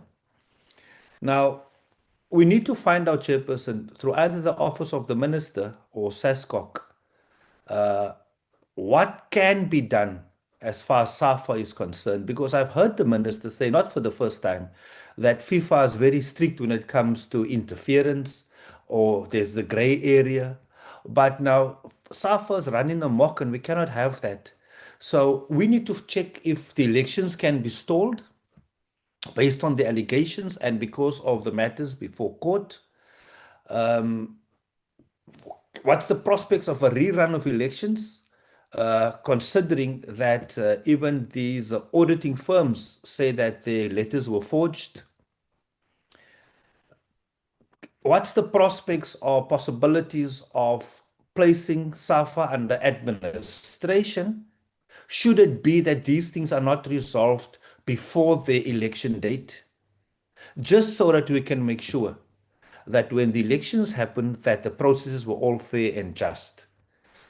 So that is what my recommendation is, Chairperson, so that we can make sure that we can clean the house and that all in the name of fairness and transparency for such. It's an important election. It's the federation that runs the pride of our nation. So that is just my request, Chairperson. And then I just want to make a statement, and then I'm done, Chairperson. I don't need 40 minutes, Chair. Chairperson, I really appreciate the role of the Portfolio Committee. I understand the importance of our oversight responsibilities that we have, the need to interrogate so we can get the clarity, because the nation wants clarity. and that we have to hold the department and all these entities accountable. So that is all good and well. That is the function of the portfolio committee. And having listened to all our members, my colleagues, I want to make this remarks, Chairperson, that the initiative taken by the department to showcase South Africa at the World Cup, I want to commend the department for taking such a decision. Journalists and artists and super fans and chefs and whoever went with, all in the name of showcasing South Africa to the world. I really commend them. But I also noted that as soon as, and most of our focus is on it because yes, we've got the right to ask for accountability when money is being spent. But I've noted that certain media houses ran with the story, ran a whole PR campaign with money being spent, how people exploited that those articles in the media for political gain, simply because the political head of the department belongs to a particular party that they're not associated with. And one could see where this was going to, Chairperson.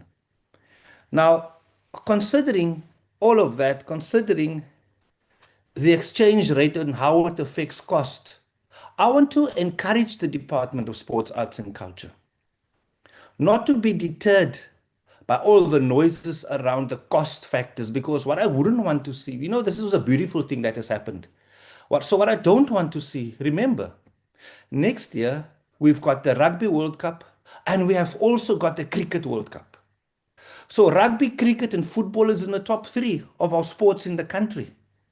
And it's in the top 3 World Cups in the world. Now, considering that, Chairperson, I wouldn't want all these things and channeled through media houses that's linked to certain parties and so forth to dampen the spirit of the Department of Sports, Arts and Culture. I would want to encourage them to continue doing this because, you know, Chair, I want to conclude by saying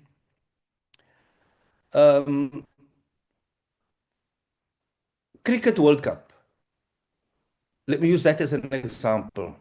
The countries hosting Cricket World Cup is South Africa, it's Namibia, and it's Zimbabwe. In football, it was Mexico, America, and Canada.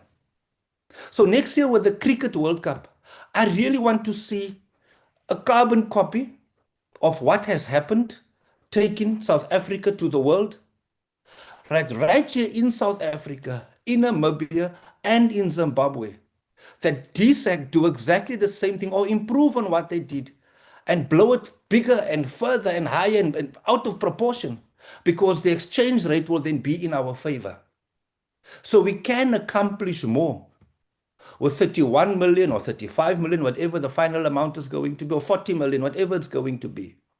We can accomplish more showcasing South Africa at a lesser expense to us as a department, to DSAC, actually, Chairperson. Much more can be attained.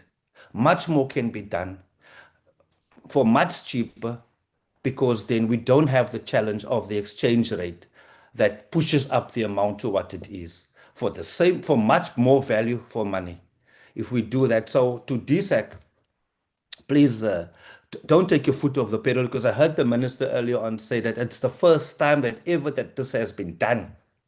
So let's just improve on it and don't be deterred by those things, because I firmly believe that it's a very good thing to do, to showcase the country. It's priceless. You cannot attach a price tag to a Chairperson. I think my little notes I've made here, I've ran out of my notes. That's all covered.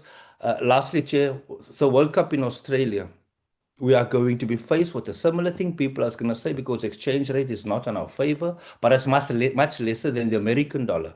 The Australian dollar is much lesser than American dollar. So we can also do that. We cannot miss opportunities when it comes to World Cup. So my encouraging words is that let us keep on keeping on with what has been started based that the minister said it's the first time. Let's have it the second time, let's have it the third time, and let's grow what we've just grown by promoting our country to the world.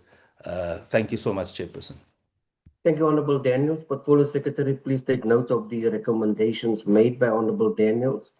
The following speaker will be the Honorable Leah Potgieter. Thank you, Chairperson. I think I covered everything earlier. I just want to touch on the fact that we've now converted this from the final report to a draft version. And I just refer to the letter that was written to yourself with regards to the extension that was requested. And the extension was requested specifically because we had already asked for the information that is essentially missing from this particular report. And that the department needed the time in order to consolidate their financial statements, undergo internal verification before including it in the final report, which was supposedly presented to us today.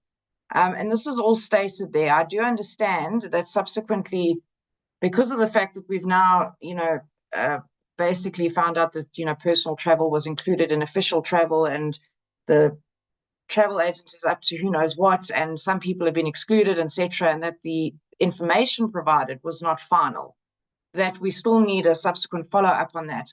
But I reject the claim that this was ever intended to be a draft report or a preliminary report. So I think if we can move away from that argument completely, it was very clear that this was intended for a final report. And I was quite happy that the department took cognizance of that in the beginning, that the information was missing. They took account of the fact that we wanted further information, but we seem to have driven way off the pathway now to kind of, well, we were only ever working with a temporary report. If we can just please leave it at that, and then I will write to you with regards to the requests that we've made with in pertaining to the reconciliations, etc. Thanks, Chair.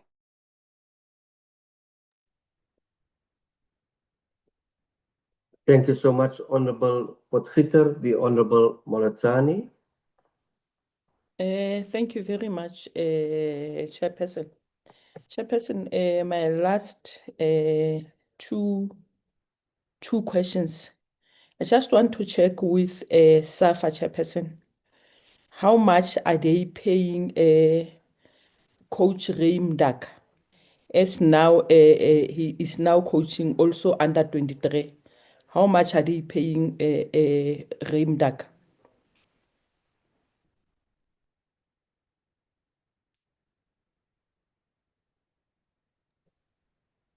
Who is the question directed to, Honorable Molatani? To SAFA, Chairperson. SAFA. Yes, you are right that we have added additional responsibility to Coach Ray, and we are negotiating a new package with him. So the negotiations have not been finalized. But how much was he getting at first? Because I remember your CEO, what she pulled today was the very same stunt that she pulled when we asked how much does Reem Daga pay paid. Yeah, I think as the CEO indicated earlier, that at this stage we can't disclose the salary figure. No, CEO, you don't come and pull that stunt again here. Because we all know the salary of your senior coach.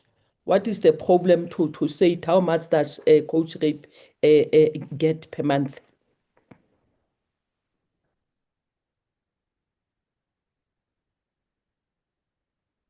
It's fine. I know we are not going to get a response from that chairperson. Let me ask the Deputy President of SAFA. Deputy President, given now that in fact, federations have been complaining regarding their payments, I think for the past couple of months, they were not getting any funds.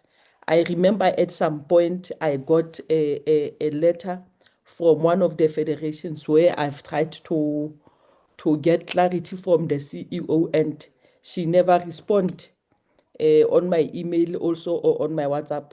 Just want to check with you, why are now federations getting the payments whereas it's been some times before they get the payments. Is it because SAFA is approaching the election, that is why SAFA is now starting to pay federations?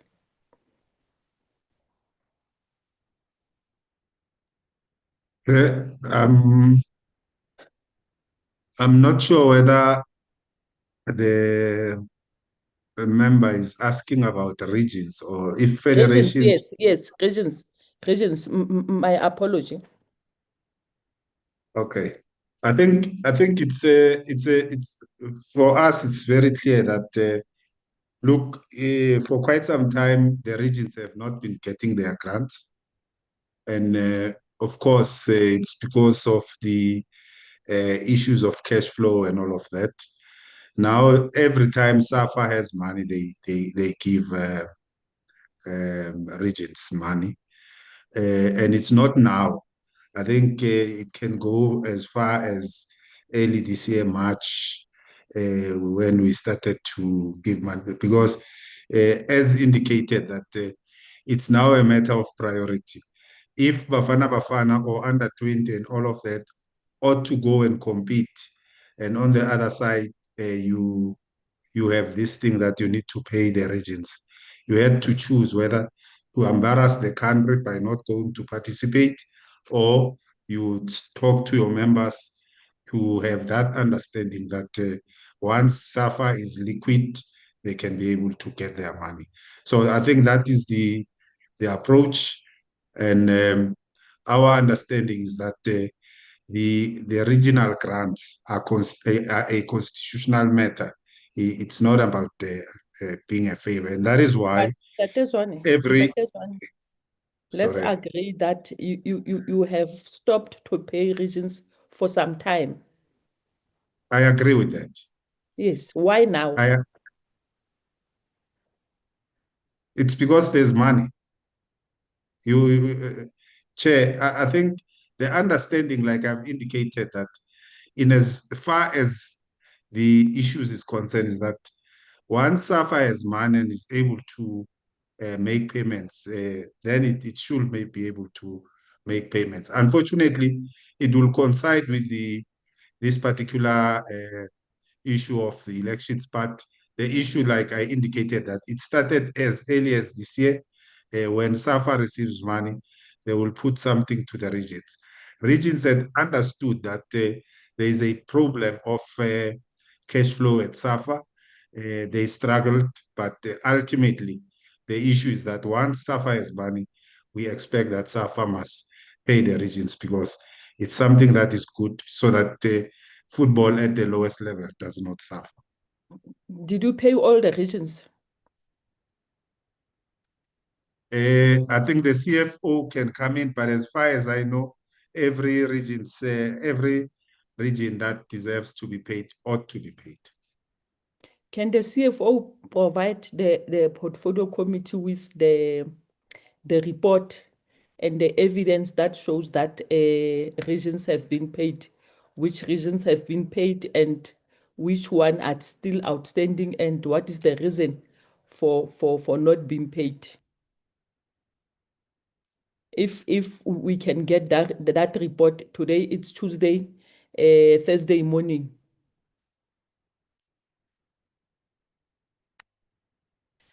Chairperson, let me thank you. I think that is the two questions that I have. But before I leave, let me just comment to the minister that I hope Minister, the good friend Robert Marawa, has listened to your response regarding the 11 million chartered plane. How did it come that Bafana Bafana had to use the chartered plane? I hope he's listening. And lastly, before I leave, Pirates has won, Minister. If so, Siwelele has drawn. Thank you very much.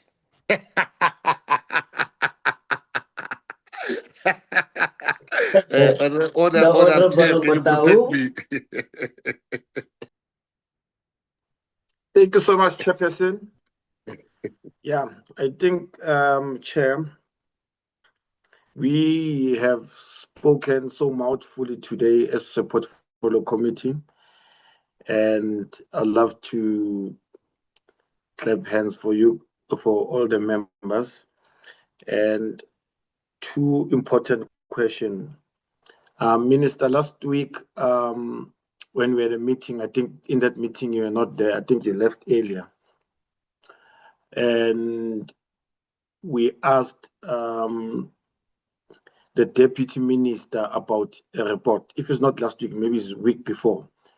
And to find out that minister, the deputy minister doesn't receive reports from your department. What can you say about that, minister? Because of that was so alarming when she was asked by our portfolio members to say, why doesn't she has a draft report for the FIFA World Cup? And she said, not even one single document that was sent to his office.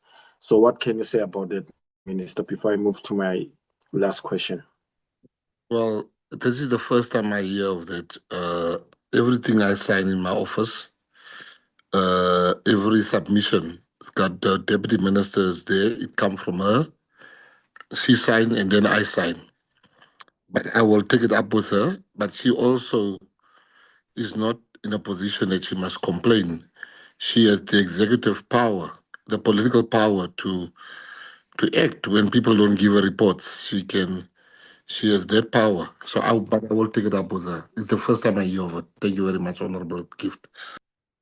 Thank you so much, Minister. Because of we love both the minister and the deputy minister to have a nice, beautiful working relationship in order to execute each and everything that is happening in the department. And one other question, Minister, is don't you think, Minister, that we should stop supporting SAFA financially until they provide all the necessary outstanding documents? Because of we cannot go like this. If this matter of a CEO all the time, when he ever comes to this platform, he always fight and making sure that it's been, I think it's the second time ever since I came to Parliament, whereby I've seen a CEO reacting like that, and the chairperson will always chase her away. So do you think that will be a valid thing that we can do to stop the support to SAFA until they bring all the supporting documents, financial statements, salaries that every stakeholder or everyone that is involved in SAFA, how much they're earning? Before that, before we get all those documents, then we cannot support them as a Department of Sports and Culture. What do you think about it? No, I agree with you. Firstly, I agree totally with you. But I also going to call a meeting with SAFA to say to them, none of us like appearing before the portfolio committee. We don't like appearing before you. We're not doing you a favor to appear before you, or you doing us a favor to call us. They need to understand one thing. As tedious as it might feel for them, the portfolio committee represents the people of this country. And that's why I just need to talk to him and say, you got to answer the questions. You think I like arguing with Honorable Khabo about private jets, which he obviously doesn't understand in his own saying that he's a villager, he doesn't understand it. He said that. And I know villagers that is private jets, so I don't know what he's talking about. But my point I'm trying to make is that we need to understand our position we are in. We need to answer the portfolio committee. And I want to implore staff, you can't come to the portfolio committee and say, no, I can't tell you that. You have to answer because that's for the people. But no money will flow from the Department of Sport, Arts and Culture unless certain things, including the VAR. I spoke to the deputy president who's who's listening to me now earlier. And he said to me, he said, no, something must come out of the 21 days. The 21 days, we will totally cut all financial aid to SAFA if they do not give us an answer that satisfactorily ended the department of the portfolio committee. So yeah, and just my parting shot is that Honorable Khabo gives villagers a bad name. Okay, last one, Minister. You said something that the cricket have their own VAR. Rugby South Africa, they have their own VAR. And at the present moment, SAFA is the one that supposed to bring back the 20 million. And which is, when you were too excited and announcing that the VAR is coming, as much as Leader Khabu just said now, that you nearly cried, 2 days back or yesterday, because of you said, I want my money back. So the viewers at home or South Africans, they were so looking up to the VAR and they so wanted it so bad because of players get hurt, and it was high time to, when we had the VAR, maybe probably we'll have less injuries and all of that. So as a department, what sort of measures that you might have in place in order to make sure that the VAR might be able to come back in the near future, for the love of soccer and for the love of South Africans, because of it seems like I also need it, especially again for those who are betting on sporting bet and and everywhere. They really want to. So do you think, Minister, in future we might be able to open up a window for SAFA again and extend again our invitation to PSL and see if the PSL itself, wouldn't they want to take the VAR on their own hand and say they can proceed with it? Because of 90% of the time, I think the PSL is the one that needs this VAR more than SAFA. Because SAFA is a federation after all. And thank you so much for a fruitful meeting, and good night from me. Yeah, thank you, Honorable Gift. I think we are at a stage now where VAR is no longer an option. It's not a nice to have. I think VAR, we're at this stage where it's becoming embarrassing if we don't have VAR, particularly a country like South Africa. We are going through CAF to Dr. Patrice Motsepe, the Confederation of African Football, and where we now hope after 21 days, if SAFA doesn't show us something tangible, we'll go through through CAF, and then we also have other options like forming a SPV, a special purpose vehicle with all the role players, including the PSL. But I can tell you now that there will be VAR. Whether there's people in SAFA that don't want it, it will be there. We cannot be held hostage by people who want to see our country going forward. The Honorable Letsie. Thank you very much. It's been a very long meeting, Chairperson. Earlier on, I did indicate the mechanisms that we have, which I believe, Chair, that when you close the meeting, you'll get into it about my understanding on the CEO of SAFA saying she can't disclose the salary of either the previous or the current coach because of the non-disclosure part of it. Legally, if she had signed that contract, should be fired if she had said so. And I did indicate to you that as Parliament, we do have mechanisms. I did indicate one of them is either we have an in-committee, we take a resolution now as we close the meeting, we write to SAFA, they give it to us in writing. If they refuse that in writing as a committee resolution, we go to Section 56 of the Constitution of the Republic and we summon those answers. But I thought it is important that we clarified that We don't support anybody who does not want to answer to Parliament, and that is why I believe in the next meeting we must summon the president of SAFA. He must be summoned to appear here because we asked for an apology, which did not come. Well, a substantial apology, which did not come. I do have questions that I want our colleagues at SAFA to write down. Those ones in the executive, because I want Chairperson to give them an opportunity to respond to us in writing, because they might even say that that they are also bounded by the same clause in their contract that say they must not disclose certain things to the public. Yes, we are Parliament, but our meetings are public. So the first question I have, and I hope they're going to write, is that we had received reports that indicated that the initial contract offer to Pitso Mosimane was about 5 million, which was rejected. There was a confirmation in this meeting that the NEC has subsequently approved the 10 million one, which we're not sure whether is accepted or not. Now, the question there is that what objective financial and performance assessment justified doubling the offer?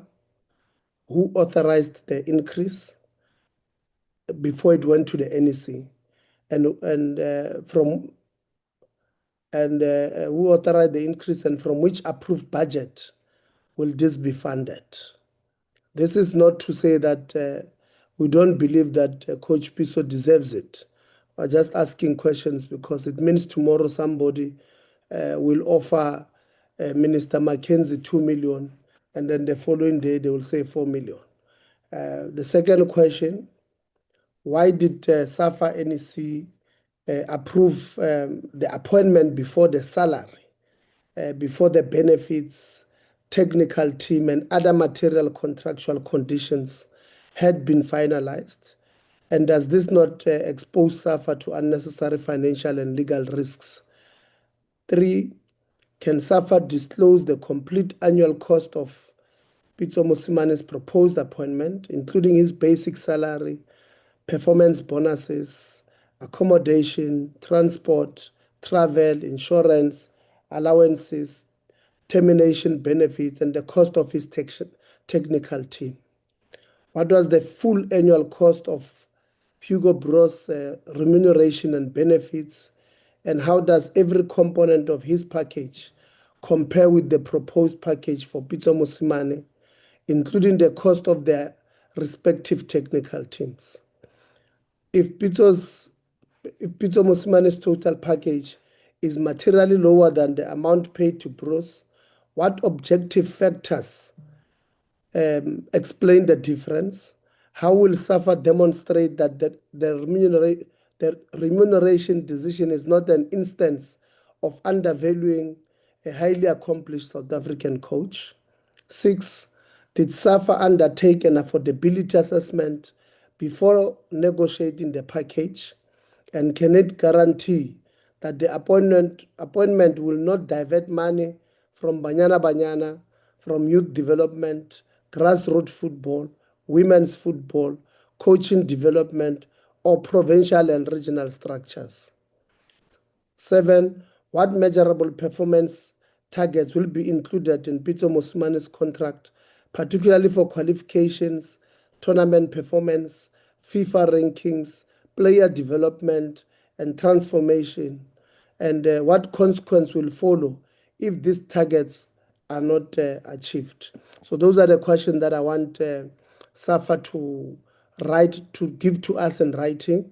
We're doing so, we're asking them to give it to us in writing out of respect for their contracts that they may have signed. That includes non-disclosure and all of that. And Sorry, Chair, just a quick point of order. Sorry, Chair. Is the Minister a quick point of order? Minister? I must congratulate the Honorable. Let's see. You know, of all the things that has been said, you know what, I must give you your flowers. That question that you have, how did you approve the appointment of Peter Musimani without, because as a person has hired many people, salary is the main thing. I must, sorry for interjecting, but I think that's the question of the year. How did you approve the appointment without concluding on the salary? Thank you very much, Honorable Tia. Nevertheless, I Minister, begrudgingly praise you. Minister, nevertheless, the job has been advertised while we were still playing uh, uh, uh, uh, the World Cup in Mexico. That job was advertised. That is how progressive SAFA is in some cases. Yeah. Honorable Lettier. No, thank you very much. I just want thank you very much, Minister. I just want to, because I've had many members asking the minister to take certain actions, DSEC to take certain actions against SAFA.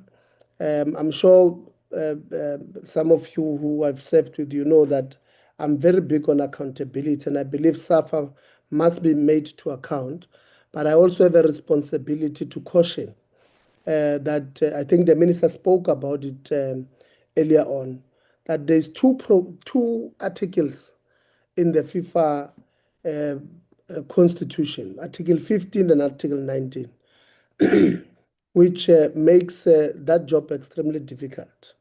Article 15, and I'm going to read it verbatim first. It says every member association must be neutral in political matters and includes governance rules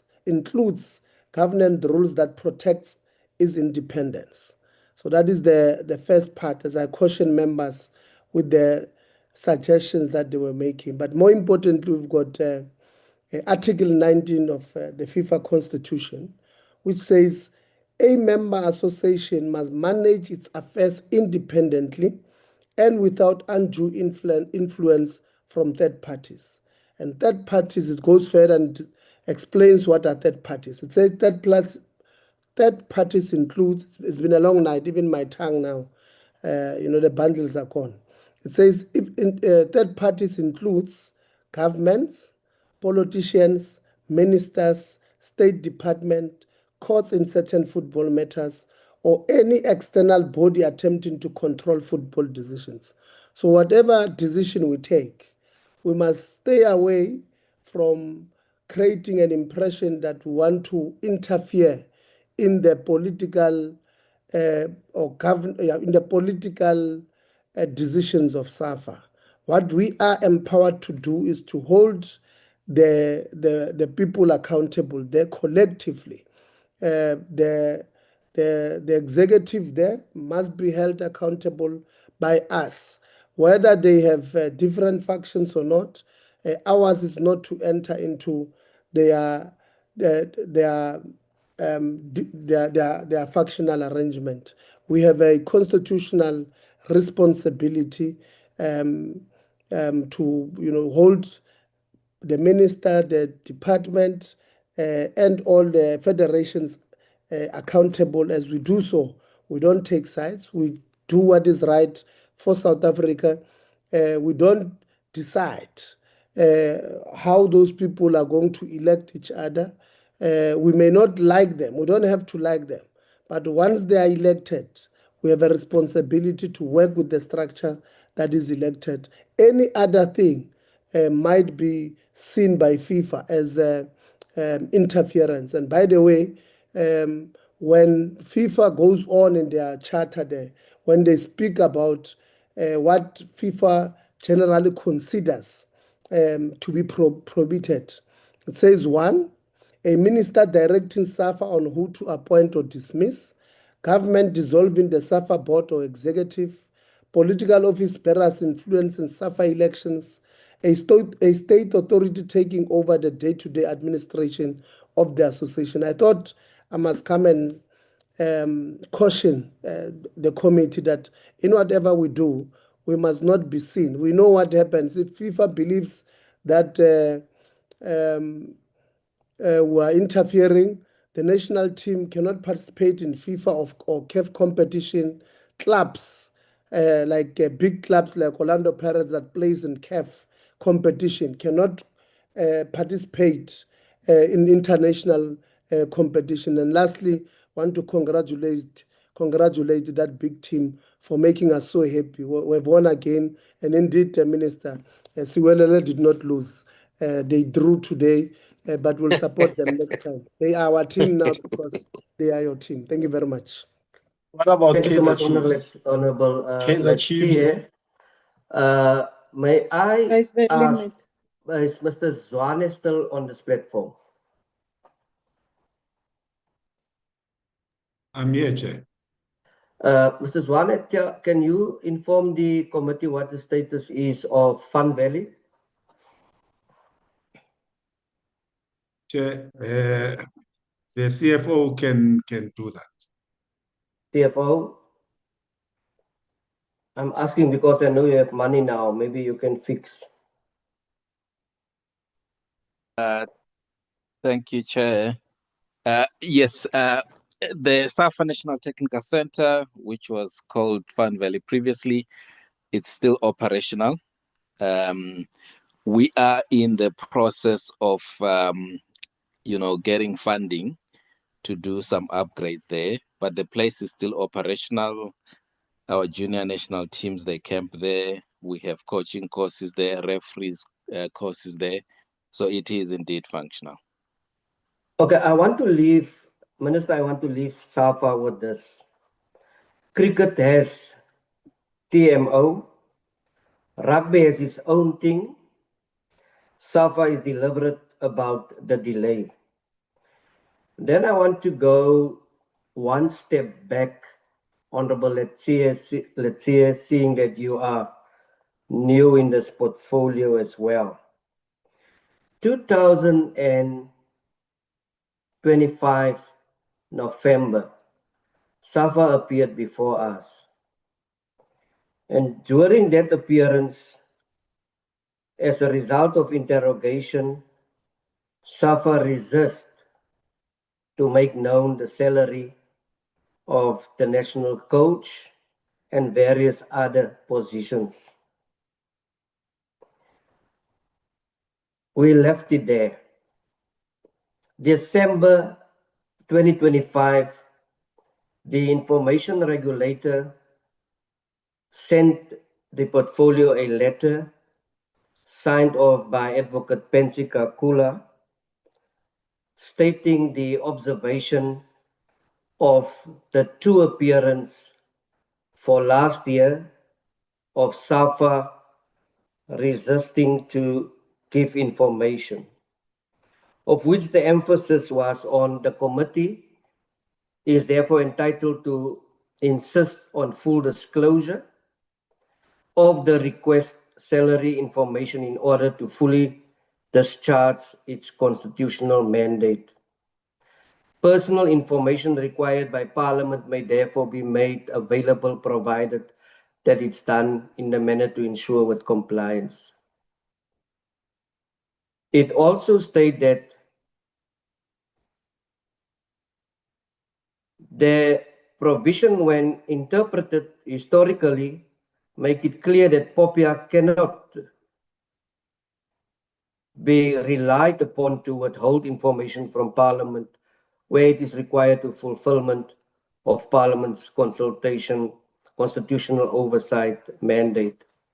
I then wrote to SAFA through the Portfolio Committee Secretary, sending them a copy of this letter, requesting them if they appear before Parliament again, they are eligible or rather responsible to comply and make known the salaries.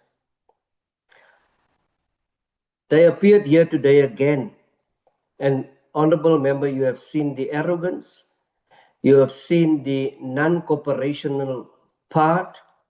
As the minister has said, yes, some people don't want to appear before this portfolio committee.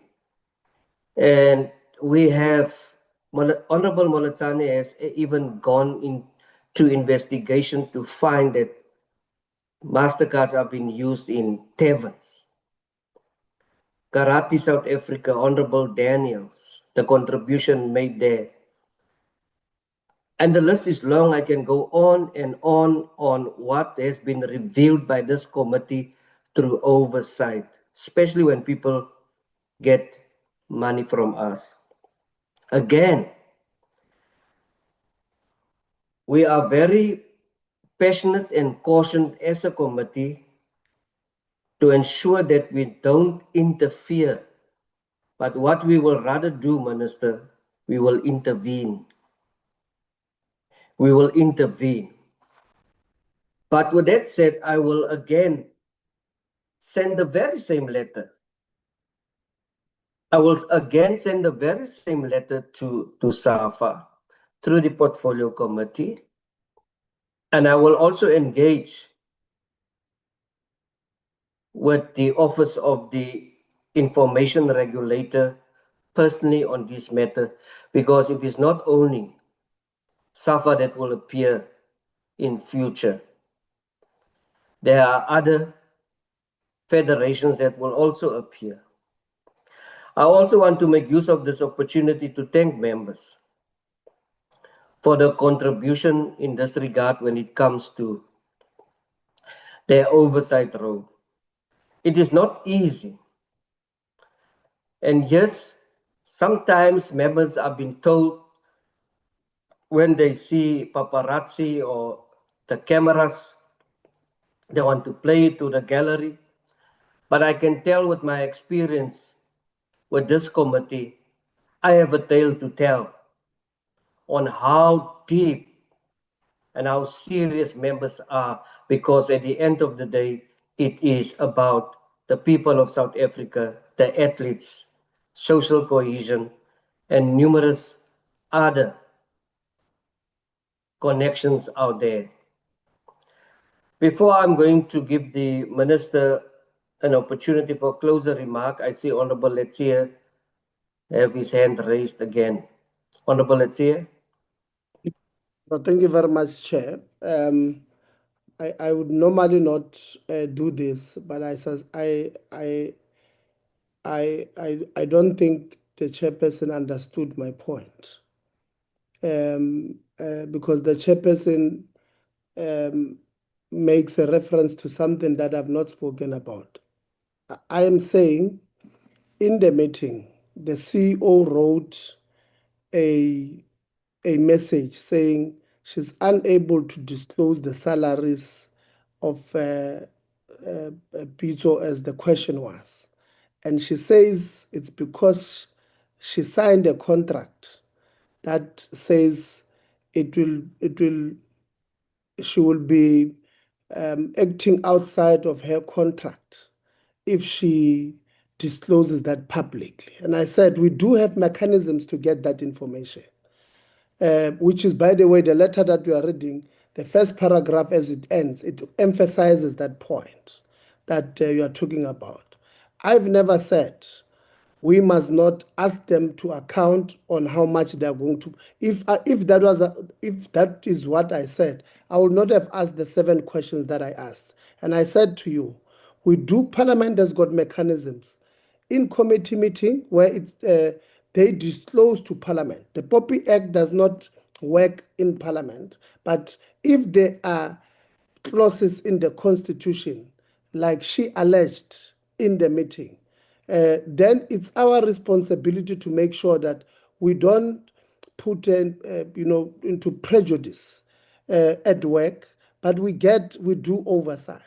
So how the chair interpreted my message, I thought I had to raise my hand and clarify that I said there are mechanisms. There's in committee, there's them writing to us, giving us those details in writing. There's many mechanisms for us to get that information. And if they refuse, there's what we call Section 56 of the Constitution of South Africa, Section 56(2), which speaks about summoning such information. So I thought, Chair, I must just come because I felt that it's either you did not understand my point, because even at the later stage when you conclude your remark, you indicate that people are misusing credit cards.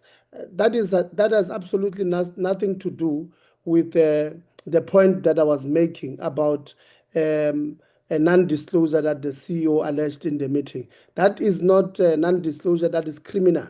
And those ones who continue to do so, we must go after them full force. So I thought I must just clarify that point, Chairperson. Thank you very much. Point taken, Honorable Letsie, but what I'm saying, I'm talking about the oversight. That's why I refer to the credit card. I also sent the letter, the very letter which SAFA has 1 year to return that letter or to respond to that letter, which they did not do. And they appear again before us with the same arrogance. Honorable Potgieter. Thanks, Chair. Yeah, I think the important point to note was that the CEO stated that she would like a copy of that letter at this meeting today And she to got take it. back to her legal advisors in order to determine whether or not they were able to share the information. She then posted that message to say it was against her contract. But this letter was issued several months ago when this first happened, and they could have very well taken it up with their legal advisors at that stage. So I'm not buying that story of prejudice. They've had several months to clear that matter up. So I think, yeah, for me, it wasn't sufficient. But I would support you, Chairperson. It came up with another federation, and I can't remember, I would be guessing, but I can't remember, it came up the exact same issue where they refused to disclose, and I brought up this letter again. So I would really support that possibly something is generated from the information regulator, and perhaps SASCOC can assist in distributing that, because it's a very frustrating conversation to have every time. Thanks. Thank you, Honorable Potgieter. I think that is what I actually tried to explain, referring back to the previous engagement with SAFA. Minister, 1 minute to wrap up.